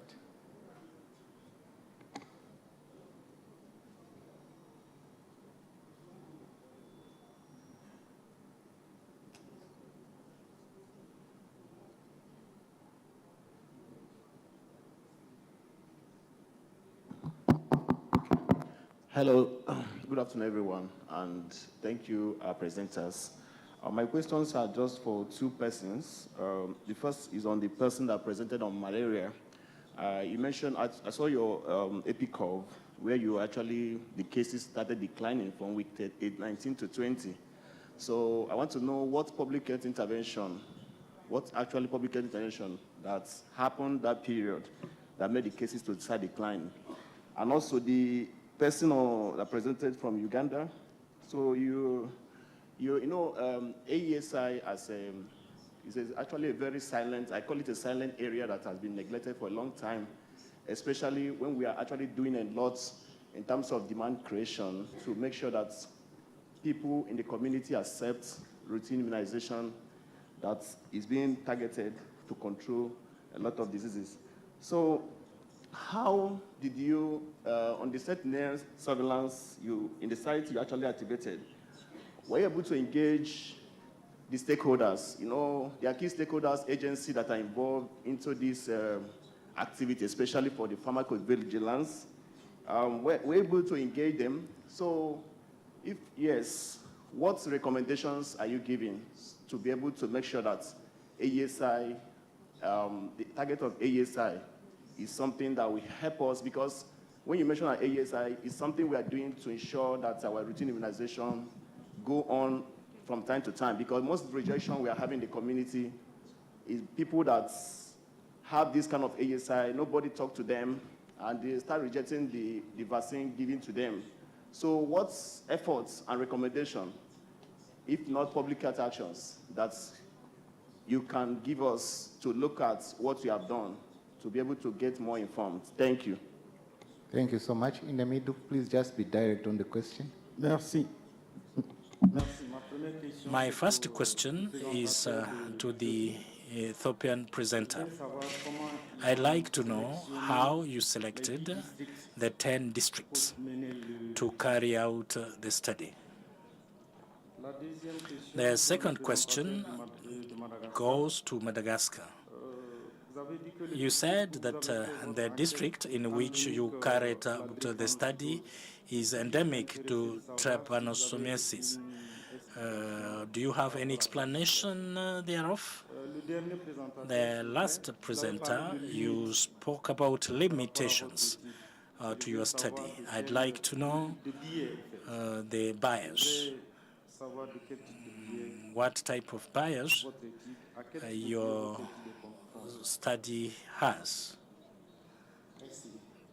Thank you. Okay, thank you. Thank you to the presenters. I have two questions, one for Nathan. So Nathan, when we talk of malaria, we're always told it's an interaction of factors, which are rainfall, temperature, humidity.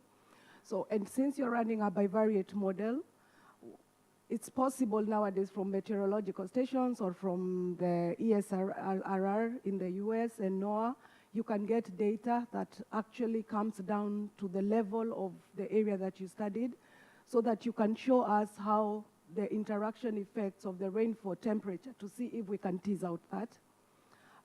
Otherwise, it's good and it strengthens your paper more.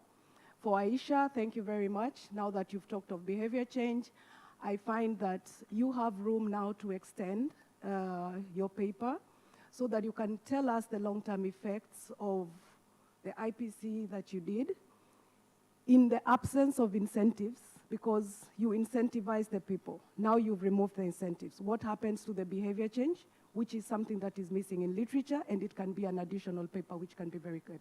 Thank you. Thank you. Dr. Nguku. Thank you very much for the late breakup presentations. They are certainly not late in terms of quality. But I have a question for the MCV2. So the 3 Cs for vaccine hesitancy, you assessed mostly the convenience. So I'm wondering, in terms of complacency, the risk perception, and in terms of confidence in the vaccine, whether there are findings to tie the whole picture. Otherwise, great presentation. Thank you so much. The last 2 questions, then we allow them to answer. Thank you very much. I just want the lady from Nigeria to clarify something for me. And you spoke about hand hygiene compliance improvement, but you did not show us if the health facilities had water on site, water and sanitation facilities, if they have them. And also you spoke about the PPE stockouts. I want to know if other IPC consumables were also stock out, like soap and sanitizers, because soap, sanitizers, and water actually helps in the improvement of hand hygiene. You know, generally, hand hygiene compliance is very poor among healthcare workers. So I just want to understand that. Thank you very much.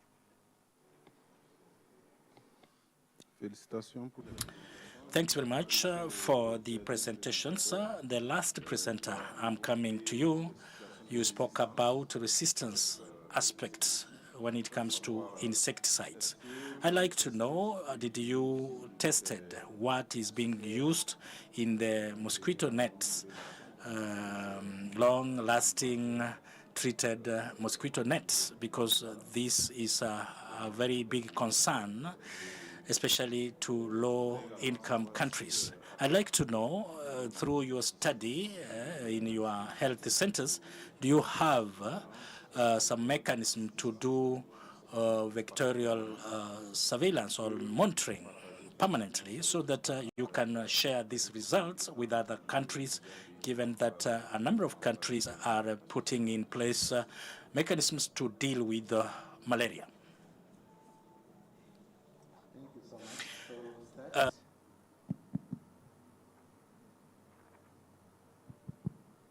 Okay, thank you very much for those questions. The first question was whether we have a routine immunization defaulter tracking system in Ethiopia.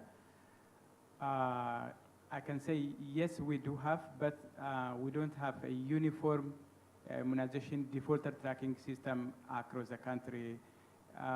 Basically, health facilities, most of the time by their own initiatives, they have different mechanisms to identify and track defaulters in the community. But in Oromia region, basically as a result of these findings, I mean, this research was not only the qualitative one, but we have a different component of the study. We did a household survey, a facility assessment, and also healthcare workers, a kind of CAP assessment. So based on that, we realized that there is no adequate defaulter tracking in the region. So now, with the support of our partners, basically CDC, we have procured tickler boxes and distributed for health facilities with reminder and also job aids for health workers to do a similar defaulter tracking system in the region. And the second question was how we selected the 10 districts. These 10 districts were actually a subset of the bigger study. We did a quantitative study, household survey. It is a subset of that one, but as qualitative nature is mostly purposive, we use purposive sampling to select, from the district selected for the household survey. And the third question was very interesting about the vaccine hesitancy. Maybe in Ethiopia, previously we don't have that much, adequate evidence of vaccine hesitancies. Our caregivers usually they are, trusted in vaccine and they vaccinate their children. But from this assessment, what we realized was we didn't give adequate awareness and social mobilization for the community. So they were asking why we are providing vaccine after the child turned the 1 year, because usually they used it to complete the vaccine at the 9 months. Now they are asking why we are providing this vaccine in the 2nd year of life. Maybe that shows us some kind of hesitancies. Otherwise, we didn't really find that much strong hesitancy-related evidences. Thank you very much. Thank you. We pass it on to Aisha. Thank you very much for the questions and the comments. The first question was on limitations of the study. So in some of the selected states like Kano, there are security compromised areas, so we were not able to access all the facilities. So as I mentioned, we excluded those facilities that are not accessible due to security risk. Then also the mentees, as I mentioned, they are facility in charges and the IPC focal persons. However, in some states, because of government interference, some of the mentees, there were frequent transfer of those mentees that we trained in the program. However, the mentors do conduct on-the-job trainings to the new mentees that were brought to the facilities. Then about the Orange Network, we work closely with the Nigeria Center for Disease Control, and we are aware of the Orange Network. The Orange Network is a network of secondary and tertiary health facilities. So part of the interventions from this study is to also include the primary health care facilities into the Orange Network. That is what we did in the review of the national IPC policy, to also include the primary health care facilities into it. Then there was a comment on the need for more research to assess the long-term impact. I quite agree with you. And one strategy that we employed in the program is the tax shifting of the mentorship rule, so that the project has ended, but at least there is sustainability, since this, the facility in charges and the IPC focal persons, they are government officials, so the program will continue. And then for hand hygiene compliance, it was asked how we assess that. So as I mentioned, these are just the key domains. Under each domain, there are variables that we assessed. And for hand hygiene, we assessed availability of hand hygiene stations, adequate water supply in the facilities, and also their adherence and compliance, particularly to the 5 moments of hand hygiene stated by WHO. For other IPC supplies, yes, some facilities experience stockouts, but there is the basic healthcare provision funding for those primary healthcare facilities. So what we did is we leverage on the basic healthcare provision fund to also procure IPC supplies. However, the challenge is the funding, the budget line there is for the procurement of IPC supplies like the soap and detergents that you mentioned. That was why frequent stockouts of the PPEs was experienced. Thank you.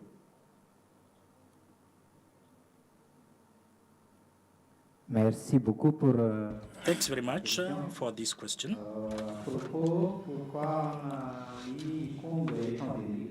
Why this region is endemic, the coastal western part of Madagascar, we realized that there is an increment of trypanosomes given different causes. Before marriages, people don't get tested against this disease. That is why there is an increment of trypanosomes in the region, and most of the population has this gene of trypanosomes. That is why we carried out this study. Thank you for the questions. My first question was on interventions that were undertaken to reduce the malaria burden during this outbreak. At the outbreak inception, there was activation of the local incident management system, but however, as the outbreak persisted, the national team as well as the provincial team, which is the sub-national team, also supported the management of this outbreak. Key to the reduction of the cases was the implementation of targeted indoor residual spraying. This was an area which mainly utilized nets as the vector control strategy. However, to reduce the burden of the cases, targeted indoor residual spraying was initiated. Community action groups also took place to try and build social mobilization, to try and also address issues around behavioral change to reduce the extent of the late night outdoor activities, which among other high-risk activities that were observed in this area. So those are some of the activities that were implemented. There was a question on the bias for this study. So for our case control study, we also realized that there was recall bias, but we, however, triangulated also using the patient card booklet to also check other variables like the date of onset of symptoms and the type of symptoms that were experienced to try and overall investigate the human-related factors for this outbreak. The other comment was on the meteorological services data. Indeed, this is a great opportunity to try and analyze the data available in the meteorological services as they provide guidance, especially on issues around the rainfall and humidity and temperature. We managed to get the data on our rainfall patterns from the Agri-Techs officer. These are the officers that are in charge of the agricultural activities in terms of monitoring and technical support at district level. They supplied only the information on rainfall patterns, but would want to tease out as per guide to also include data on humidity and temperature. In terms of routine surveillance, for resistance, and also the testing of nets for resistance, we highlighted that we noted the presence of resistance to pyrethroid Of note, the nets that are currently being used are pyrethroid-based. So there was resistance to the chemical that is being used in the nets. In terms of the surveillance system, routinely this is being implemented by environmental health workers who are carrying out entomological investigations every 6 months. However, in this outbreak, there was also technical support to also carry out the genetic resistance testing that were conducted. Thank you. Thank you very much. Thank you for the feedback. My presentation, as for the first question, how I came up with the alert threshold. Thank you very much for this question. I wanted to clarify that the figure that we saw was not an epi curve, and it was just showing us frequencies of the AESIs as they came. And to notice that every AESI, according to this study, was counted in its own importance, as important, because these are serious adverse events. So each one of them was very important, so we counted all of them. Now, we are still having a stage of causal assessment by the National AEFI Committee, which is going to tell us whether there is a causal relationship between these, and also tell us the threshold, and tell us that this one actually went beyond because there is a baseline in the population. These AESIs are there, are not happening just because, are not new because of COVID vaccination. But we are going to, we have a baseline. We have those AESIs taking place. So we are going to compare the baseline against the study findings and see whether actually they have, the vaccine has caused an increase in what? In these AESIs. So whether they are representative of they are for the district or the country, we did an assessment based on CareSafe tool, and we selected 80 regional referral stores. These are large hospitals with a high volume clients, and we expect that why we went there is that once that we don't miss any ESIs. So we hope that most of them, because of the referral system, most of them will be caught within those regional referral stores and national referral stores. So we hope that they will be representative of the country. So the issue of AESIs, I agree with you. AESIs surveillance is really a neglected area. And first of all, let me recommend all of us. It's not yet too late. We can still do this because retrospectively, that's what we did. We can still go back and do a retrospective study and count these cases, so that we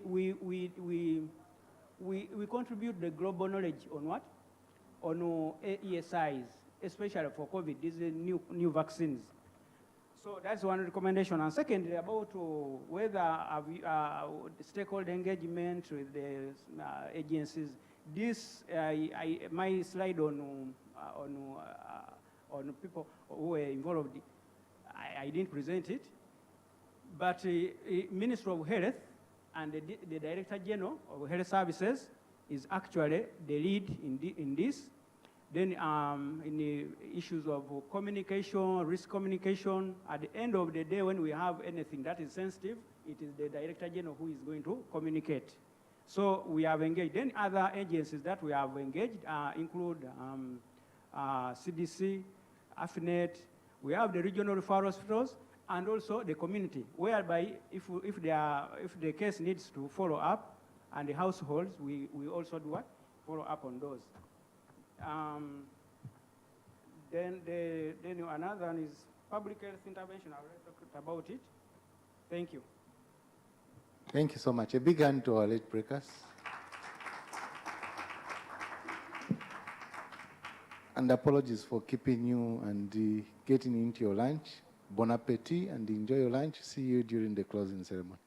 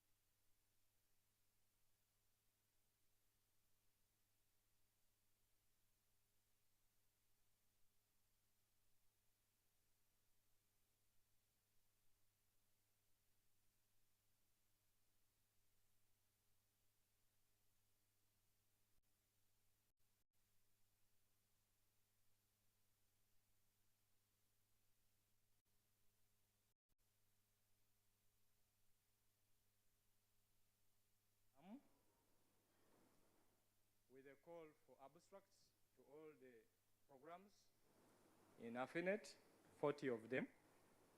And interestingly, we received abstracts from beyond the African continent. I will not go so much into those details, but we had a total of 759 submissions. Out of this, the scientific committee accepted 464, out of which 172 were oral and 292 were poster presentations. The conference, as is the culture for AFENET conferences, had a pre-conference for one day, which ran on Sunday, where we had presentations from 10 different pre-conference activities that were run successfully. We had the 5 days of presentations. In the 5 days of presentations, we had a total of 8 plenary sessions. 7 of these were oral concurrent, and 7 were poster concurrent. We utilized the iPoster technology for the poster presentations in there. We also had one panel, a female science panel, which had 10 presenters or panelists to that effect. In the 5 days, we've had 25 keynote addresses. At one time, as we are doing the program, we thought the keynote addresses were about to overshadow the oral presentations, but we said, let's go for it. And indeed, we have lived up to that test as we come to the end. 7 of these 25 keynote addresses were offered virtual, although in the beginning we had thoughts on whether to allow virtual presentations, but in the end, the experiences that we had from COVID, we utilized them and we successfully had these virtual presentations made to that virtual effect.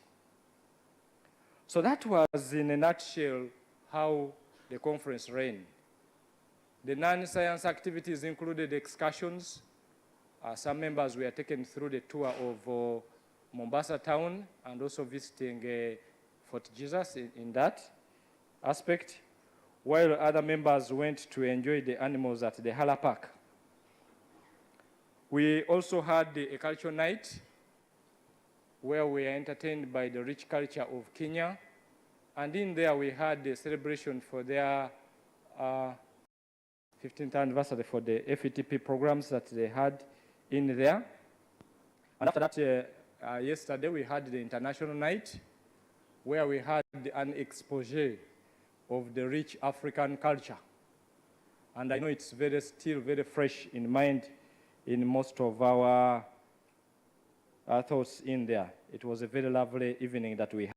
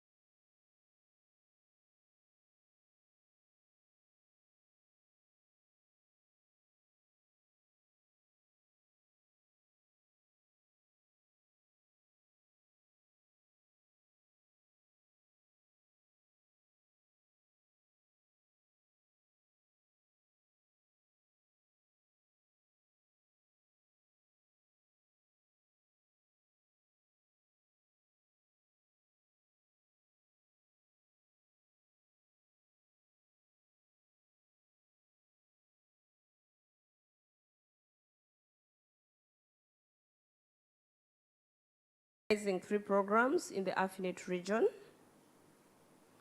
Liberia, which is an intermediate program, was accredited in 2022 by the global accrediting body. It was one of the first 2 intermediate programs to be accredited. The other one is Sierra Leone.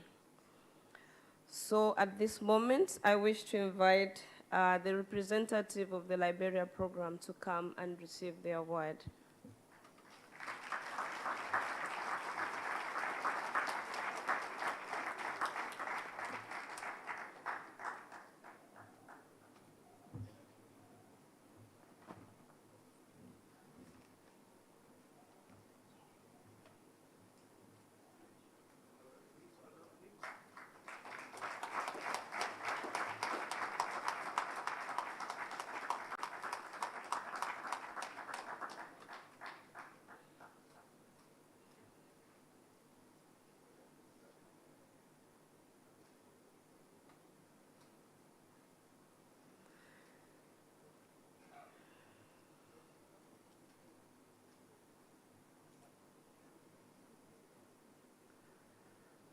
Thanks, Peter. And thank you. You want to say something? We would like to thank AFENET for this accreditation award. It was difficult, but we went through. I would like to thank the whole team, and especially Dr. Mami Amwadi. She could not be here. She was the one that led the team to be able to receive this accreditation. Thank you.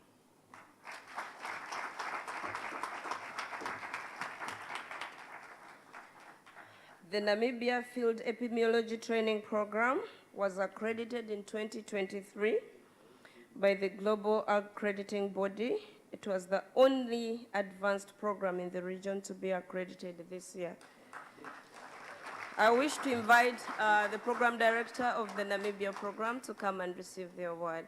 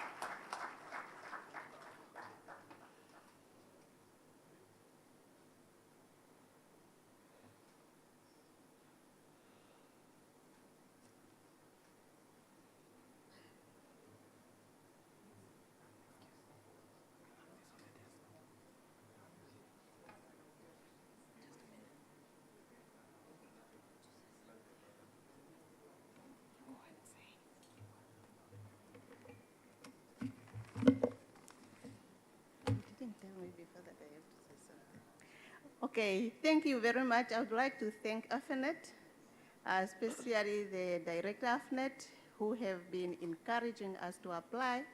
His word had been, don't be worried, because in AFENET network, we have not been having a program which applied for accreditation and never went through. It gave us motivation to go through, but at the same time, it had been a challenge that you don't want to make history by being that first program not to go through. But thank you very much to AFENET. Rory had been a hand of support throughout the process. Encouragement to the program which are yet to go through. You will receive the support you need. Namibian team, this is for you. Thank you.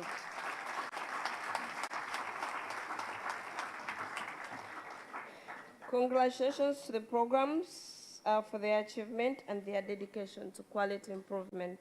It's a lot of work, and I think they deserve it. So the last one, Professor, you're not looking at me, but I know you're expecting this. Zimbabwe Field Epidemiology Training Program has been reaccredited with a distinction and merit by the global accrediting body. Zimbabwe is the first program in the region to be reaccredited. Zimbabwe achieved reaccreditation with a distinction, meeting most of the standards of the accreditation, elevated level. Zimbabwe has been recognized as the program of merit in supporting public health in Zimbabwe by contributing the following essential public health services: providing evidence for decision-making, emergency response, continuous contribution to country's public health improvement. I wish to invite the program director to come forward and receive their award. Congratulations to Zimbabwe for this extraordinary achievement.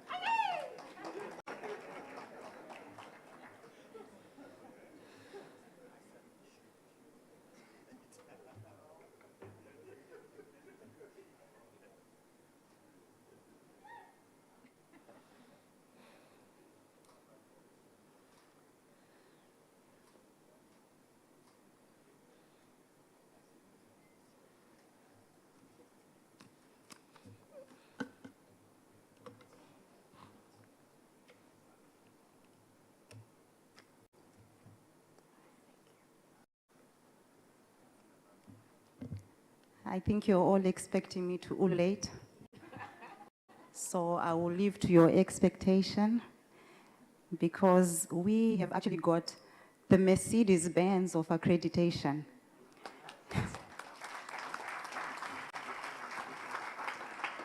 So it is really an honor and a pleasure. I think it's not an easy thing for the Zimbabwean program to be the first program to be reaccredited. And not just reaccreditation, but with distinction. I think it speaks highly of the quality of work that is done in Zimbabwe. So if you want to learn, please come to Zimbabwe. We will teach you how it's done the Mercedes way. That being said, I will ululate. I don't need the mic, otherwise you all. I need help.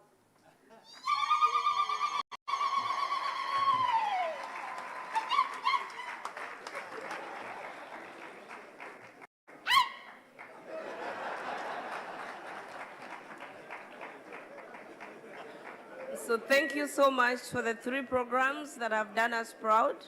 We continue to invite other programs to apply for the 8th cycle that is opening, that has already opened. Please go ahead and apply, and we celebrate you in the next 2 years. Thank you.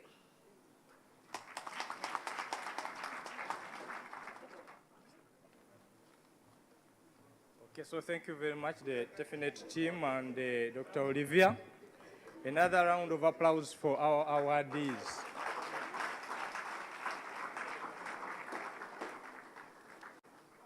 As the team takes their photo, we now go into the second agenda item of the journal team. I take the opportunity to invite Dr. Shiba. Dr. Shiba is the editor-in-chief of the journal. So she comes to make her remarks, and thereafter we lead the team into the celebrations for the 5-year celebrations for the JFE team.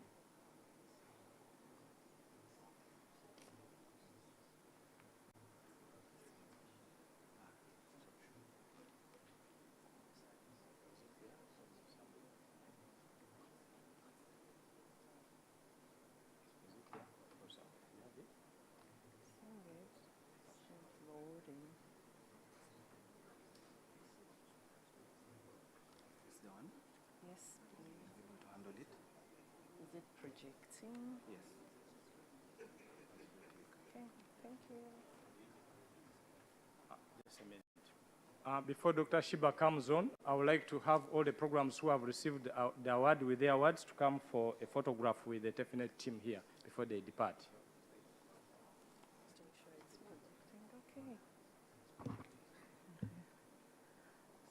Good afternoon.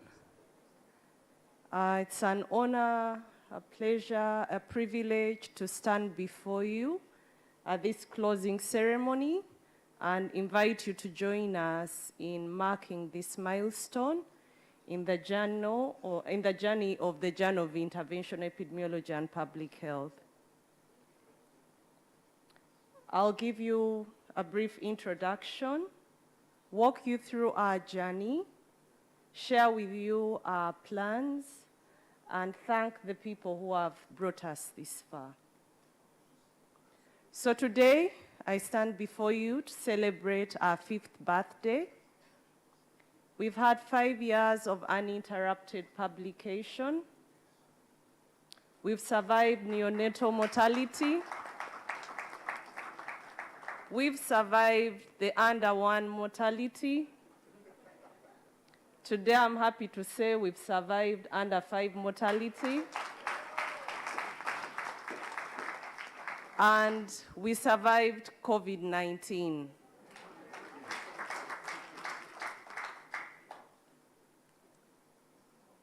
The Journal of Intervention Epidemiology and Public Health, abbreviated as JEIF, is published and owned by the African Field Epidemiology Network. It's peer-reviewed, it's open access, it's an online journal to increase reach, and you can access it using that link. We do not charge any article processing fees because our publisher picks the bill, and we invite you all to take advantage of that. So that's our current homepage. You'll be able to see that. So you must be wondering, why did AFENET think of starting up JEIF?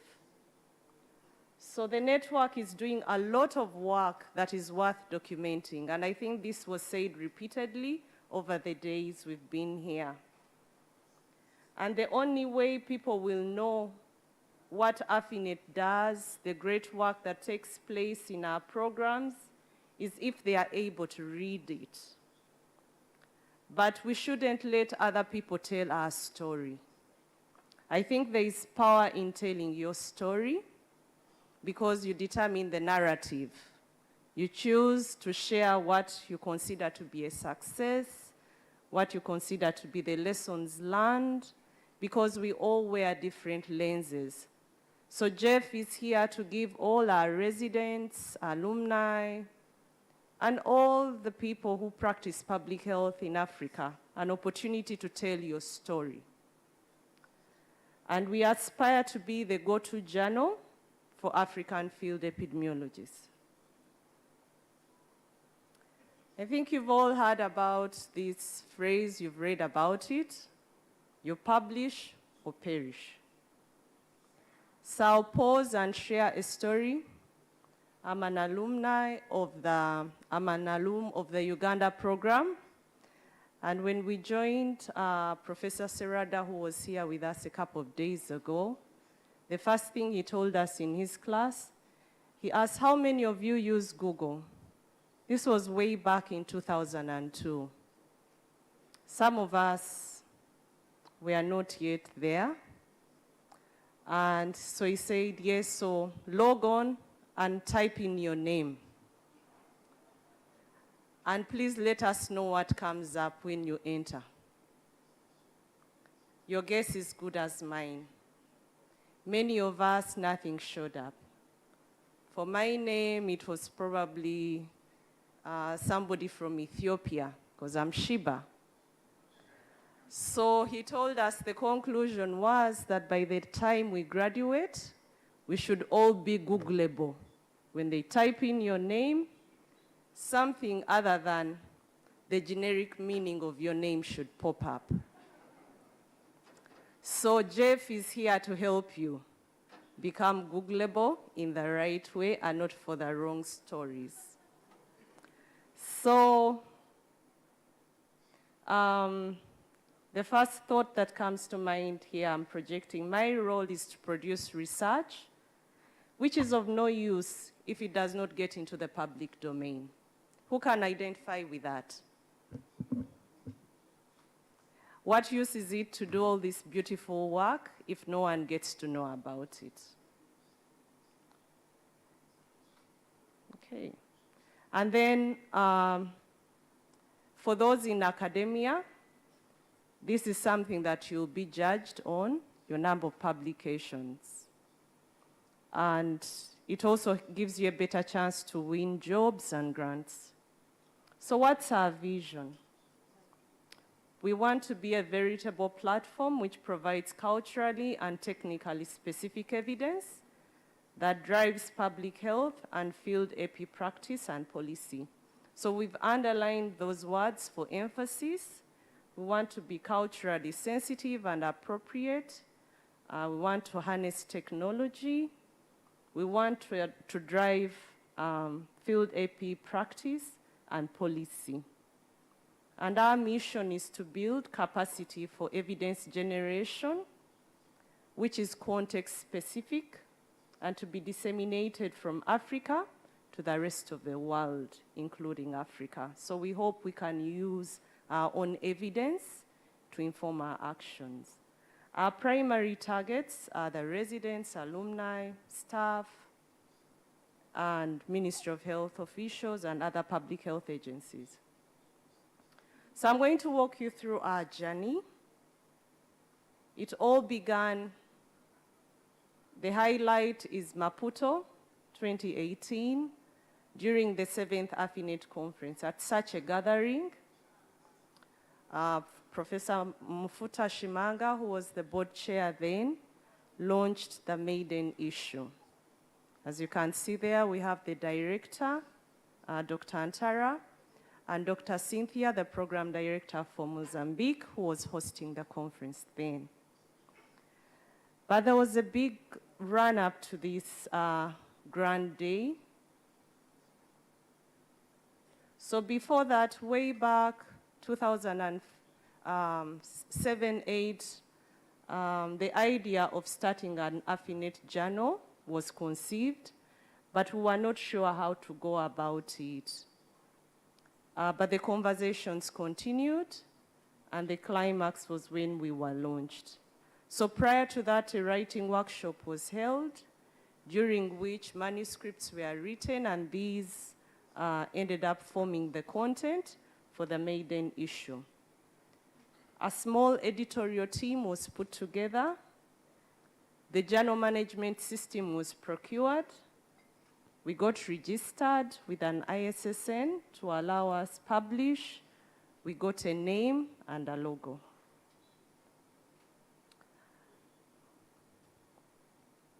So after the launch, the actual work began. So we started off with capacity building. First of all, to get to know what the journal management system was all about. This was a new platform we were using. And then we also attended training by INASP for editors from Uganda and from the different universities, and Jeff was also invited. In the photo, you'll see 3 of the first editors. There is Irene. That's Irene. Let's see. The pointer doesn't work. So there is Irene and Alan and myself who attended that training in September. And then we've gone on to attend a couple of other trainings. Then we came up with a Jeff roadmap to guide us. And then we had to expand the numbers. 3 was too small a number. Right now, we have 7. We've since expanded to have 7 editors. Most importantly, our newest add was the French editor to accommodate our ability to be able to communicate well with the French authors and reviewers. And then also the AFENET science writers support us as associate editors. These are some of the editors and the science writers. We took this photo on Sunday when we held the peer reviewers workshop. So to date, we've published 168 articles, and these are contained in 6 volumes and 6 supplements. That's the maiden issue. Each year we publish 1 volume It runs from January to December. So our first volume was published in November, and we had to close it in December because that's how it works in journals. And then the following year, we were able to open our second issue, and since then, this is our latest issue, our 6th volume, which we are going to close on the 31st of December. Then we've published special supplements. Our first supplement was by the Liberia Frontline FETP, and this was followed by the COVID supplement. Once COVID set in, again, we felt it important to have a supplement to document the work that was taking place in our programs, so that for years to come, there will be evidence on what was done by the FETPs. And then we also had a supplement by the West African FETP. That was written in French with the support of the late Bernard Sawadogo, who was the resident advisor then. Then in 2022, we published 2 supplements. The COVID supplement has been running annually. And then we also published one with the West Africa Health Organization, and the Ghana program took lead on this.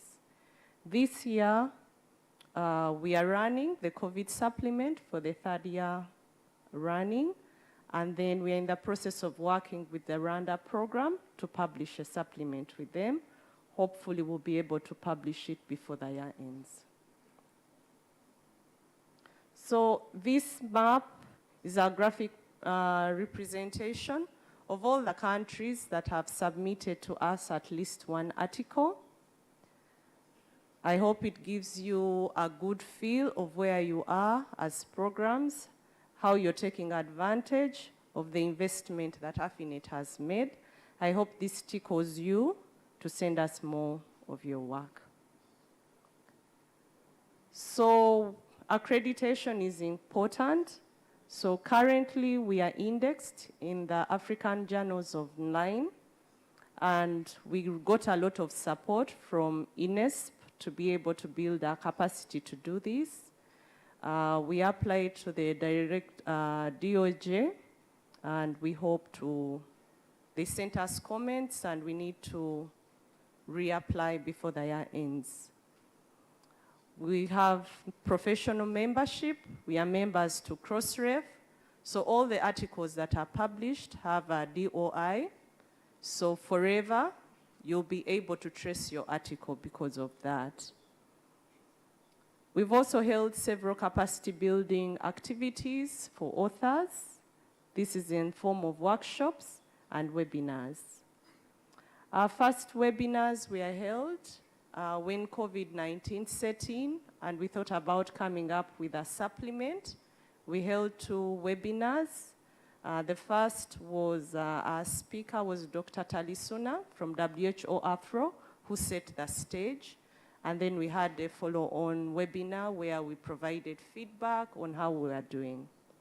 Since then, we've established quarterly webinars as an avenue for keeping in touch with our authors, and we've held a couple of webinars on different topics, and we hope to hold one before the year ends. Today, we are here to celebrate the 5 years, and to do that, the first activity we held was a peer reviewers workshop on Sunday, and today we shall launch our 7th volume, which is going to be our anniversary volume. We'll start publishing in it on January 1st. So while you're popping champagne to welcome the new year, we'll be working hard to try and get an article in there. So what does the future look like for Jeff? We hope to get indexed into the Directorate of Open Access Journals and PubMed. We hope to upgrade our journal management system. We aspire to be able to publish in all the 3 AFENET languages so that we are truly representative of AFENET. We want to expand our reviewer database in terms of numbers, but of also speciality and geographical location of our reviewers. And to continue having capacity building initiatives for our authors, our reviewers, and the editorial team. I briefly want to talk about the challenges that we faced. Just like a child going up to 5 years, you face some teething problems. One of our biggest challenges has been the journal management system. If anyone has submitted to us an article or peer-reviewed, sometimes there are challenges, and that's why I think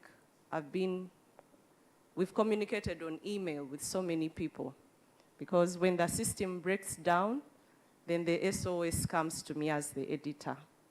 So this is top priority. We want to try and fix this so that we have a seamless journal management system.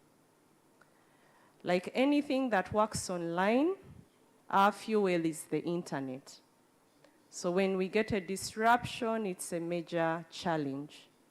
So in January 2021, we had a major shutdown of the internet in Uganda, and we hadn't anticipated this. It messed us up. We lost certain publications that had been submitted and review reports.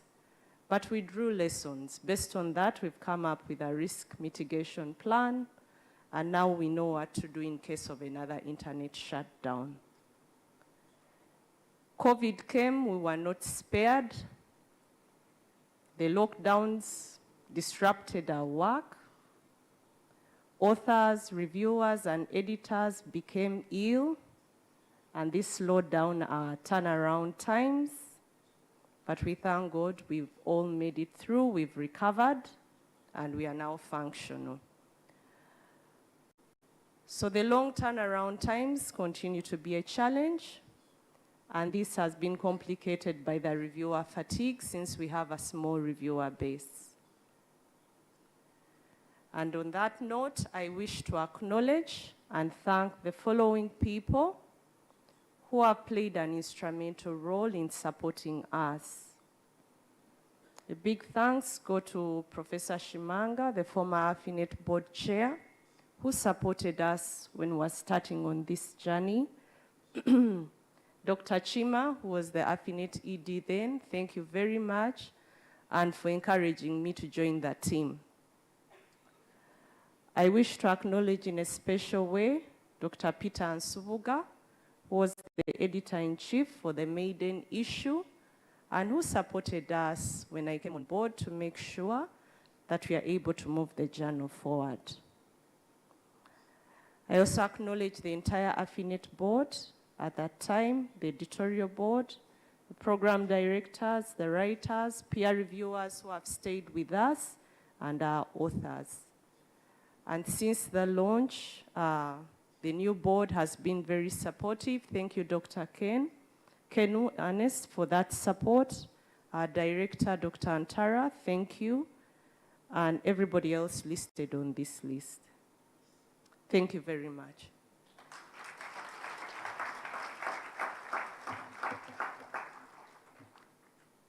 Should I take over?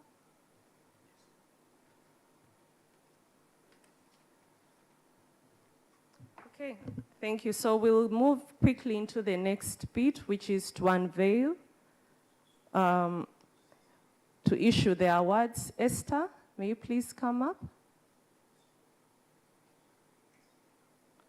So we wish to recognize some people who have played a critical role with a small token of appreciation.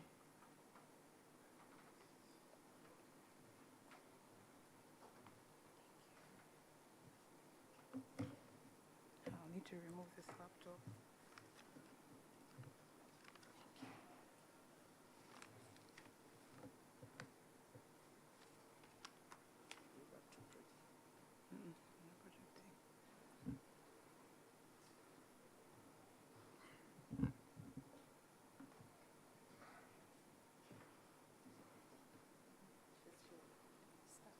We don't have people who have been in the work group. people who are bringing the awards initiative. Irene, Christy's looking for her. Okay, she's there. Maybe in the interest of time, can we move on to the next, which is to unveil the issue as the awards are brought in. I wish to invite the AFENET director and the board chair to please come and unveil, and our chief guest.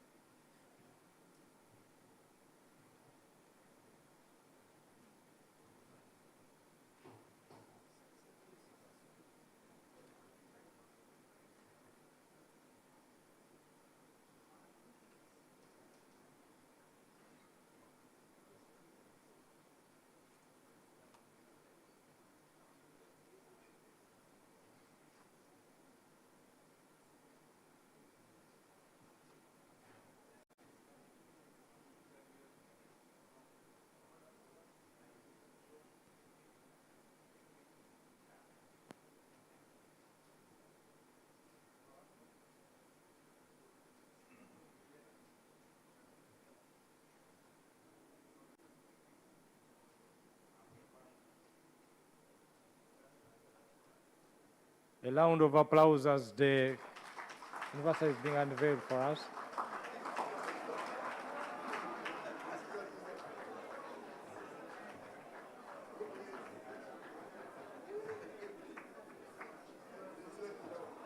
So, okay. So thank you very much, our chief guest, the board chair and the AFENET director.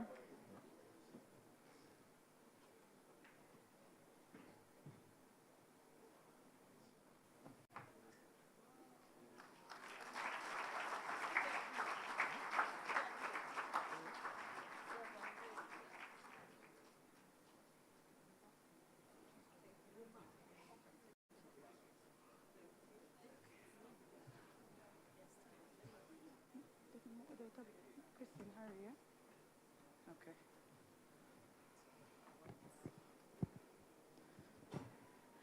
Okay. Good afternoon, everyone. So as Dr. Shiba said, the journal would like to recognize a few outstanding categories in this award session. And the first will be the program with the most publications. So the Jeff Publications Excellence Award is presented to honor an outstanding AFENET program that has made a significant and enduring contribution to the field of public health through their publications in our esteemed journal. We proudly present the Jeff Publications Excellence Award jointly to both Uganda programs in recognition of their outstanding commitment to advancing the field of public health. Uganda has accomplished a great milestone thanks to the extraordinary research proficiency and persistent dedication to sharing insightful knowledge. So I'd like to call both program directors from both our Uganda programs to come up and receive their award.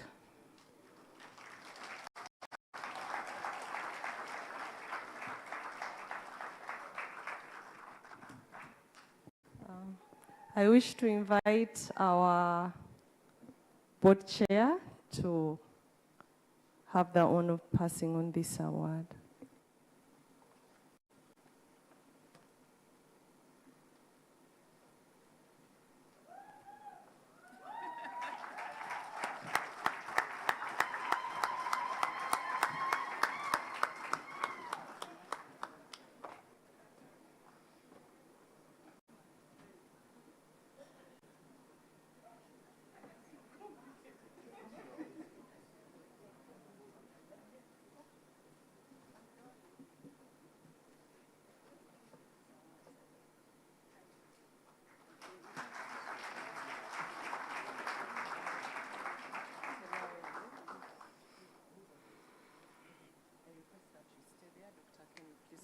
read the next.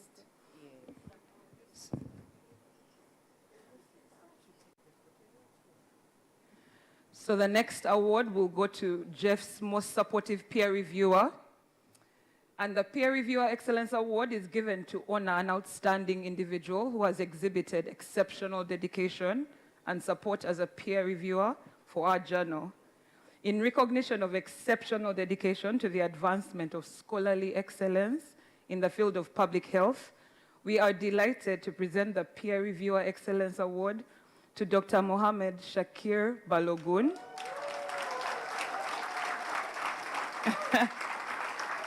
who has consistently demonstrated a commitment to the rigorous evaluation of submissions and has set an exemplary standard for other peer reviewers. His insightful, constructive, and timely feedback has not only ensured the quality of our publications, but has also nurtured the professional growth of numerous authors.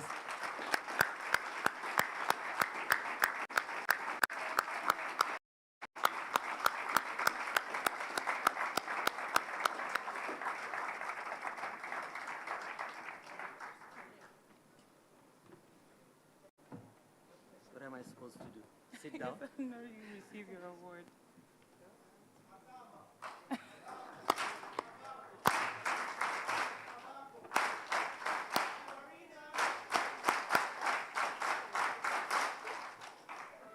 You should teach us that one so that we can also clap for our people. Finished? Okay. So the next award is the Jeff Author Award. Now, this award is a distinguished honor presented to celebrate an author who has demonstrated dedication for advancing public health knowledge through their submissions to our journal.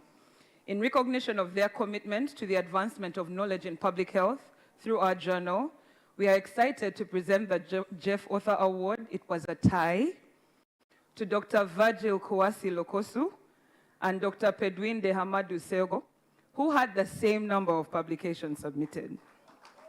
They remain dedicated to the dissemination of knowledge. They remain dedicated to the dissemination of knowledge in the field of public health, evidenced by their great number of submissions to our journal. We commend them for their unwavering commitment to the betterment of public health through scholarly contributions.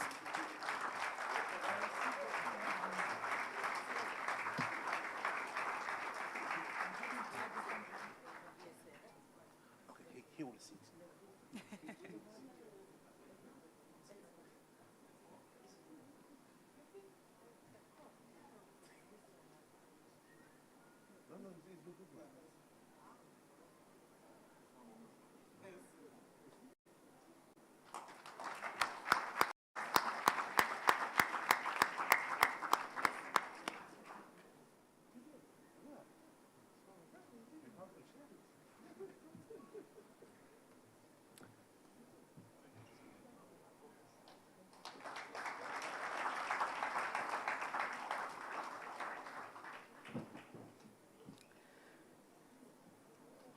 So the next award is a very...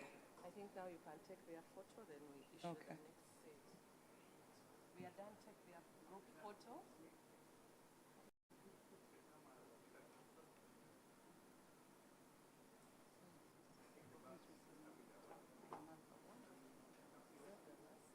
No, there's one more. Supplement.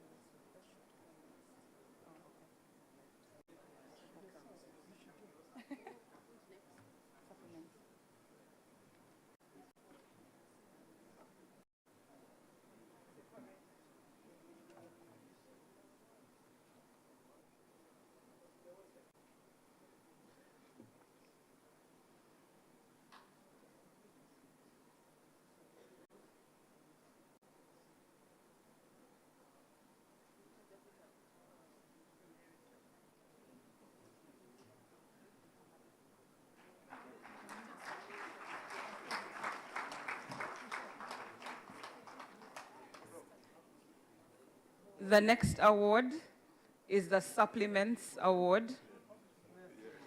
The Supplement Award is a prestigious distinction presented by Jeff to recognize exceptional contributions in the form of a special supplement.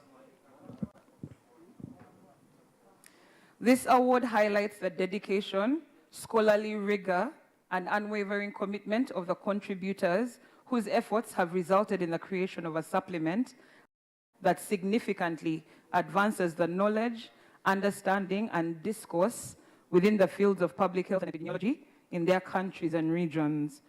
This award serves an expression of our journal's profound appreciation for the exceptional contributions made through the following programs: the Liberia Field Epidemiology Training Program, West Africa Francophone, which is the Burkina Faso Field Epidemiology Training Program, and then lastly, the WAHO supplement from the Ghana FETP and West Africa / Burkina Faso FETP. So the three programs that I have talked about, the four programs that I have mentioned, kindly come up to receive your award, your awards.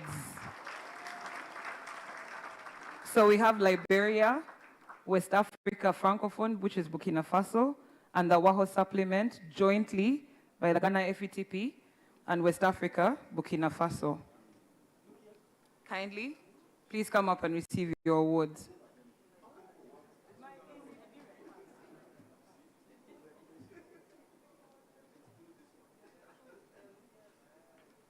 This award is a symbol of the enduring impact that high-quality research and scholarship can have on the broader scientific community and society at large. The Supplements Award is a reflection of our unwavering commitment to excellence and our recognition of those who consistently raise the bar for scientific inquiry and knowledge dissemination in the fields of public health and epidemiology. Ghana FETP and Burkina Faso FETP.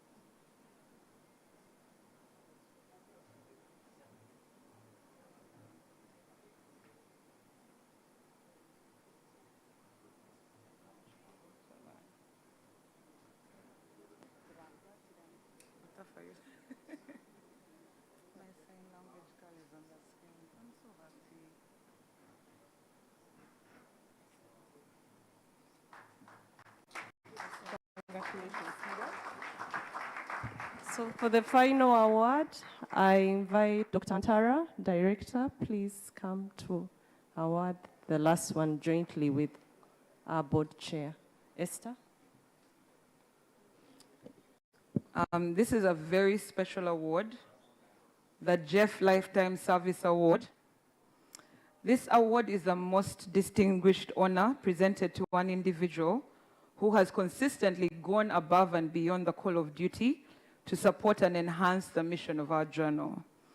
This award celebrates a lifetime of remarkable contributions and tireless commitment, acknowledging the extraordinary impact this individual has had in fostering the growth and success of our journal. In profound recognition of his dedication to the advancement of public health research and the unyielding support of Jeff, we are honored to bestow the Jeff Lifetime Service Award upon the late Dr. Bernard Sawadogo.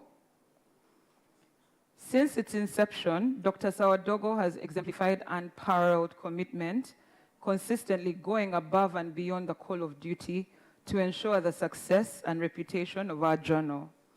He tirelessly supported editors, authors, he mentored emerging researchers, and promoted the dissemination of knowledge in the field of public health.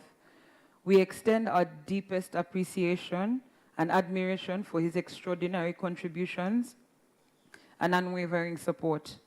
May his soul rest in eternal peace.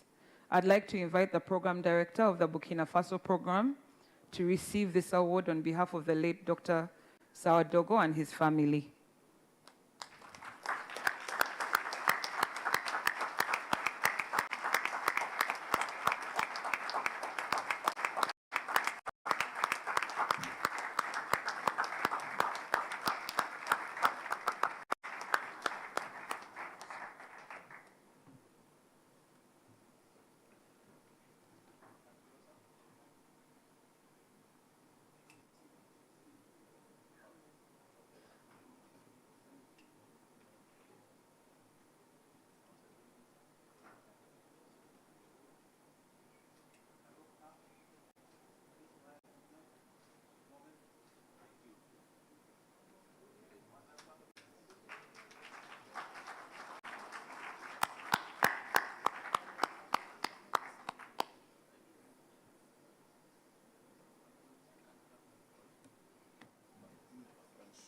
It's okay.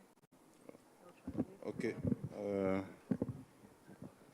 Je voudrais vraiment, de façon très solennelle, I sincerely wish with I wish to recognize the value of the person of late this opportunity to thank those who have had this initiative. The program is recovering, and if we have been standing, it's thanks to the whole team. And I wish, on behalf of the whole government of Burkina Faso, to thank you. He was a public figure, not only a scientist, and Dr. Antara and the whole team. I wish to thank you, and I'm sure that the family of Bernard will be will feel relieved and supported. Thank you, and may his soul rest in peace. Oh, sorry. No, of course not. Oh, Sheba, please come here. Can we have all the writers, the scientific writers, and all the editors on the stage? We shall mark a register here. Please come up. And can we give them a big round of applause as they come up?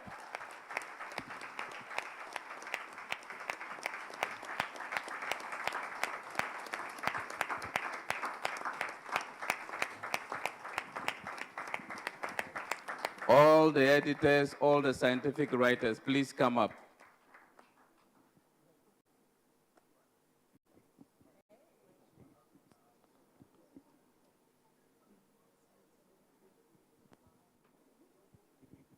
Okay, you can see the boy child is at risk here. Now, they appreciated everybody. They acknowledged the role of everyone except they themselves. I do feel that an injustice would have been occasioned if we leave here without acknowledging the immense contribution of this team here to bring us this far.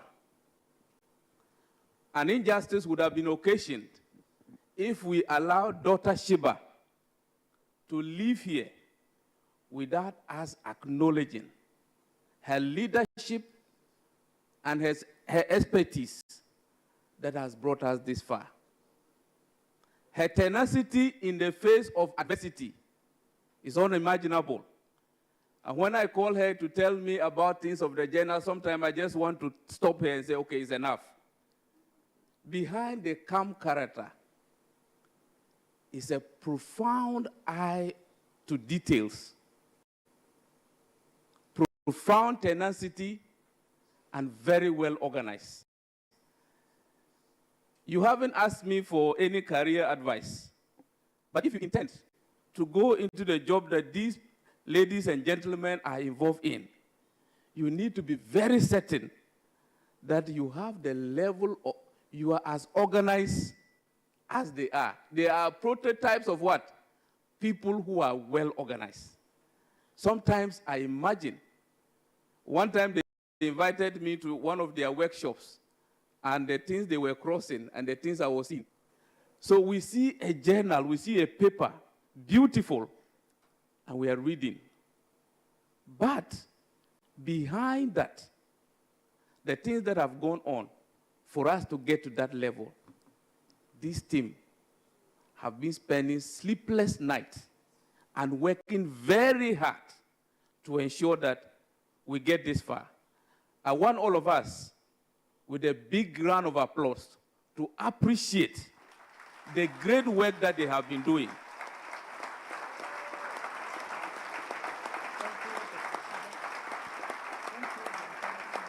Thank you.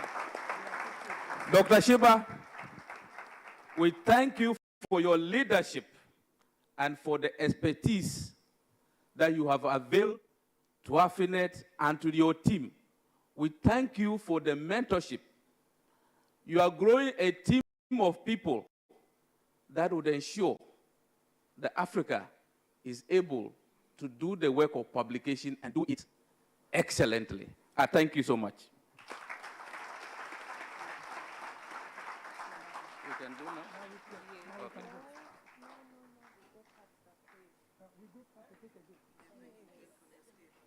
Why don't they bring the cake here? We wait here. Sorry. There's one more. Cut the cake. Oh, okay. Just ceremonious. The rest will serve. Okay. Cut and we finish. Thank you so much. Thank you. Thank you, Sheila. Thank you for that. I appreciate it. Yes, we need the photos. They need to document. Yeah. Somebody will ask what happened in 2023.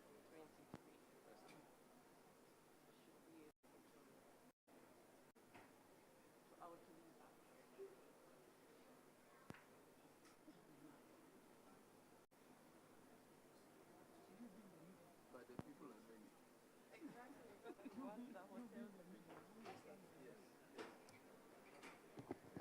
To mark this occasion, we've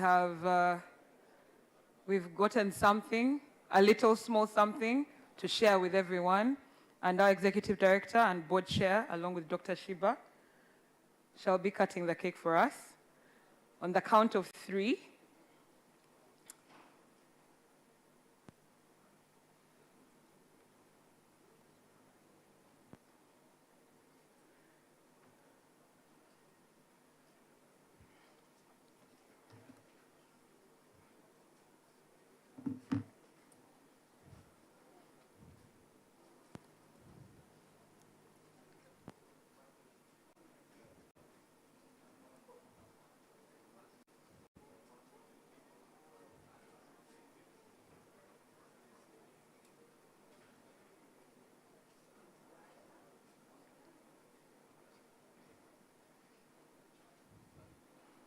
Okay.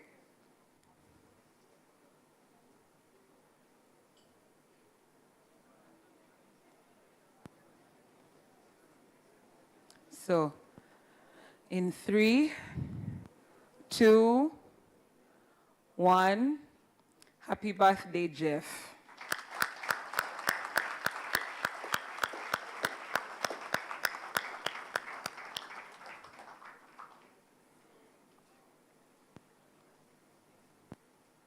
Thank you very much. Thank you, Dr. Simon. Thank you, Shiva. Last word. So thank you so much for your time. We appreciate it. And please make sure you'll have a piece. Enjoy the rest of the days. Wish you journey mercies. Bye.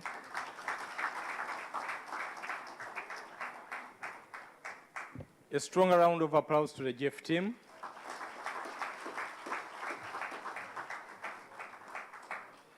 I now take the pleasure to invite Dr. Ditu Kazambu, the head of programs at the AFENET Secretariat, to take us through the session of the 8th AFENET Scientific Conference Awards for the different categories that were offered in this particular scientific conference. Dr. Ditu Kazambu, you're welcome to it. A round of applause for him as he comes.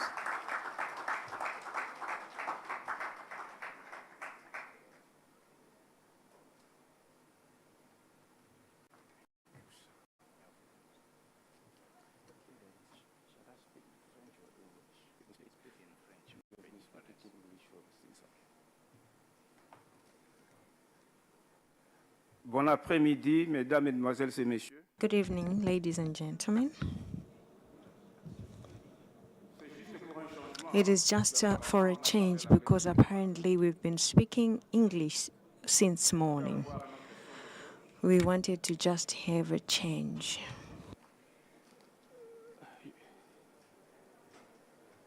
Nous venons de passer We are going to present awards to the winners.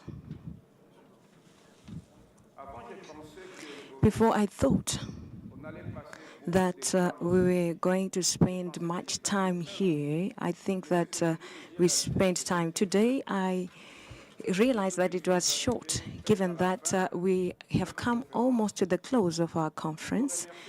We'd like to thank you for your patience. Since Sunday, we attended different sessions of presentations, different programs, very excellent presentations. The people that we trained in our networks, in our AFENET network. It is today that we are giving awards. It is not everyone who wins. Awards are given to motivate those who did not receive so they can improve themselves and receive awards in the conferences to come. What I'm going to do, I will indicate names. We have in total, I think we have 8 categories in total. The first category is about the best oral presentation for advanced programs, intermediary programs, and frontline programs. The second category will be on presentation of posters, best presentation of posters, taking into account advanced, intermediary, and frontline programs. After we have a special category on best scientific innovations, the last category will be on photos. For each category, we have 3 laureates or 3 awards. This will be in English. What we'll do is that just after inviting a winner, we will give them the award. We handshake the person and then we take a photo. Is that okay? I will start with the first category, the best oral presentation for the advanced programs.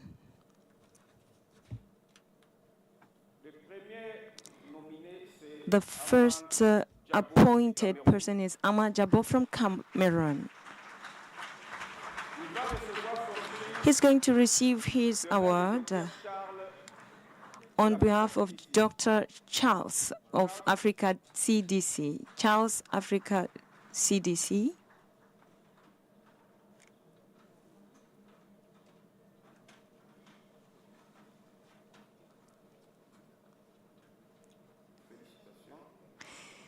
Congratulations.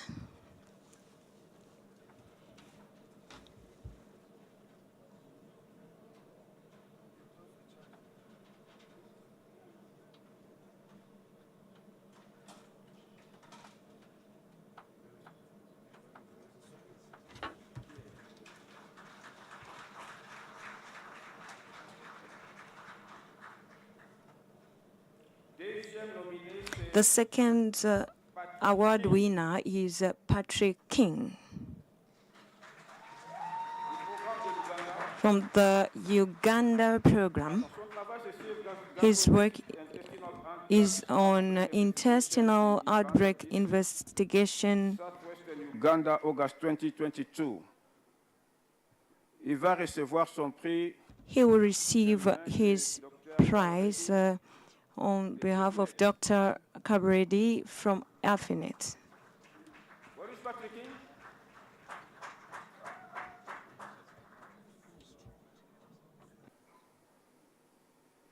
Patrick, are you there? Can the RIA represent him? Okay, there is a representative.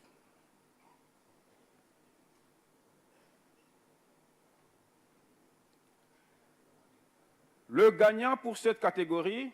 The winner for this category is Abdul Ghafur Mohammed.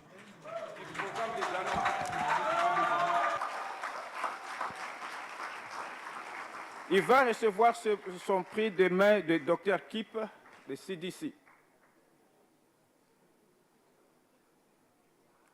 It will be handed over by CDC representative.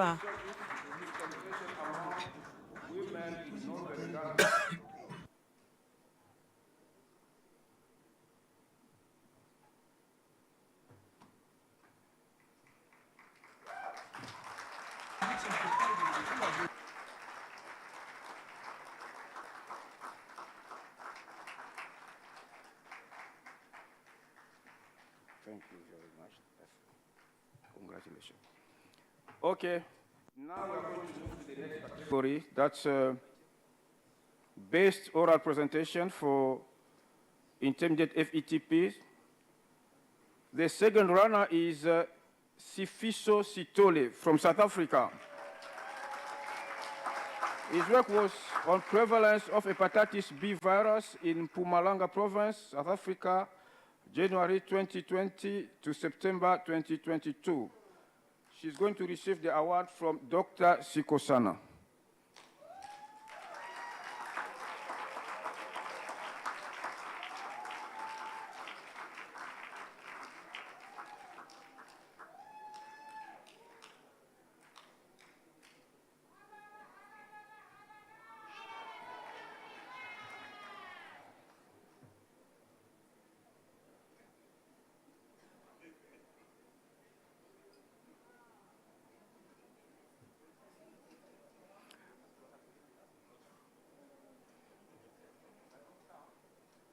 Thank you very much.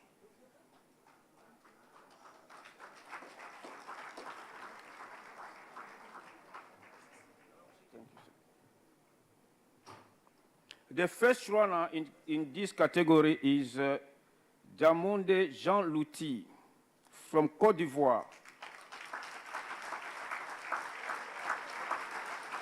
His work was on investigation autour d'un phénomène. Investigation of an abnormal phenomenon in Karango district of Boaké in Côte d'Ivoire in December 2021 to January 2022.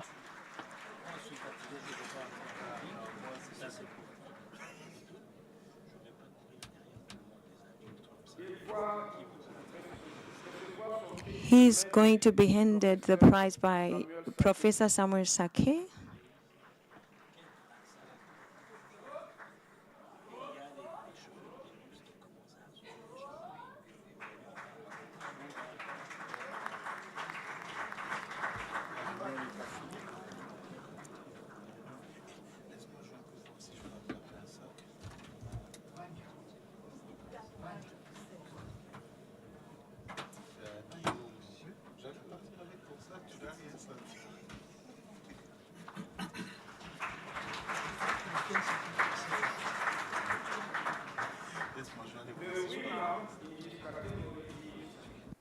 Violet Chimutai from Uganda for her work on incidence of preeclampsia among pregnant women attending Mbale Regional Referral Hospital, Uganda, from January to December 2022. She's going to receive the award from Professor Reginald Machaba. Oh.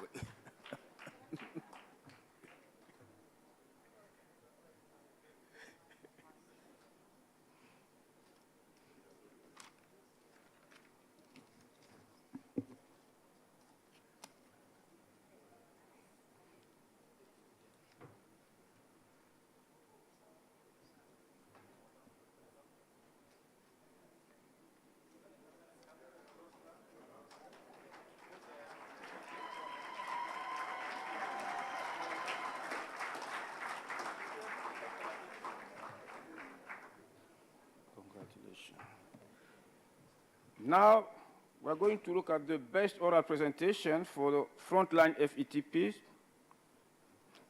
The second runner is Diana Rose Muwau from Kenya for a work done on factors associated with complication among diabetes mellitus cases in Kitui Country Referral Hospital Diabetic Clinic, Kenya, from June 2018 to September 2019. She's going to receive the prize from Dr. Mwamba Diedone.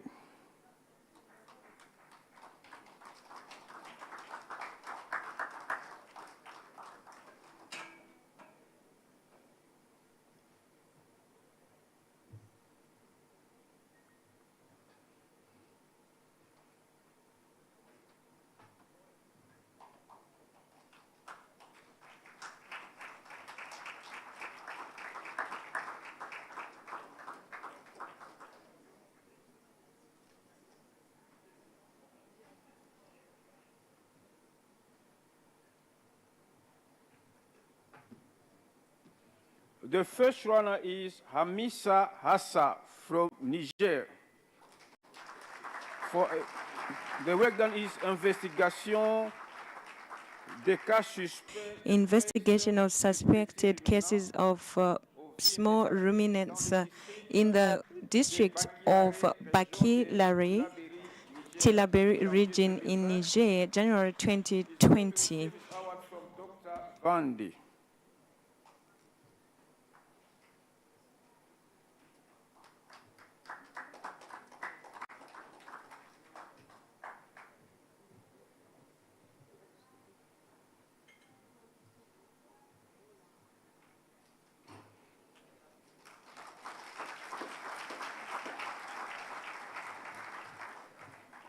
Thank you, sir. The winner in this category is Ultwa Nang Modise from Botswana.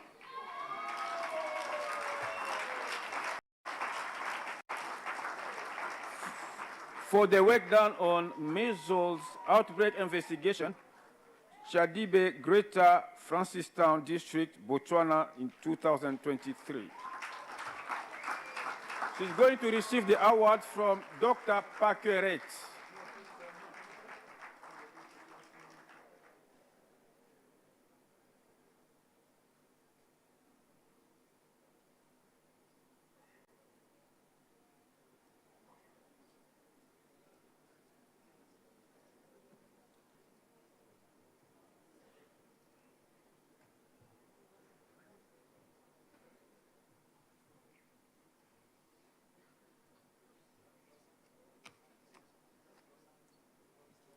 Louisa.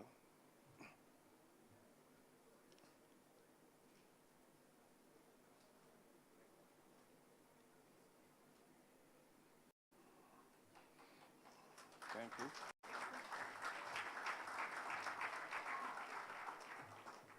Okay, we're now going to look at the best poster presentation.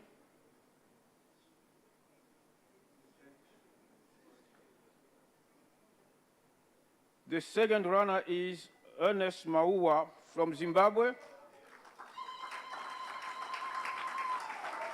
on the work done on achieving the 95 fast-track target HIV care and treatment cascade Zimbabwe 2021, a secondary data analysis. He's going to receive the award from Dr. Amy. Dr. Amy.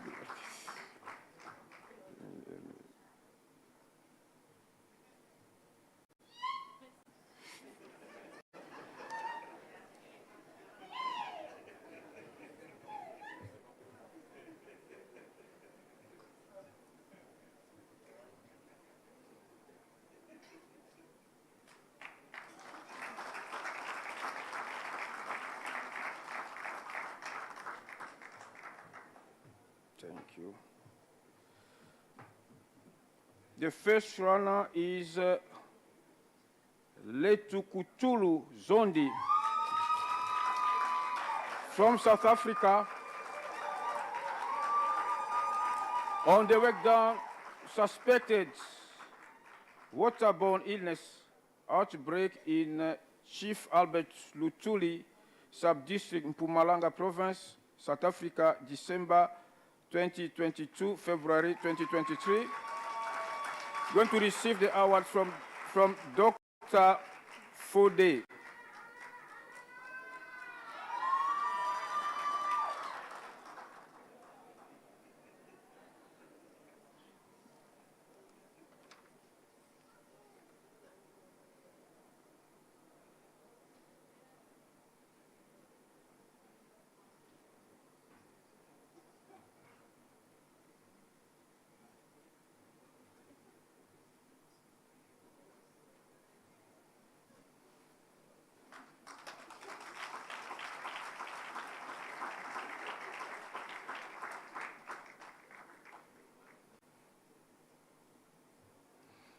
The winner is Naledi Mapiji from South Africa.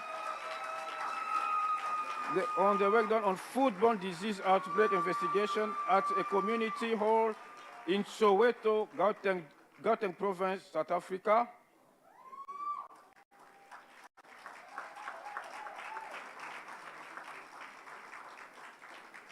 She's going to receive the award from Dr. Nyambe.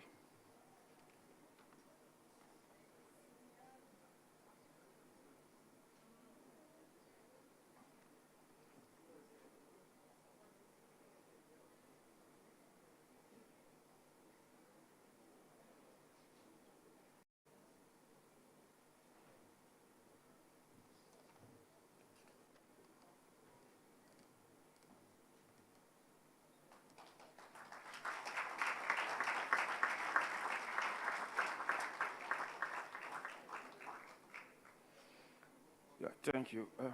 The next category is best poster presentation for intermediate programs.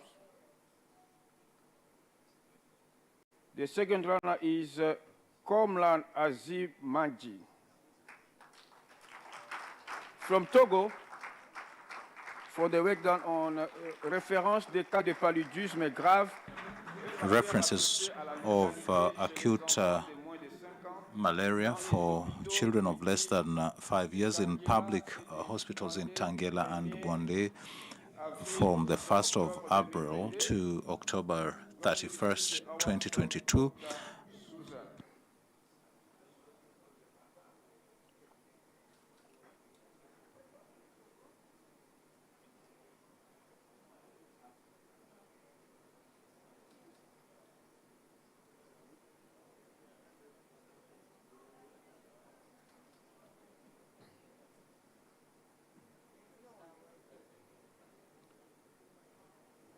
Oh.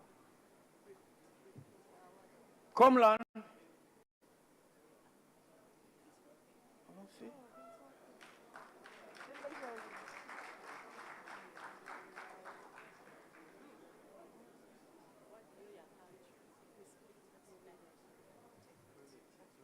Hmm?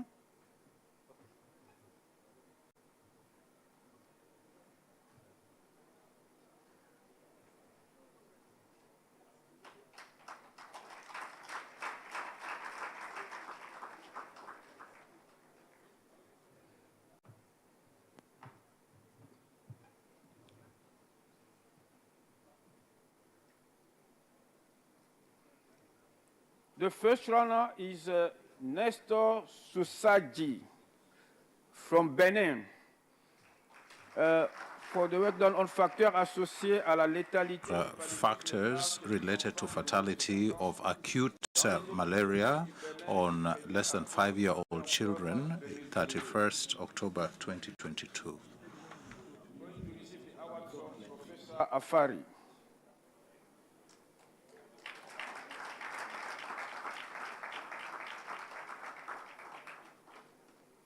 Nestor, c'est ça, tu n'es pas là? Nestor is represented by Matilda.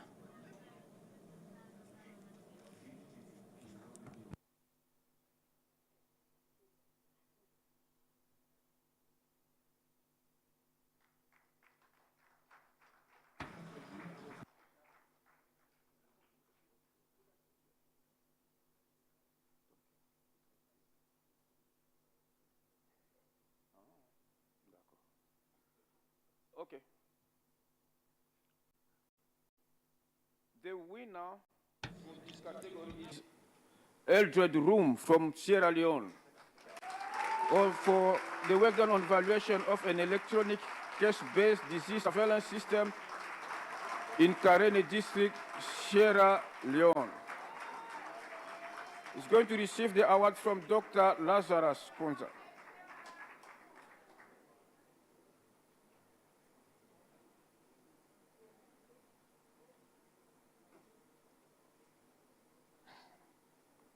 We move to the front line.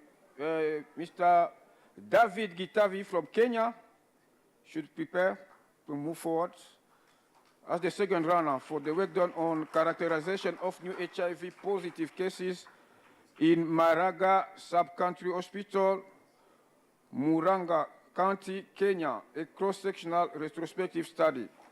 He's going to receive the award from Dr. John Rumunu. Will be followed by Adoni Pacom. Where is David Gitavi? David Gitavi?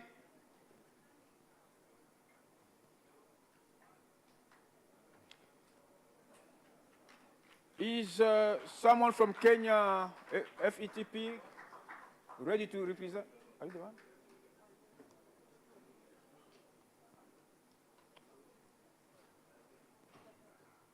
Dr. John Rumunu.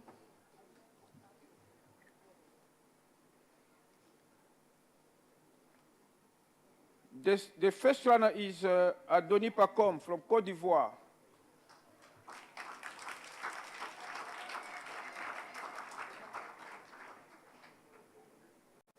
For his work done on investigation d'une flambée des toxi-infections alimentaires. An investigation on massive food intoxication in Bongunu, Ivory Coast, February 2021, who will receive the prize from Raphael. Dr. Rumunu is for David Gitavi. Where is David Gitavi? Yes. It's given already? No, I called. It was coming very slowly. Just give. You give. You just give. Where is Adoni Pacom? Oh. Okay.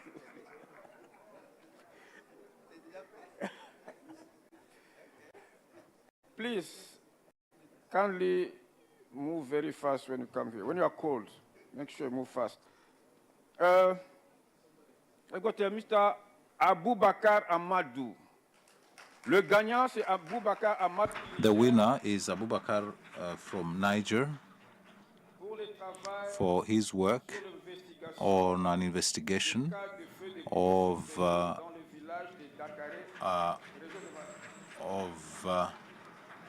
cases of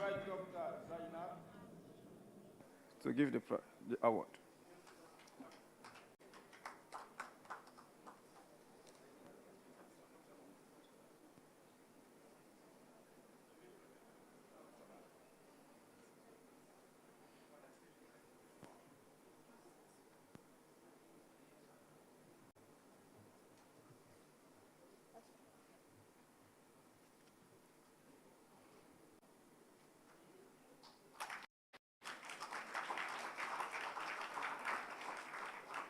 Okay, we move to the next category. That's best scientific innovation.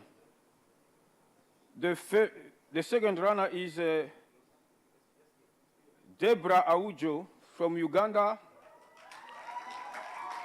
from the Advanced FETP, Uganda, for the work done on a discrete choice experiment to predict factors associated with enrollment to a national health insurance scheme in Kampala district, Uganda. Going to receive the award from Dr. Simon Antara.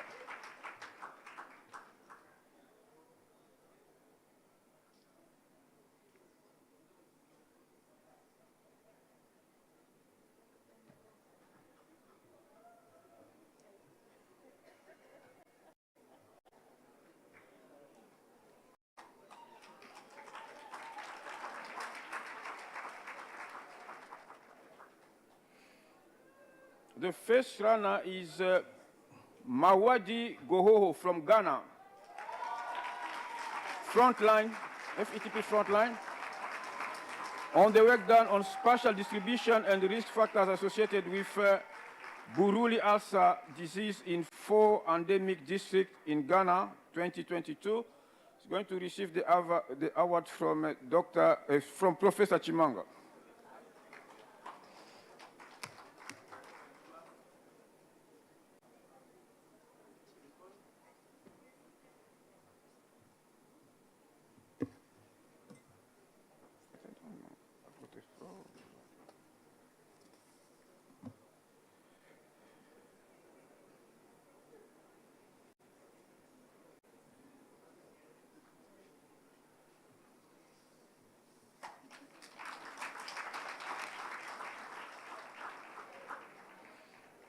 The winner is in this category is Brian Bruma from South Africa, Advanced FETP,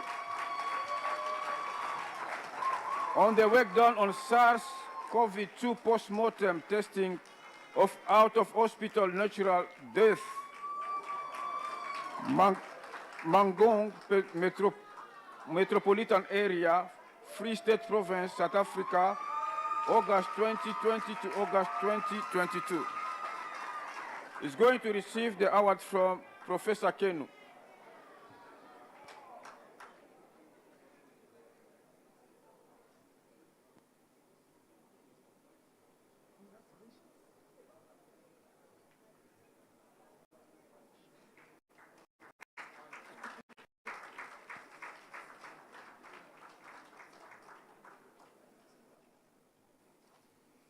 Thank you very much. The next category is for best photo. The second runner is Adam Ahabiru from Nigeria. He's going to receive the award from Dr. Wedraogo.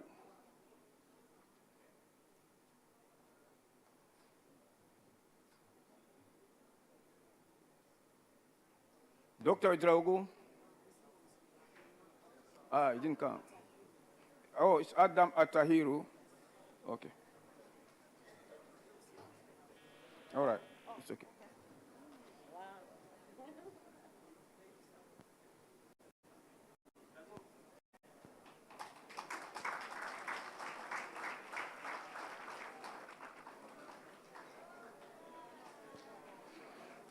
The first runner is Dahabo Golgolo from Kenya.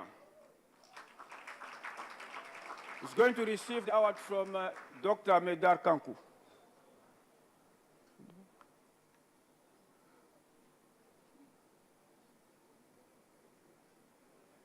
Dahabo.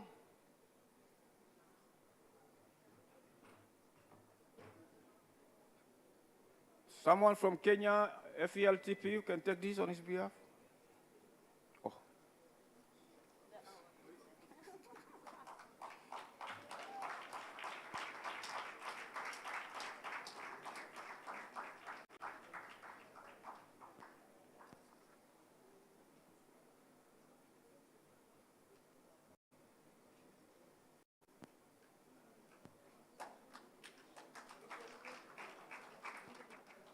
Okay, the winner in this category is Dalito Ngululu from Zambia Frontline.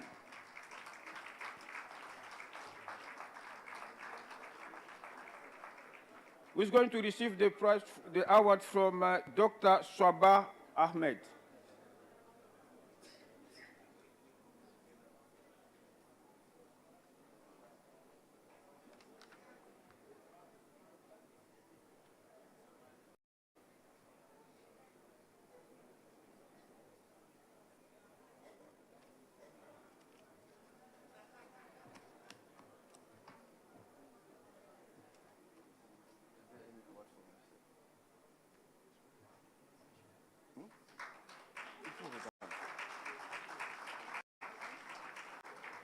Okay, thank you very, very much. I don't know why it's not here.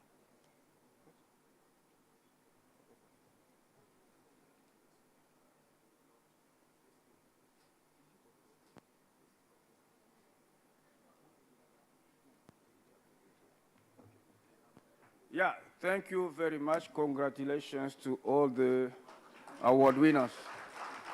Okay.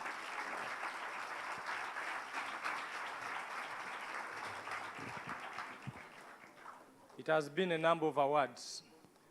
Let's all stand up and stretch at ease.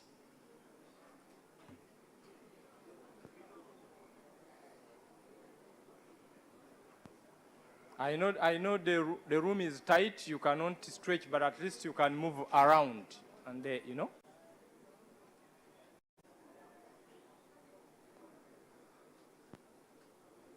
Okay, so let's all now stand at attention. Let's all stand at attention. We want to have the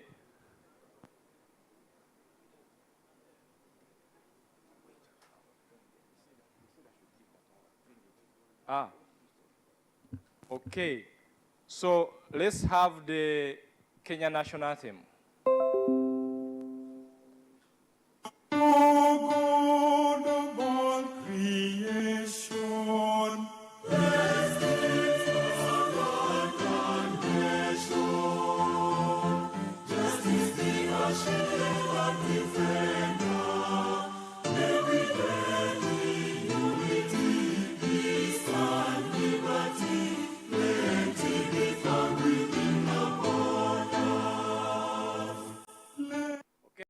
African anthem. Mungu twaomba uilinde Jumuiya Afrika Mashariki, tuwezeshe kuishi kwa amani, tutimize na malengo yetu. Jumuiya yetu sote tuilinde, tuajibike, tuimarike. Umoja wetu ni nguzo yetu, idumu jumuiya yetu. Okay, thank you very much. Let's all take our seats. Okay, so Dr. D2 will...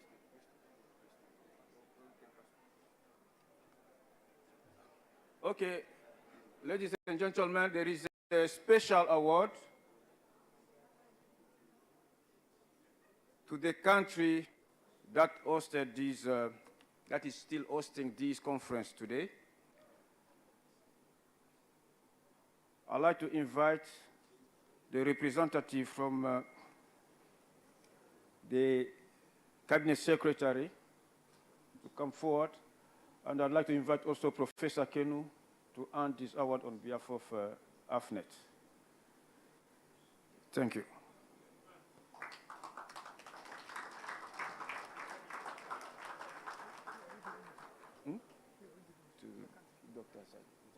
To the country.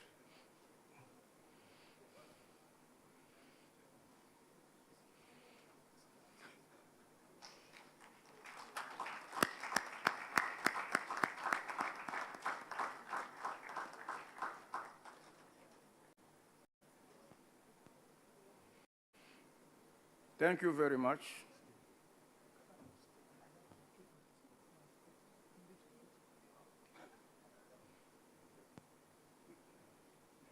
Okay, thank you. Okay, so another round of applause to the award giving ceremony.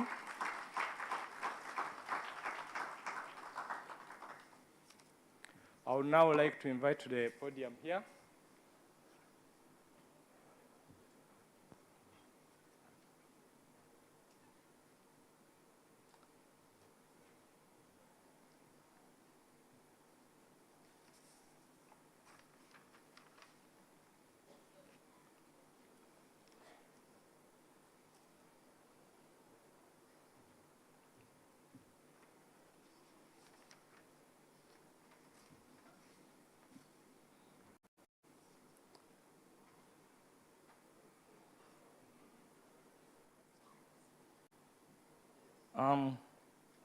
let's have Dr. Carl Reddy also come to the front. Dr. Budget is okay.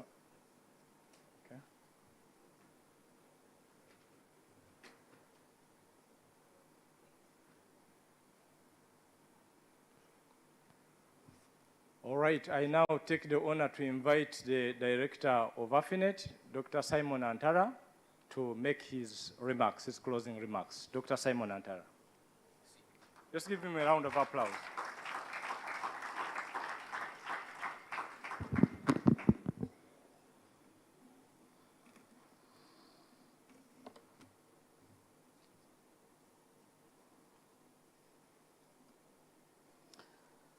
The Deputy Director General, Medical Services, Ministry of Health of Kenya, Dr. Zainab Gurab, representing the Honorable Cabinet Secretary of Health.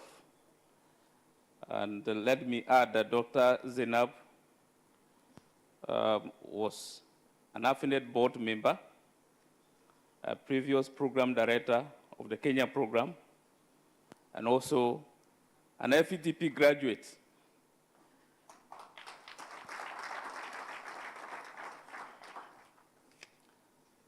The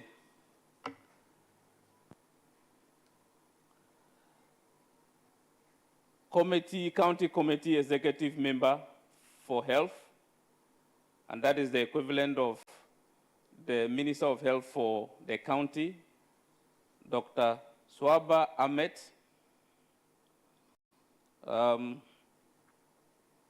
The regional director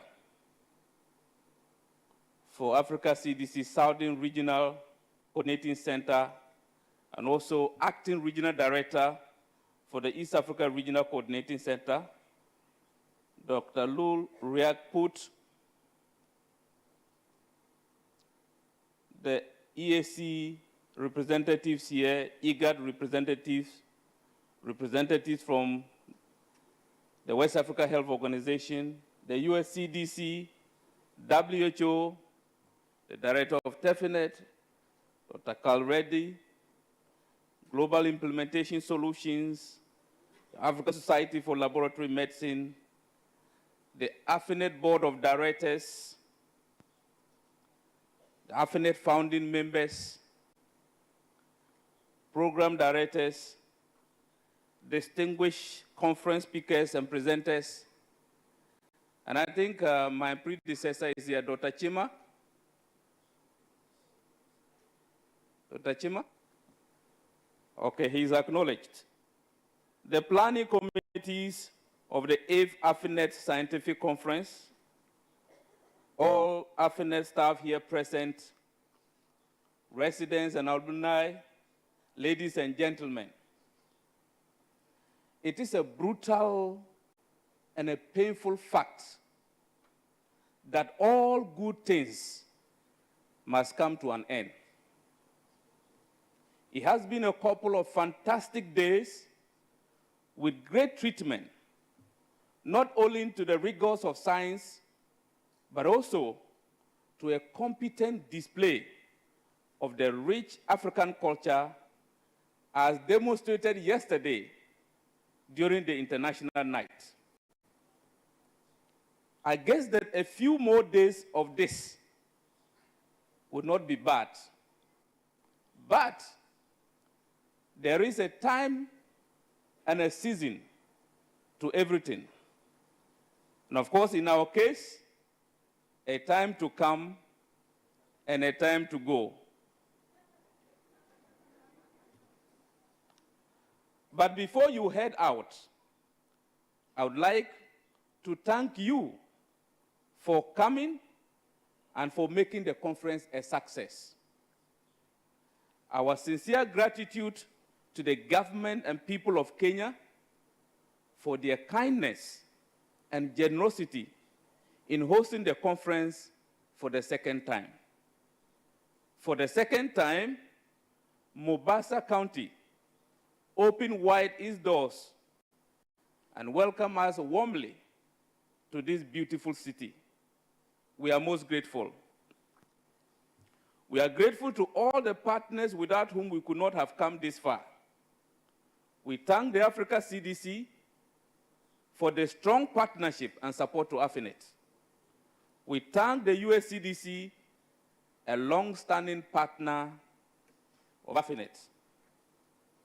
We thank the MasterCard Foundation, the Bill and Melinda Gates Foundation, Resolve to Save Life, the World Health Organization, UNICEF, Gavi, the World Bank, the Global Fund, Global Implementation Solution, African Society for Laboratory Medicine, and many more partners who have worked with us for us to get to this level.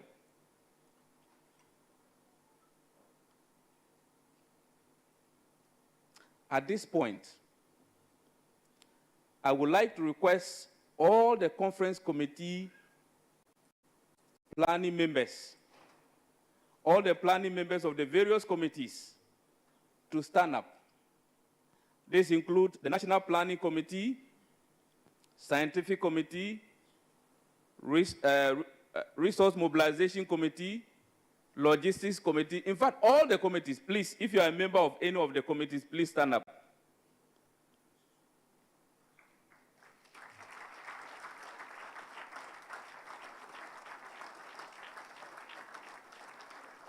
I expect to see more than this. It looks like some are still busy somewhere working.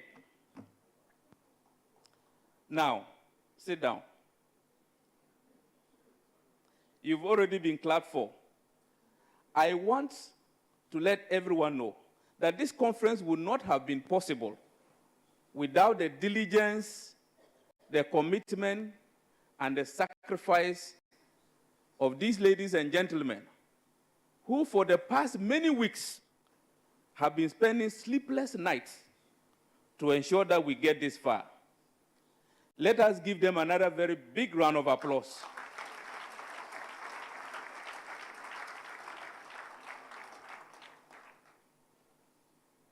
The conference is about to end, but the discussions must continue. We must continue to engage on the threats that endanger lives and livelihoods with a view to leveraging the synergy of our collective efforts to ensure national, continental, and global health security.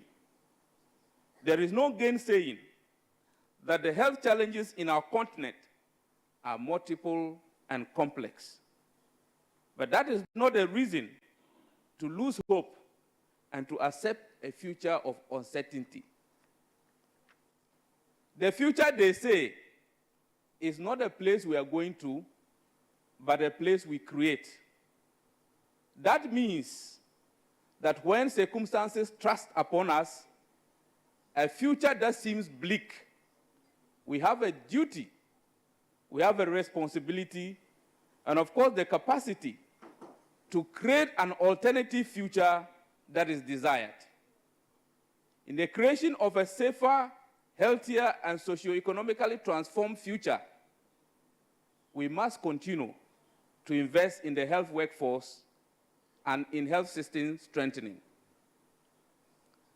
I would like to call on countries to work towards the institutionalization and sustainability of their field epidemiology training programs.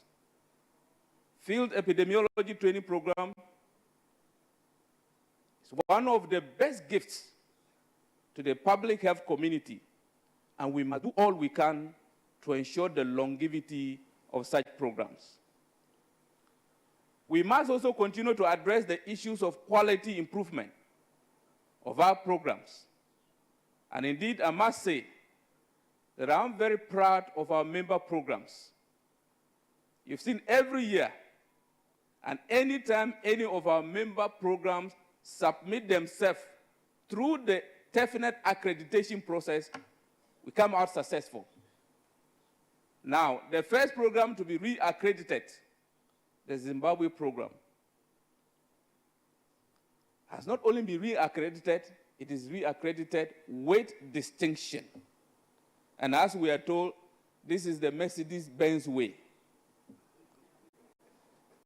Zimbabwe has shown the way, and I have no doubt that the other programs that would be accredited, they will be looking for the Mercedes-Benz. Now, the quality of the program is very important. You know, we often think that if we have money, if we have resources, we can do high-quality programs. But the reverse is true. Yes, if we have resources, we can improve the quality of our programs. But the reverse is also true.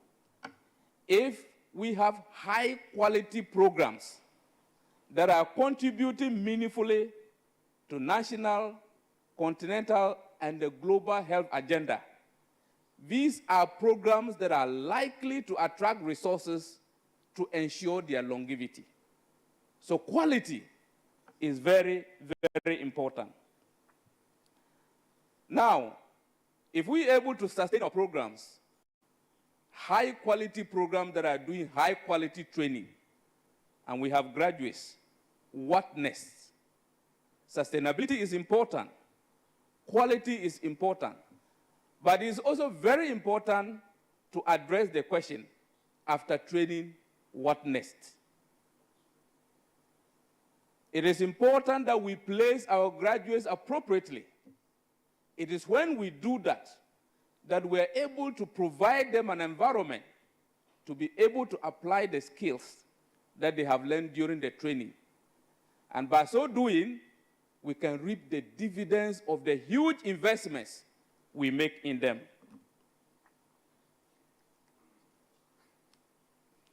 I also want to once more acknowledge our founder members. They have been here throughout the week. Indeed, for a very long time, many of them have not been to the AFENET conferences. We're happy that they have been here.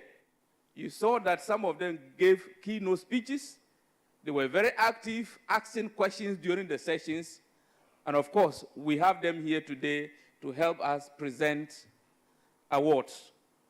We are grateful. To conclude, let me once again convey our apologies for the inconveniences occasioned by the challenges some of you encountered when you arrived. We are an organization that is committed to continuous quality improvement of our work. The feedback you gave us is of tremendous value in our continuous quality improvement effort. And if you want to evaluate what we have done with your feedback, please come back to the AFENET conference in 2025, and you'll see what we have done with your feedback. As we depart, I want to remind all of us of the saying that goodbyes are not forever. Goodbyes are not forever. Goodbyes are not the end. They simply mean we will miss you until we meet again. In the case of AFENET, we will miss all of you, but we trust that we'll meet again in 2025. Thank you very much.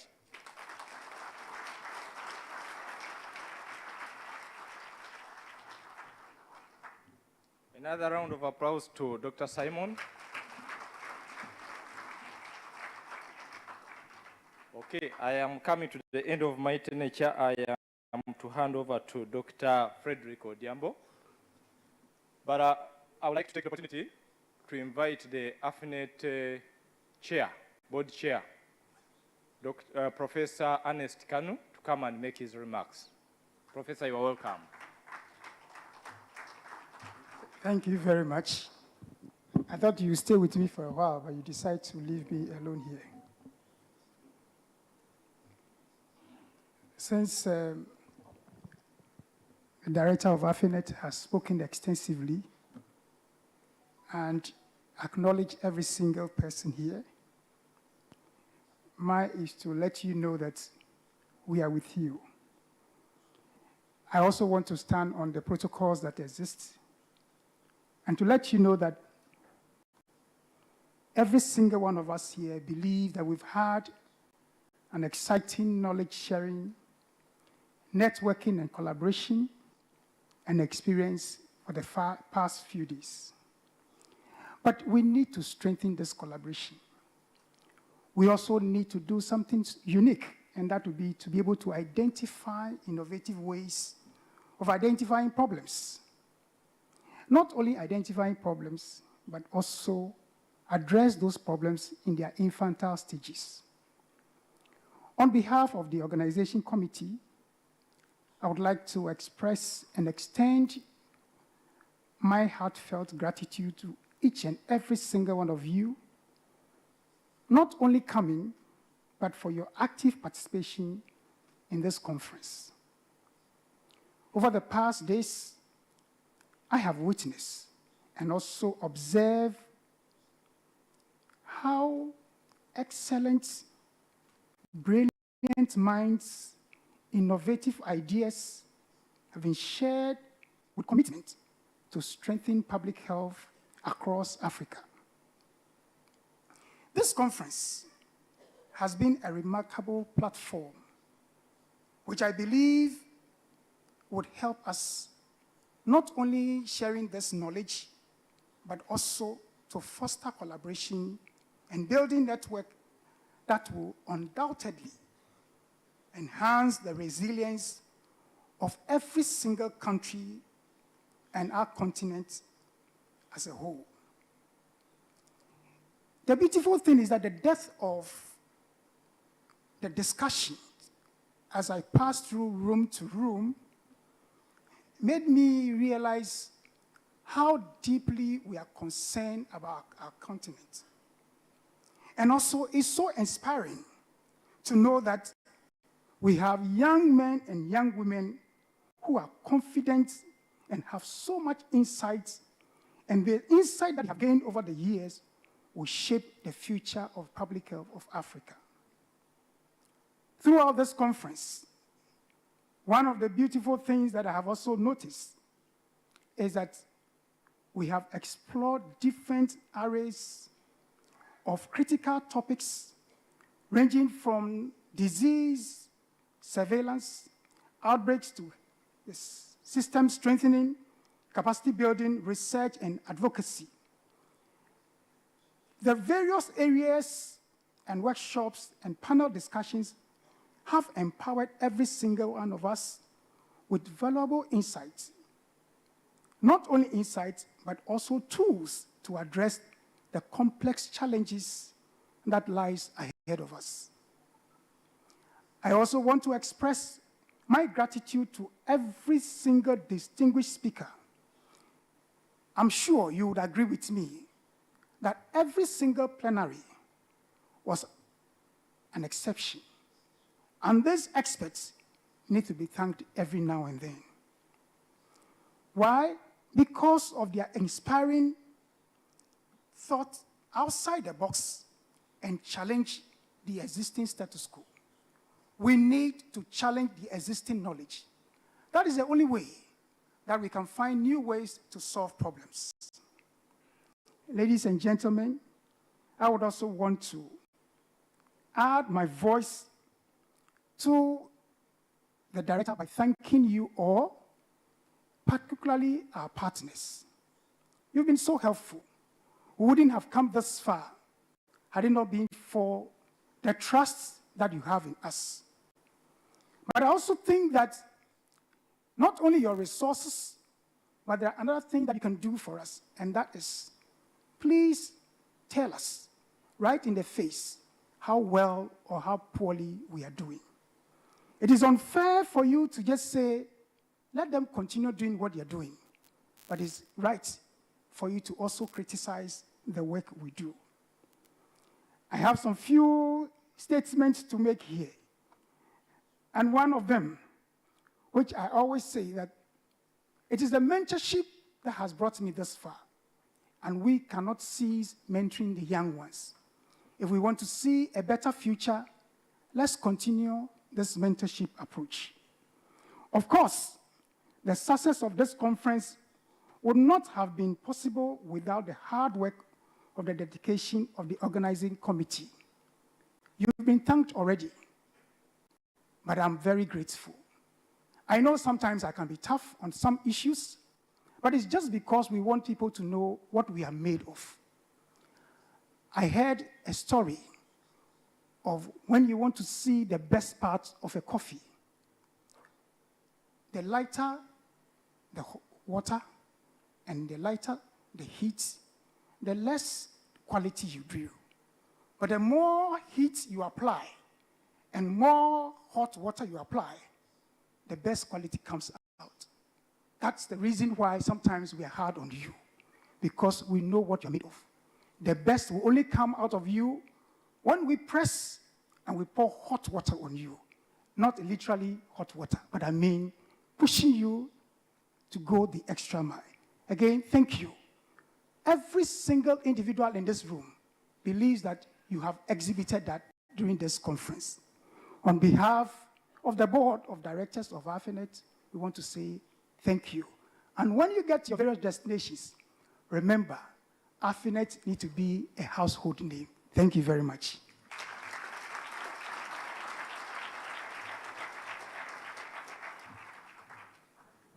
Another round of applause for the chair of the board.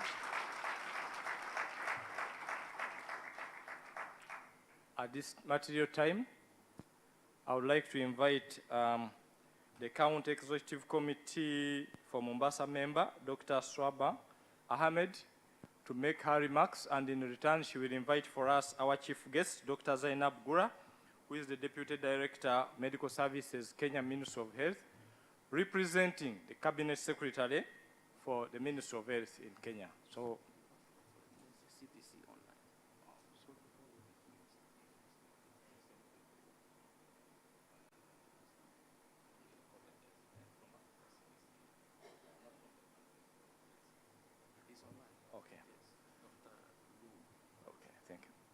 okay, I am informed we have a speaker on this closing ceremony from Africa CDC, Dr. Rulu, who is online. Let's have Dr. Rulu make the closing remarks. Thank you. Apologies for that.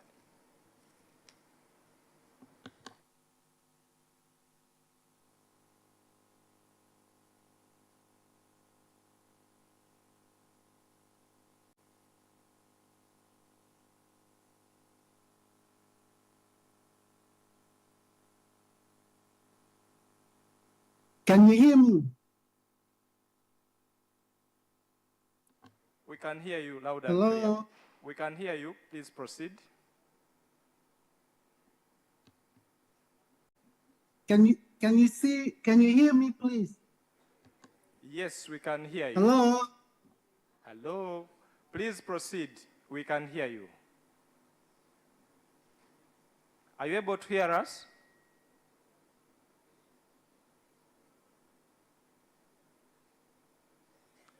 Are you able to hear us? I hear you now. So let me Hello. see this opportunity to recognize all the dignitaries on call. I'm Dr. Ulrich, representing the Africa CDC at the capacity of the regional director for both Southern Africa region and the Eastern Africa region. Specifically, I would like to recognize Dr. Simon Antara, the director of the AFENET, the chief guest honors from the government of Kenya, my best friends and colleagues, Dr. Sultani, all the distinguished guests, the speakers, health partners represented in this beautiful conference. Ladies and gentlemen, a very, very warm afternoon from the Africa CDC. It is my great pleasure and honor to address you this afternoon at the closing sessions of the 8th AFENET Scientific Conference under the themes strengthening public health systems in Africa toward enhanced global health security agenda. Specifically, the unique role of field epidemiology and laboratory training programs. But first, allow me to wish a very, very sincere congratulations to AFENET on the beautiful success of the conference. It is truly, truly impressive, splendid event, both in terms of intellectual quality and also the social gratifications. Well done, AFENET, and you should be so proud of this magnificent event.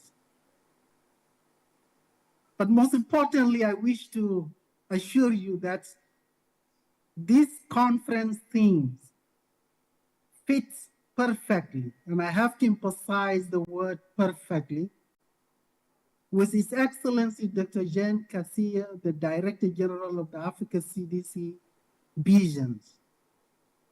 His vision is titled New Deal for Africa CDC, intended to transform the Africa CDC to become a world-class, self-sustaining, and agile institution that championing Africa health security, that sets the African public health agenda, and most importantly, to coordinate continental effort of Africa driven by one health approach. Also, the themes of this conference is also in line with the African Union agenda titled The Africa We Want, and also with the spirit of the African New Public Health Order, which is currently being implemented by Africa CDC and championing by the African Union through the member states. I would like to assure you that I had a rare privilege to attend the opening sessions and also being part of the surveillance mortality pre-conference that were hosted by the Africa CDC. It is a momentous occasion that's brought together the most talented epidemiologists across the continent, brought together the best researchers and well-qualified public health policy experts, majority of whom trained here in Africa, and they were trained by a world-class African institution, the African Field Epidemiology Network, AFENET. But most importantly also, AFENET is an African public health institution of excellence and also institution of the pride for Africa. That is why the Africa CDC selected AFENET to be very reliable and strong implementing partners to build its capacity to give AFENET a space in global arena. This is in line with the Africa CDC new public health orders, and also in line with the positive discriminations that charity started home. At this point, I would ask all of you, if you could hear me well, please join me in applause the entire AFENET team led by the director, Antara.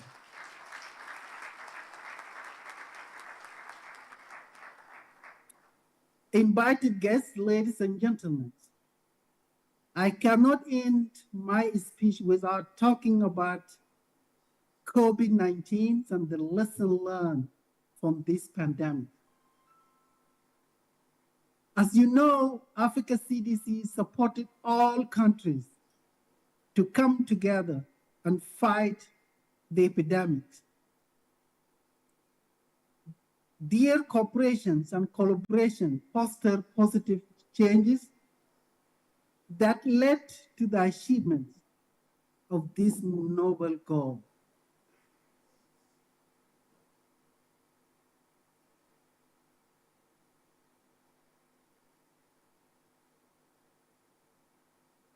For the first time in the history, Africa taught the world how to strategize, how to get together, and how to win the fight against a pandemic. Even without appropriate tools, even without vaccine, diagnostic, and therapeutics, the spirit of togetherness was so powerful. African people listened to leadership in some situation when the lockdown is necessary.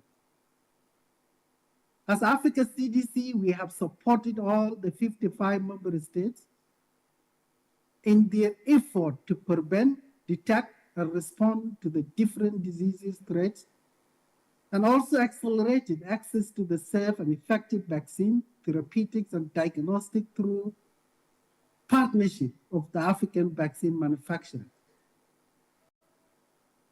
Through the pandemic, we achieved this together, and we achieved them through various initiatives such as saving life and livelihood, partnership to accelerate COVID-19 testing. So all of you know, when the first case of COVID was isolated in Africa on the 14th February 2020, there was only 2 countries that have capacity to correctly identify the COVID-19.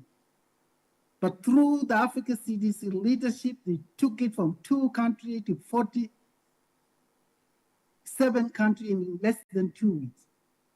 We also achieved it through the African Vaccine Acquisition Task Teams, known ABAT, the African Medical Supply Platform, and the African Vaccine Manufacturing Partnerships.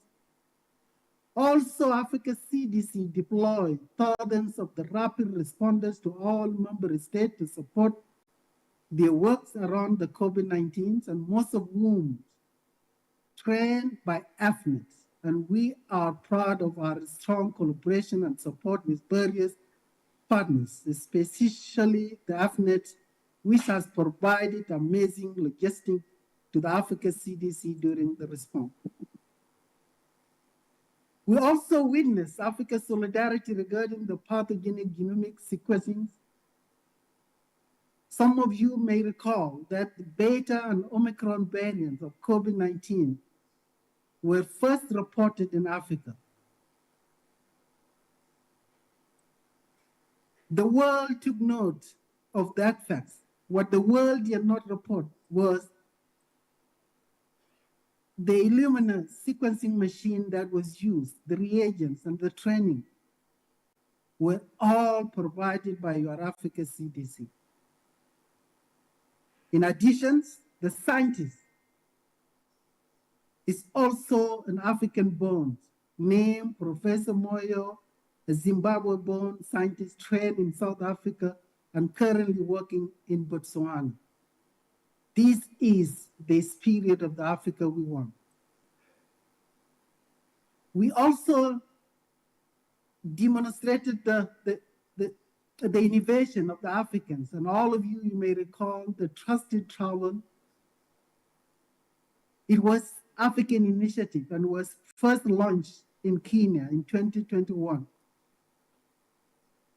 Trusted Travel is a top classic digital solution to support member states in verifying COVID-19 test certificate in real time for travelers to help harmonize the exit screening and also the entrance.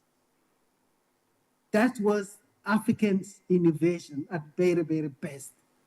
Those gave us a confidence, gave us hope that indeed good things were initiated in Africa and were copied elsewhere. Distinguished scientists and researchers, ladies and gentlemen, I would like to end my address by informing you that Africa CDC is also organizing the 3rd International Conference on Public Health in Africa, known as CPHI 2023. It's scheduled to take place from 27th to the 30th November 2023 in one of our most beautiful surface city in Africa that we should be all proud, none other than Lusaka, Zambia. The theme is breaking barriers, repositioning Africa in the global health architecture.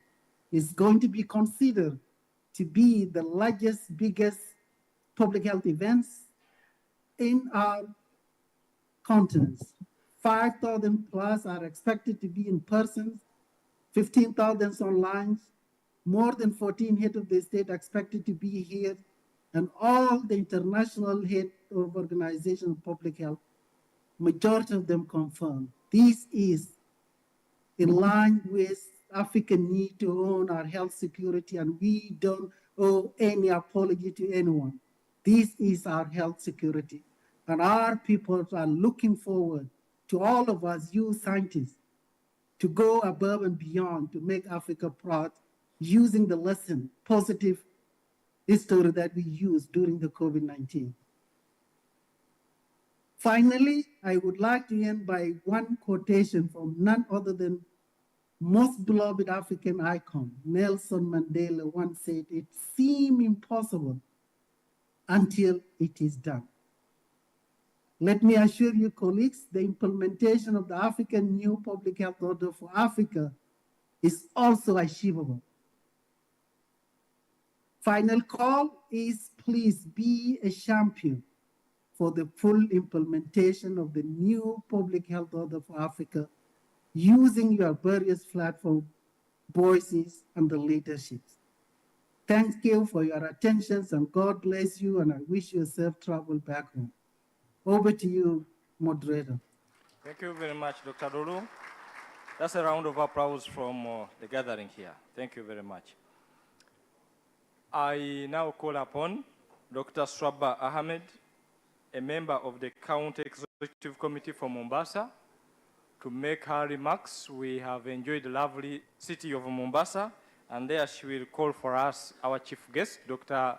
Zainab Gura, the Deputy Director, Medical Services at the Ministry of Health, representing the Chief Secretary at the Ministry of Health. Thank you. Welcome, Dr.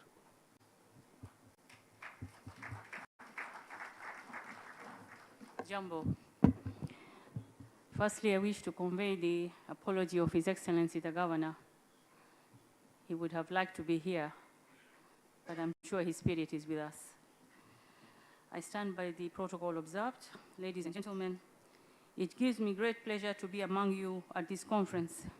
We appreciate the fact that the organizers of this conference chose to have it in Mombasa, and that the choice was not in vain.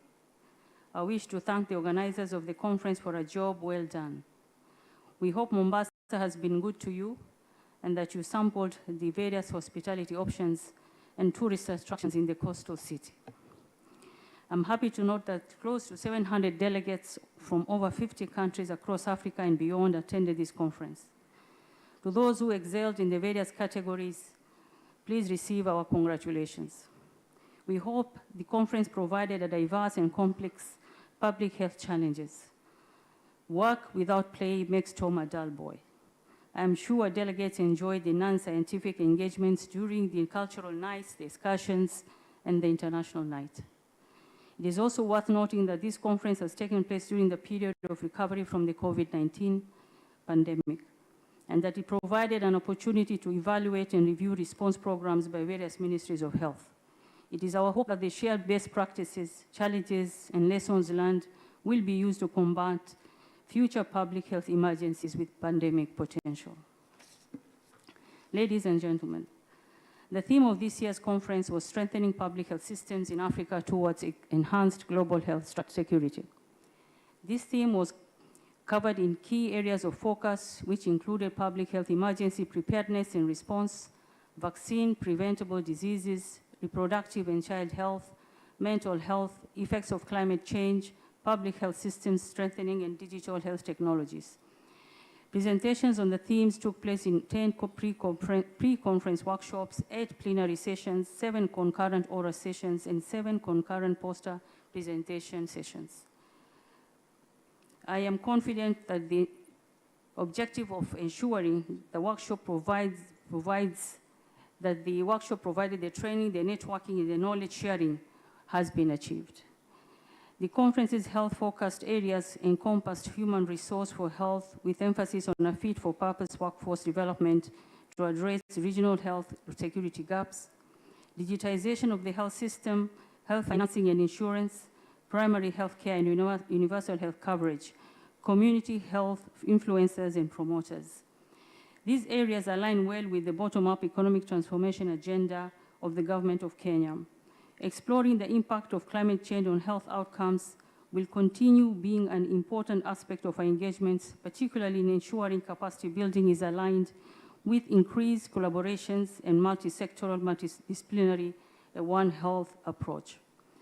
Ladies and gentlemen, as we come to the end of this conference, I wish to urge all of us to take a keen interest in the various findings and, most importantly, the recommendations from the findings to improve public health.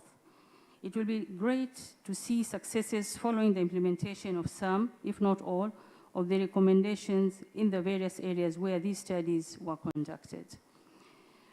Let me conclude by stating, as a CC here, and borrowing the words from His Excellency, by saying, kindly make sure before you exit Mombasa, you spend all your monies and leave every cent here.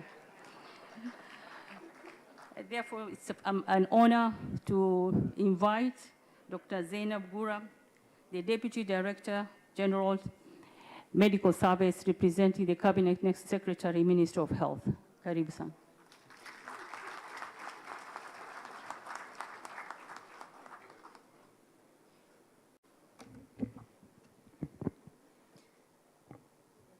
Good evening. Hamjambo. Hamjambo. Hamjambo tena. I think we need to stand up a little bit. No, just kidding. Dr. Sabah, the committee member for health, Mombasa County, our host county, the chair of the board of directors of AFENET, Professor Keno, the executive director, AFENET, Dr. Simon Antara, the director, AFENET, Dr. Carl Reddy, all representatives of partners present, all protocols observed, distinguished delegates, residents, graduates, and faculty of various FETPs from Africa. Good evening once again. Allow me to deliver the speech of the Cabinet Secretary of Health, Ms. Nakomicha, who really loved to be here yesterday, and today with us, but she could not make it because of other exigencies of duties. And she would like to she asked me to convey her apologies and for you to accept it also. So have you accepted it? I am saying that because she was to come and she planned to come within this week several times. Her team came actually ahead of her, but some urgent matters came up and she could not make it. So she would like you to accept. It will mean a lot to her for you to accept her apologies. I'm honored to be here with you today as we wrap up the 8th AFENET Scientific Conference in this historic city of Mombasa. And we'd like to thank our host county, represented here by Dr. Sabah, and please pass our gratitude to our governor. Our nation is honored to convene this conference for the second time, the first time being in 2009, and especially now in the aftermath of the COVID-19 pandemic, which has left profound and far-reaching impacts on the lives and livelihoods of Kenyans, Africans, and the whole world at large. Repairing the socioeconomic damage caused by the pandemic will be a long and concerted effort, reminding us that the foundation of global peace, security, and prosperity lies in health. The pandemic also underscored the systemic gaps in our health systems and gave us the impetus to comprehensively strengthen our health systems to be resilient to health shocks, assure health security, and achieve universal health coverage. We recognize that this conference serves as a platform for African epidemiologists and disease control experts to collaborate on strategies for better prevention, preparedness, response, and mitigation of consequences of disasters and disease outbreak. Ladies and gentlemen, our Kenyan government's bottom-up economic transformation agenda have placed strong emphasis on universal health coverage. It is one of the priority pillars for His Excellency, the President. We have selected 4 main pillars as pillars for achieving universal health coverage. These include digitization of healthcare services, comprehensive social health insurance, optimizing health commodity security, and strengthening human resources for health. Kenya has launched an ambitious program to extend universal health coverage to every household in our country. Our goal is to ensure the program is successfully implemented. We have enlisted over 100,000 community health promoters to drive preventive and promotive health services approach that will steer us to a healthier, more prosperous Kenya. To support this initiative, we have established a robust legislative policy framework, including the 4 acts of Parliament: the Primary Health Care Act 2023 that facilitates improvements, the Facility Improvement Financing Act of 2023, the Social Health Insurance Act of 2023, and the Digital Health Act of 2023. These legislative measures are crucial to our collective success. As we put in place all these reforms to assure affordable and quality care, I appreciate the role of epidemiology and epidemiologists, not only in assuring health security, but also in achieving universal health coverage. For example, we have enlisted these 100,000 community health promoters to visit each household and collect data on various parameters in the e-community health information system, which is live and the data is streaming. The potential for epidemiologists to make sense of this data and utilize this platform for event-based surveillance, for community-based surveillance, and also guide service delivery is immense. I would like to commend, ladies and gentlemen, AFENET for its pivotal role in the field of epidemiology and public health in Africa.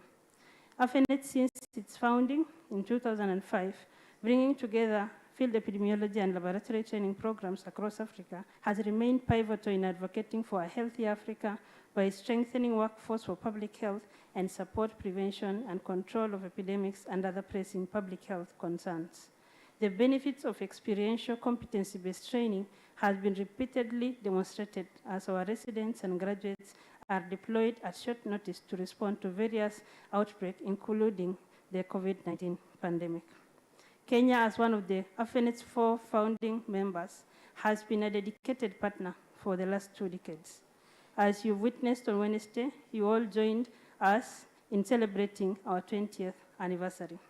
During the last 2 decades, Kenya has achieved remarkable milestones, having trained over 250 epidemiologists, a testament to our commitment to fulfilling the World Health Organization's recommendation of 1 epidemiologist per 200,000 population.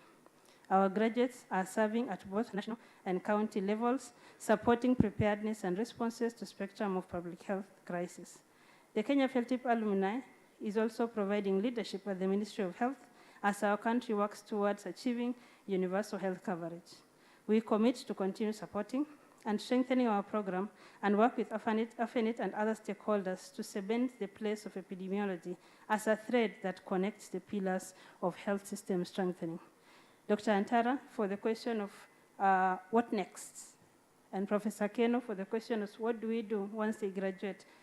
We believe this is a continuous discussion that has to be had at the national level. And for Kenya, we are reviewing this every year because the health system is devolved and we have to continuously advocate for appropriate placement of our graduates to make sure that the skills that they have obtained during training is actually optimally utilized. During this conference, our discussions and deliberations around key areas such as public health emergency preparedness and response, vaccine preventable diseases, reproductive and child health, mental health, effects of climate change, health system strengthening, the effects of climate change, are critical discourse that are not just specifically for an academic exercise. These are foundations for a healthier and more secure Africa. These discussions align seamlessly with Kenya's health agenda, and I'm sure it also aligns with health policies of various countries in Africa. The impressive science that we have witnessed during this week, that has been presented in various sessions, will not have done or served its purpose if it has not been utilized to contribute to policies and interventions that will improve service delivery and health outcomes for our populations. In addition to publications, my expectation is that these good practices and lessons learned can be packaged by AFENET into policy briefs that can be shared with the countries for the potential adoptions and value additions to various interventions. At this point, allow me to congratulate AFENET for the 5 years in existence of GIF. This is not a mean achievement. I would like us request you to applaud GIF again.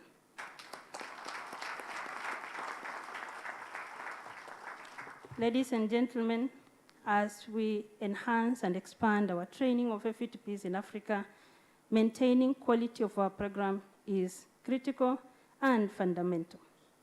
At this, I would like to appreciate and acknowledge the collaboration between TEFINET and AFENET for continuously monitoring quality and making sure that we are getting periodic accreditation and re-accreditation. At this, I would like to again recognize the countries that have been accredited and re-accredited today. That's Namibia, Liberia, and Zimbabwe.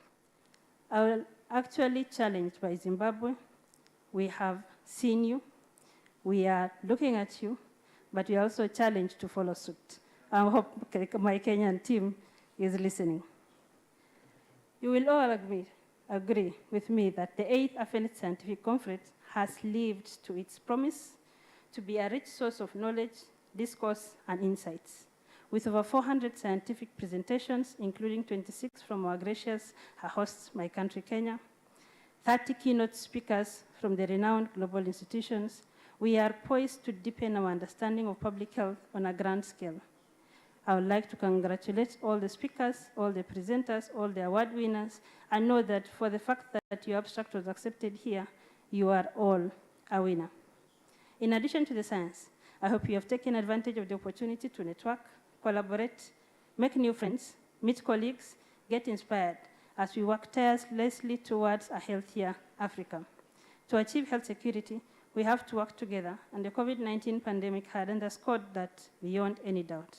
Being able to reach out to our colleagues across the continent, across the borders, and collaborate is a powerful tool in our quest to achieve seamless and scalable responses at both national, regional, and global levels. So if you've not picked anything from this conference, I hope you have networked and you are carrying a contact that you will utilize beyond this conference. Ladies and gentlemen, on behalf of the Ministry of Health, the Government of Kenya, in collaboration with the Mombasa County, it is an honor indeed to have hosted the 8th AFENET Scientific Conference. This conference is more than an event, it's a commitment to a brighter, healthier future for our beloved continent.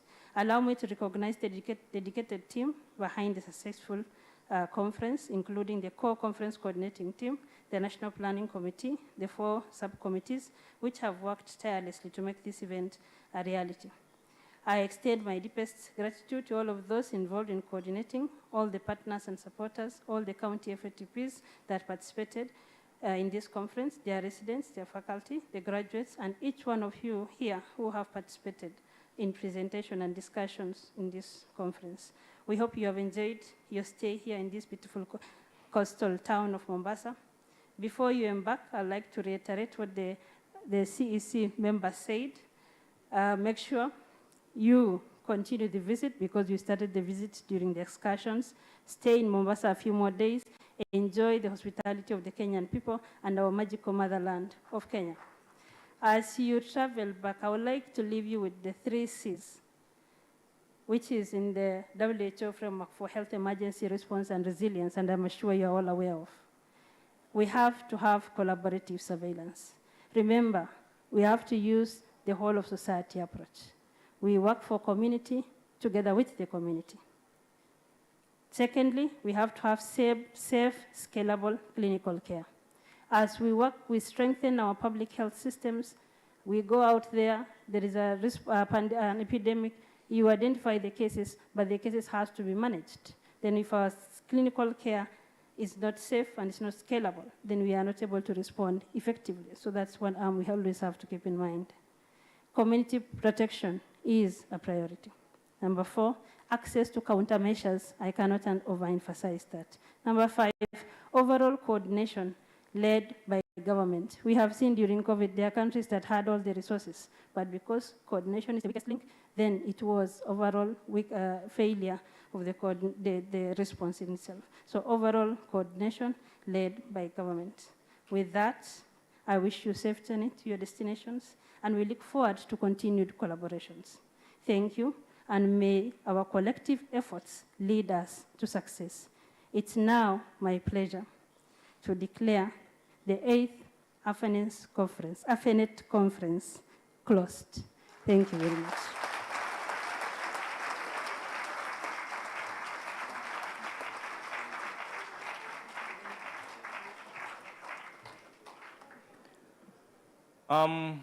Ladies and gentlemen, where I come from, you don't repeat the words of the elder, but those were words of wisdom that we have had for the closure of this scientific conference.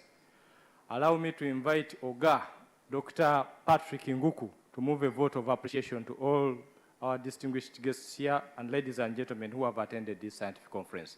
Patrick, you're welcome.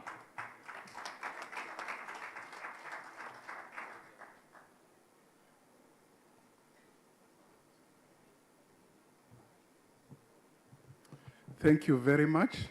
I think you didn't get the renewed agenda. This had been deleted, but nevertheless, on behalf of AFENET, Dr. Zainabu and CCM, and all members of the high table, as we call it, thank you very much. I think Dr. Simon had already enlisted all the sponsors, so I'll not go through it. I know people are tired, but I just want to say thank you to our sponsors, our dignitaries, but more importantly, the residents, the resident advisors, the field coordinators, the mentors that worked tirelessly, developing the abstracts, submitting them, reviewing them, getting accepted, looking for travel grants, but also preparing the presentation, and surviving the very mean questions that Dr. Nyambe and the rest of colleagues here asked. Sometimes when I was a resident, I would wonder why people ask some questions. I would say it's my study, but it's all in the interest of learning. So I think we've achieved the great purpose of this conference, to learn, to share, but also to move public health, global health security forward, and make sure that we are all safe. So on behalf of all the committees and everybody, I want to say thank you very much. Asante sana. And as Simon said, the next conference will be held in... Keep tuned. Thank you very much. All right. I hope everybody is preparing to host the next conference in 2025. I was hoping to hear names of different countries. We will get there. So the last agenda item will be a set of photos that we shall take, but we want to take the opportunity to have the national anthems first. Let's have the Kenya national anthem and the East African anthem. Let's all stand at attention for that.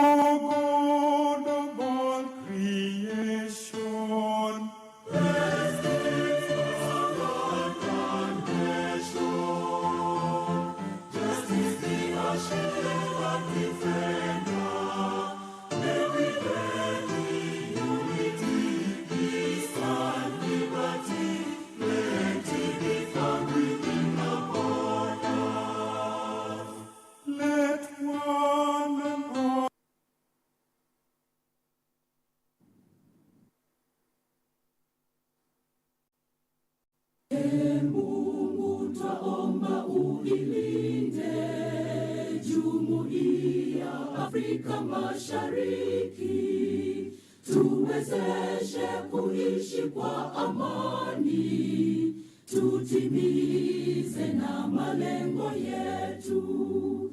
Jumuiya yetu sote tuilinde, tuajibike, tuimarike. Umoja wetu ni nguzo yetu, idumu jumuiya yetu.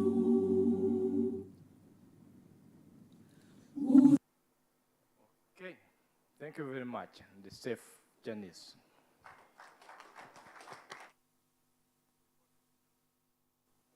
The photos, the camera people.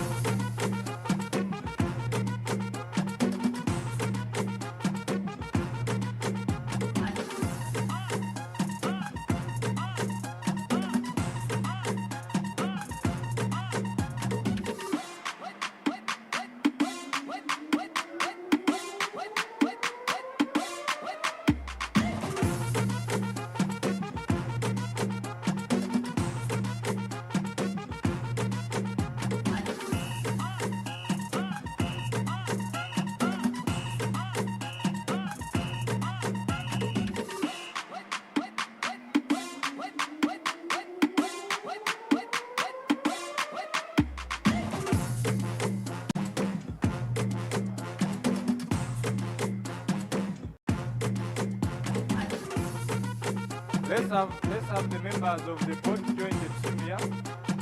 Members of the board present. Okay. Sound down, sound down. Members of the board to join the team here. Members of the board and management to join the team.